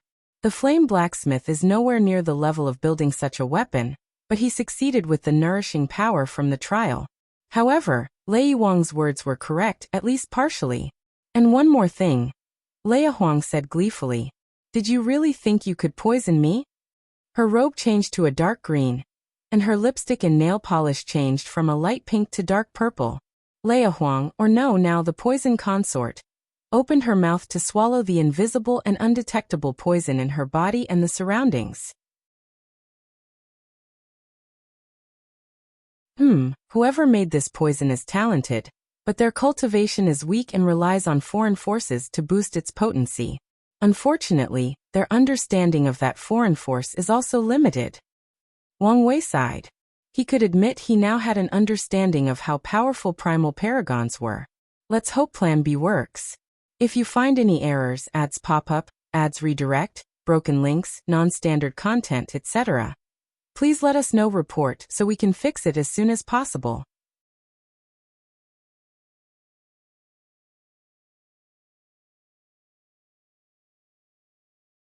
Chapter 1491 Plan C? Wang Wei could feel it. His breathing was laborious, beads of sweat appeared on his forehead, and a few parts of his body ached. His body was acting as if he were immortal. Only one attack, and I'm already breathing heavily, he sighed. His attack was powerful, and in the battle with Time Eater, he could use a few of them. But now, after being boosted by the primal artifact, he already felt drained. She's right. Without becoming a true primal, using such a power is too much of a burden on my soul. After experiencing the nourishment of heaven and earth, a primal paragon's soul will be optimized, allowing them to use their unique/ultimate technique with as little burden as possible on their souls. Wang Wei looked at the poison consort, and the playful nature in her eyes almost riled him up. However, he controlled himself. Since the enemy wanted to play around and give him a chance to come on top, he would take it. He raised the spear and pointed it at his forehead. The artifact fused with his body, and his aura increased exponentially. Wang Wei clenched his hand, feeling the power coursing through his veins. He looked at the poison consort and punched. The attack was simple, with no lights, no manipulation of concepts, just a punch. However, the power was beyond what a mortal mind could fathom. Under that single punch, the stars dimmed, the galaxies shrank, space-time bent into a singularity. The laws of heaven and earth creaked in pain as if reality itself was screaming. Finally, fate lost its power for a brief moment under the power of that punch. The poison consort smiled as she watched the attack reach her. Your strength finally reached that level. She exploded into a purple gas cloud, forcing Wang Wei to move out of the way. However, as soon as he arrived at his destination, he vomited a large mouthful of blood. What a potent poison, he thought before using the power of nothingness inside his body to swallow the poison. Meanwhile, the poison consort appeared a few light years away from him, but she wore the previous armor. In other words, she had now switched to the Li Chuntao personality. Wang Wei teleported before her and kicked her. He controlled every atom in his body and used his grandmass wheel to create a universe inside the atoms. He burned these universes to power his attack. Li Chuntao encased her body in rocks before turning her trident into a shield, blocking the punch. Lu Chuntao's body slid in the air, her footsteps creating void cracks in the process. Wang Wei's eyes lit up before firing a heat vision attack. Li Chuntao raised her shield to block, but this attack was blessed by Freedom Dao, and it was free from any defense or blockade. So the heat passed through the shield to hit Li Chuntao's head. Sadly, it did no damage. She was connected to the death, and Wang Wei's attack was akin to him trying to destroy all the soil, mountains, or earth of most of the Eternal Ascension world. Damn it, he cursed. He realized she chose this persona because it had the highest defense, and the Empress wanted to wait until he was tired to capture him. Wang Wei used his 2 fingers as a blade, blessing it with his Karma Dao to cut off the connection between Li Chuntao and the earth. Unfortunately, he had to experience the mental torture of fighting a master of defense. Wang Wei's attack hit the connection, but even that connection had a terrifying defensive measure protecting it. Although you hide it very well, I can feel your frustration, Li Chuntao giggled. Wang Wei ignored her as he summoned countless strings of fate, trying to strangle her.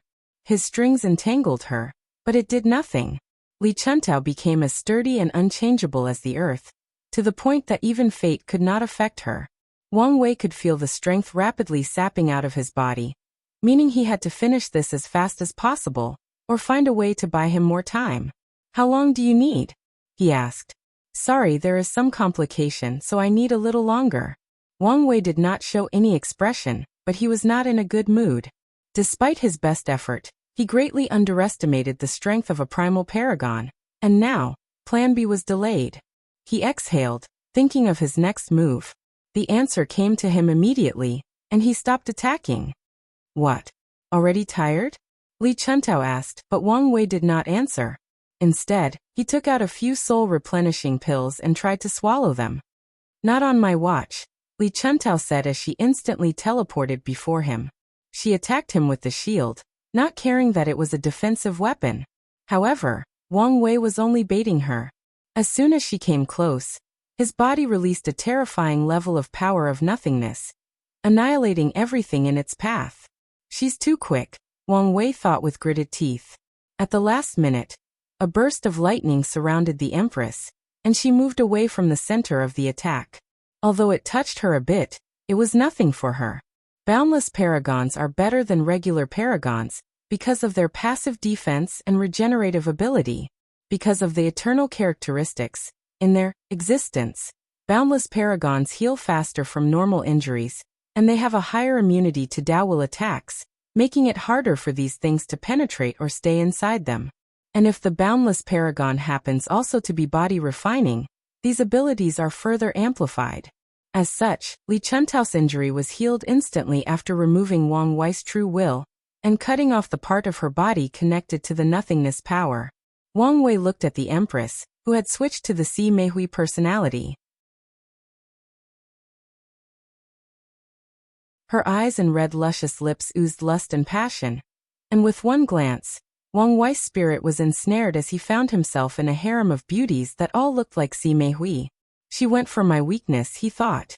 His soul was weak compared to hers, so she immediately targeted it.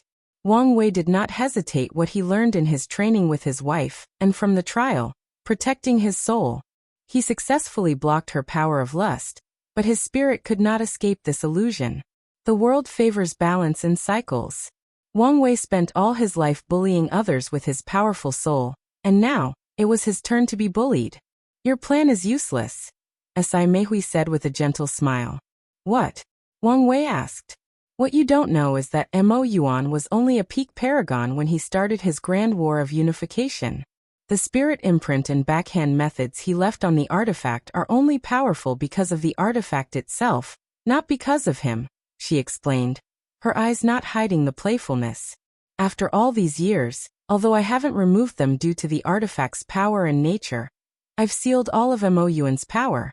So, even if he were to revive, he could not take back control from me. Wang Wei stared at her.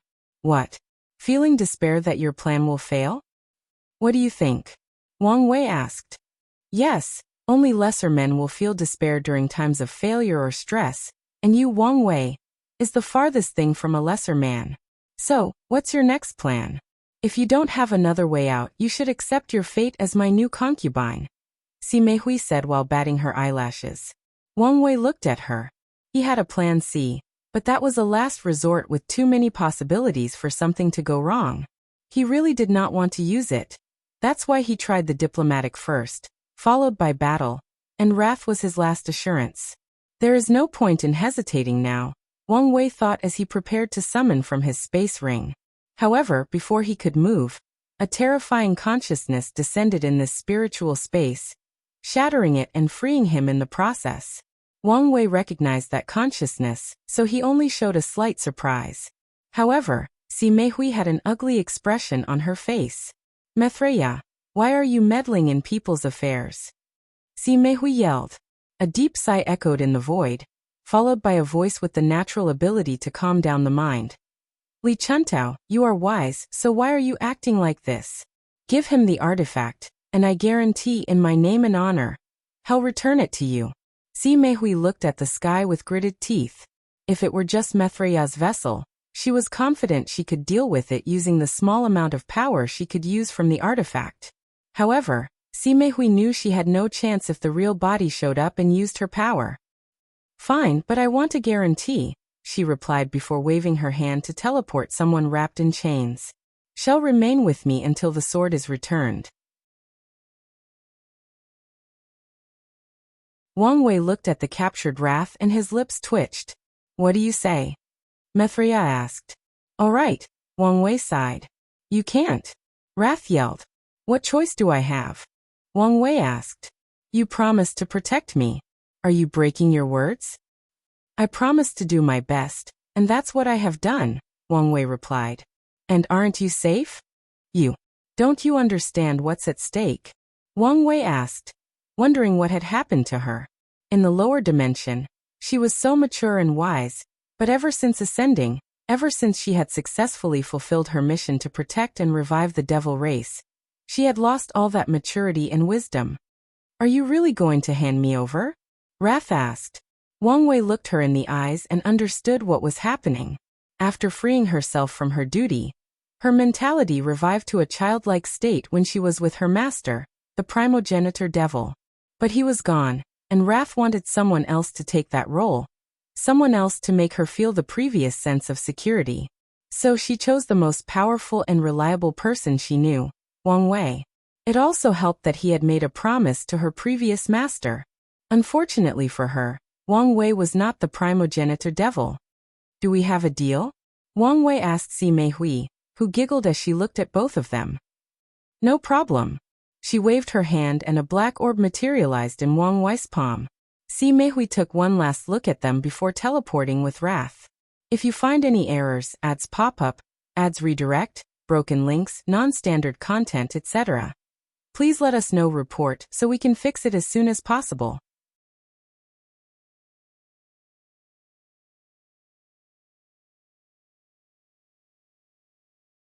Chapter 1492. Attacking the lock. Wang Wei ignored the sad and pitiful look Wrath gave him, acting as if she was a puppy that her owner abandoned. Mo Yuan gave him news about his artifact in exchange for looking at her. However, one artifact was someone else's property, and the other was probably already taken by Heavenly Book, meaning Wang Wei gained nothing in that deal. Despite knowing this fact, he went above board to help her, so he felt no guilt toward anyone. In fact, he plans to cut off his karmic connection with her once he returns the artifact and she's safe. He slowly observed this black orb, feeling the immense power it contained. A message entered his mind, and it was from the Heavenly Serpent Empress teaching him how to borrow the strength of the artifact. She's careful, Wang Wei thought. Without her key, he'd have to use his own means of controlling this thing, which would mean fighting with the Empress and the dead Mo Yuan's means of control. Wang Wei placed a temporary soul imprint inside the artifact before using the Empress key to activate. The orb floated before him, transforming into different weapons under his thought. All the pieces are in place, so let's move on to the plan. Despite his words, Wang Wei did not immediately act. Instead, he returned home to recuperate. Even with the best soul pills available, Wang Wei's soul only returned to his peak after 1.5 million years. During this time, he also handed the artifact to boss Wang Bo and the others to study and record as much information as possible. Once he finished, Wang Wei contacted Yu Kai to get him the best enlightenment pill in the sex reserves. At the Paragon level, such a pill is beyond priceless, but Wang Wei took 5 before leaving. His next destination was the Heavenly Beauty Palace. "You're here," Xiao Tiandi said in a strange tone. Wang Wei nodded while observing him. He never had a chance to observe Xiao Tiandi's change after they asked him about Tianxian. He succeeded in the third awakening of his physique, which allowed him to enter the Empyrean Taboo Battle Realm. He also awakened a few abilities, Wang Wei thought. This transformation made sense since Tianxian's physique was an evolution of the innate Grand Dao Source physique. More importantly, he followed Wang Wei's warning and did not directly absorb the blood. "Why do you sound like you don't want to see me?" Wang Wei asked. "Your plan, is it dangerous?" Xiao Tiandi asked. "What do you think? Does she have to participate?" "It has to be her," Wang Wei nodded. "Can you guarantee her safety?" "I can't even guarantee my own, let alone others," Wang Wei replied, almost rolling his eyes. "However, if you want, I can give you my place. You would let me take the reins?" Xiao Tiandi asked. "Why not?" "Then, I'll have to decline." "Why?" Wang Wei asked. "There must be grave danger if you're willing to step back," Xiao Tiandi sneered. "Wouldn't you feel secure if you were in charge? After all, it's the woman you love that is in the line," Wang Wei replied. "What are you talking about?" Xiao Tiandi swiftly answered as he looked around to see if anyone was eavesdropping. "Don't say this kind of nonsense here. Love doesn't have to be romantic," Wang Wei said with a grin, making Xiao Tiandi stare at him. "All right, I'll stop teasing you. Lead the way." Xiao Tiandi led him to a mountain spring where Sun Junyao was drinking tea beside a pavilion. "Welcome," Sun Junyao said. Wang Wei observed her, and was slightly surprised as he realized she had achieved the taboo battle realm like him through a transcendent foundation. Did Tianxian give her his heaven and earth foundation technique? Tianxian did not use a perfect foundation, but used something of a similar effect called the Heaven and Earth Foundation. After observing Sun Junyao, Wang Wei noticed she had used the perfection essence, already existing in her body to achieve an effect similar to his perfect foundation. Her chances of becoming a transcendent has increased, Wang Wei thought. The effect of the transcendent foundation is as the name suggests. So, although Sun Junyo's method was not as effective as his or Tianxian's, it was leagues above everyone else who didn't even have such a foundation. Some people are truly born blessed, Wang Wei sighed to himself. How much effort and risk had he taken to establish that foundation? He imagined it was the same for Tianxian, but Sun Junyao was born with the materials for such a foundation, and only needed an idea or direction. Are you ready? Wang Wei asked. Straight to business, huh? Time is running out, Wang Wei replied as he summoned the artifact that had now morphed into a black sword. I understand, Sun Junyao nodded as she slowly stood up. She gave a reassuring look to her disciple before casting a spell. She disappeared into a mote of light that entered the weapon, becoming the weapon's temporary spirit. Remember, you only need to temporarily perfect the artifact's flaw. Once you're done, remove all the improvements you've made. His petty self will not return the artifact to see Mei Hui in better shape. Although Wang Wei did not take the loss to mind, he did not enjoy the process of instantly being teased throughout the entire ordeal. Lastly, this is an opportunity. If you can study or just remember the artifact's power, it will benefit you immensely in your transcendent path. Wang Wei continued. I understand, Sun Junyao responded. After this event, there should only be a thin barrier on our fate line. I probably only need to deal with her once in a major way, and I can be free from this shackle, Wang Wei thought, trying to hide his excitement. A wooden box materialized in his palm, and without hesitation, he injected the purple blood into his body. Wang Wei's aura immediately started to skyrocket, but he did not pay attention. Instead, he focused on the protection or isolation he placed on his soul to prevent the residual or hidden power from the blood from entering his soul. So he not only used all the magic circles he had engraved, but he also used acupoints on himself to protect the area of his existence, correlation to his soul, providing it extra protection. Wang Wei's focus was then finally directed to his body, and he was shocked. Is that the fourth gate? The previous 3 gates had fused into this new gate, but it was illusory and hard to observe, let alone open. However, despite the current state, Wang Wei was more than excited. The essence of the abyss creature's blood was indeed transcendent tier, and by purifying and injecting it into himself, Wang Wei's strength had temporarily reached that level. More importantly, this situation allowed him to peak at that level early, allowing him to prepare for when he's ready. Without hesitation, he popped all 5 enlightenment pills before dividing a few of his spirit particles, and using his 3 paths 3 selves art. You know your job, correct? Wang Wei asked his other self. Don't worry, I won't let you down. Good. Wang Wei nodded before isolating that part of his soul into his sea of consciousness.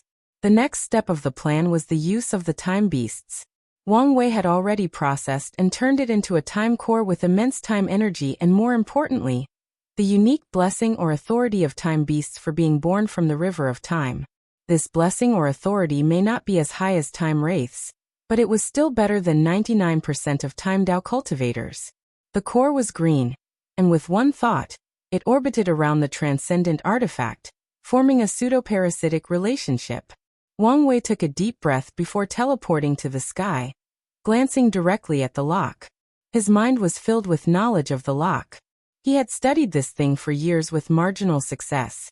Luckily, Methreya provided plenty of knowledge on the subject, saving him plenty of time and effort. One last step, Wang Wei thought. The last thing his plan required to ensure maximum possibility of success was luck.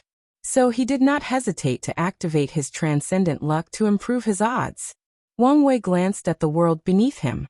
He had prepared everything, and if everything fails, he won't complain since he did his best. I bet she'll cry if I die, he thought with a smile. However, he gave himself a mental slap to focus. Now is not the time to have doubts or be sentimental. Wang Wei's eyes became firmer as he regained his cutthroat and ruthless mindset when facing adversity. He raised his sword, and the green core shone with brilliant light. With one swing of the blade, a projection of the river of time manifested, and its target was the lock. If you find any errors, ads pop up, ads redirect, broken links, non-standard content, etc.,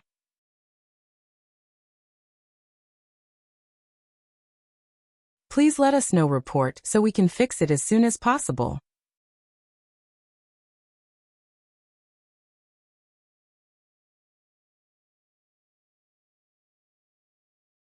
Chapter 1493 Liberation or more Imprisonment. The river of time released an immense power.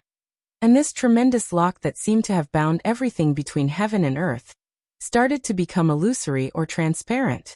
The lock fought back as the sounds of chains rattling echoed across the world. Everybody listened to the sound, wondering whether it was good or bad news, and the answer was soon revealed.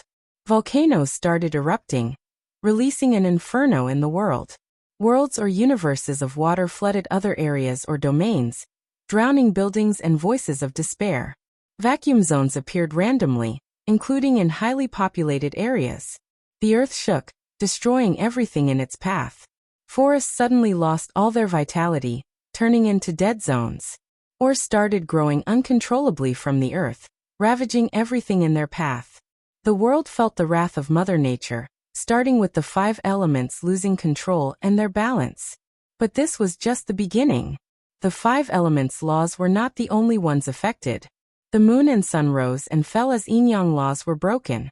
Tribulations and divine punishment descended out of nowhere on random cultivators as the thunder laws trembled.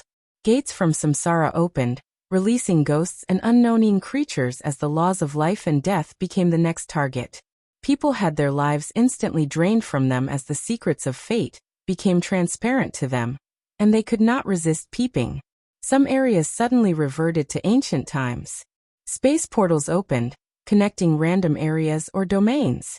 All these disasters were catastrophic to cultivators, but the one who suffered the most, as always, was the mortals. However, Wang Wei was not in the situation to care about that.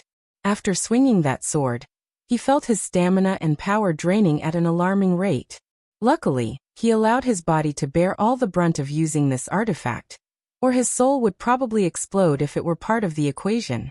He observed the result with great concentration. Wang Wei's plan was inspired by how the universe dealt with isolating time mark and killing someone from the past. He used the authority of the time beast to send the lock and its effect to an alternate timeline. The primary purpose of the blood and sword was to boost his strength to that level and boost the power of the time beast. He also chose to use the river of time because it was Mithraya's domain, and where supreme unity had the least control or authority. Wang Wei concentrated to provide ample power to his sword. Time was running out, but he knew that as long as the lock was weakened to a sufficient level, Mithraya could use her authority from the river of time to accelerate the process. So the only issue was whether he could last long enough to reach that point. The lock continued fighting and became even more transparent. New changes happened in the world. People started to regain connection to the Grand Tao Source and other grand constructs, such as the Source Chi space. The Immortal Path cultivators almost cried as they saw hope for their Immortal King path. The others also did not hide their excitement. Unfortunately, the weaker cultivators were too busy surviving to care about such a thing. Almost there, Wang Wei thought as beads of sweat dripped from his forehead. However, things would never go so smoothly. A cry echoed from the lock before a shadowy figure with a pair of cold eyes appeared. Wang Wei stared at those cold eyes with furrowed brow. This should be his last protective measure. Sage Lin Qi, it's your time to shine, Wang Wei muttered as his breath became more rugged. A golden scroll appeared in the distance, and after a few seconds of releasing its holy light, it transformed into the gentle and kind Sage Lin Qi. The latter nodded to Wang Wei before rushing to confront the lock spirit. The battle was instantly intense, but Wang Wei also immediately knew Sage Lin Qi had no chance. His brow furrowed deeper. This timeline banishing spell, cast using a semi-completed transcendent artifact and false transcendent power, was draining him at an exponential rate. If not for Sun Junyo's spirit helping him manage things, he wouldn't have lasted more than 10 seconds. But on top of everything, he still has to worry about other things. Wang Wei's mind went on overdrive, trying to think of a way to deal with the situation. But before he could come up with a solution, a golden body of merit flew from the north and fused with Sage Lin Qi. Tong Ruobing? Wang Wei thought as he recognized that golden body. Following her actions, a few more golden bodies showed up to aid Sage Lin Qi, proving that more of them hid themselves and did not answer to Wang Wei's previous call. Better late than never, Wang Wei thought, still secretly complaining. He focused on his task, relieved now that Sage Lin Chi could last longer. Unfortunately, his relief did not last long. The lock released a strange vibration that echoed between heaven and earth. Wang Wei sensed something and looked in the direction of the pre-March origin temple. Numerous auras flew out of the temple, all tier 12. Heaven Primarchs, Wang Wei muttered. Primarchs were the darlings of heavenly Tao, and the only reason they could fight on par with paragons was due to their blessing. Supreme Unity, now controlling heavenly Tao, activated his trump card by calling these Primarchs to his service. These traitors, Wang Wei said as he sensed more of them appearing, with the demon race providing the second largest number. Wang Wei reacted swiftly by yelling and ensuring his voice could be heard worldwide. Anyone who wants merit needs to stop these traitors immediately. Heavenly Tao, who was completely silent during this ordeal, suddenly moved by releasing a vision. An enormous scroll materialized after the vision, with blank lines labeled 1 to 5, and a title of merit contribution list. No one was stupid and immediately understood Heavenly Tao's message. Paragons worldwide rushed toward these heaven primarchs, trying to kill as many of them as possible. Even members of the pre-March origin temple, or the tribal sacred mountain, turned on their own kind, and chose to destroy these primarchs. Without distraction, Wang Wei focused on his task. He took advantage of the lock's weakness to access the source chi space, and took the energy from Wu Hong's vault. Ancestors, give me access to your vaults, Wang Wei yelled, and a few seconds later, felt a connection to a few more vaults. He did not hesitate to use their energy to boost the sword and his spell. The rate at which the lock disappeared suddenly accelerated, with more than 60% of it already exiled into an unknown timeline. A golden palm suddenly manifested between heaven and earth, heading directly for the lock. "I'll take it from here," Mithraya's voice graced the world. A black and white hand appeared opposite her, trying to stop her actions. However, right as they were about to clash, the black and white hand disappeared, teleporting above Wang Wei's body and attacking him. "I know a bastard like you would not accept all your plans being ruined by someone you see as an annoying ant," Wang Wei thought with a sneer. As soon as the hand approached, he used his acupoint technique to activate and aggravate the parts of his existence that he could not understand or find fishy. Then he exploded his body, releasing whatever horror was in his body into that attack. Wang Wei watched as his body turned into a purple blood mist that enveloped Supreme Unity's actions. The hand disappeared, but he did not know whether it caused any trouble. He looked at the sky, and as expected, without interference, Mithraya forced the lock into the river of time, banishing it forever. Wang Wei closed his eyes as he felt the connection to the Grand Tao source. Although this was common during the trial, this time somehow felt different. It felt better. He took a deep breath. "Is this the taste of freedom? I like it." A wide smile was plastered on his face. In this brief moment he was happy, even though the world was in shambles. Wang Wei connected to his spirit particle and asked, "How was it?" "I'm sorry, but it's only 13% done despite my best effort." 13% is an excellent result, Wang Wei replied. It was tasked to analyze the fourth gate and create a technique to replicate it. Although this technique was only 13% completed, it was a significant achievement as it marked the beginning of his transcendent path. Most people are still in the idea phase of that path, but he already has a technique that is 13% done. And he's not even a peak paragon yet. "Yes, we have a long way to go and this is a great start." The particle nodded before reuniting with the soul. Wang Wei exhaled. "My work here is done. Next, it should be their turn. If you find any errors, ads pop up, ads redirect, broken links, non-standard content, etc., please let us know. Report so we can fix it as soon as possible." You're tuning in to the Li Mei's Sword of Destiny YouTube channel. We're so grateful for your support, and don't forget to subscribe to join us on this incredible journey through captivating stories. Your generosity through donations truly makes a world of difference, as it's the primary source of revenue that allows me to expand and enhance this channel for you. Thank you from the bottom of my heart for being a part of this adventure.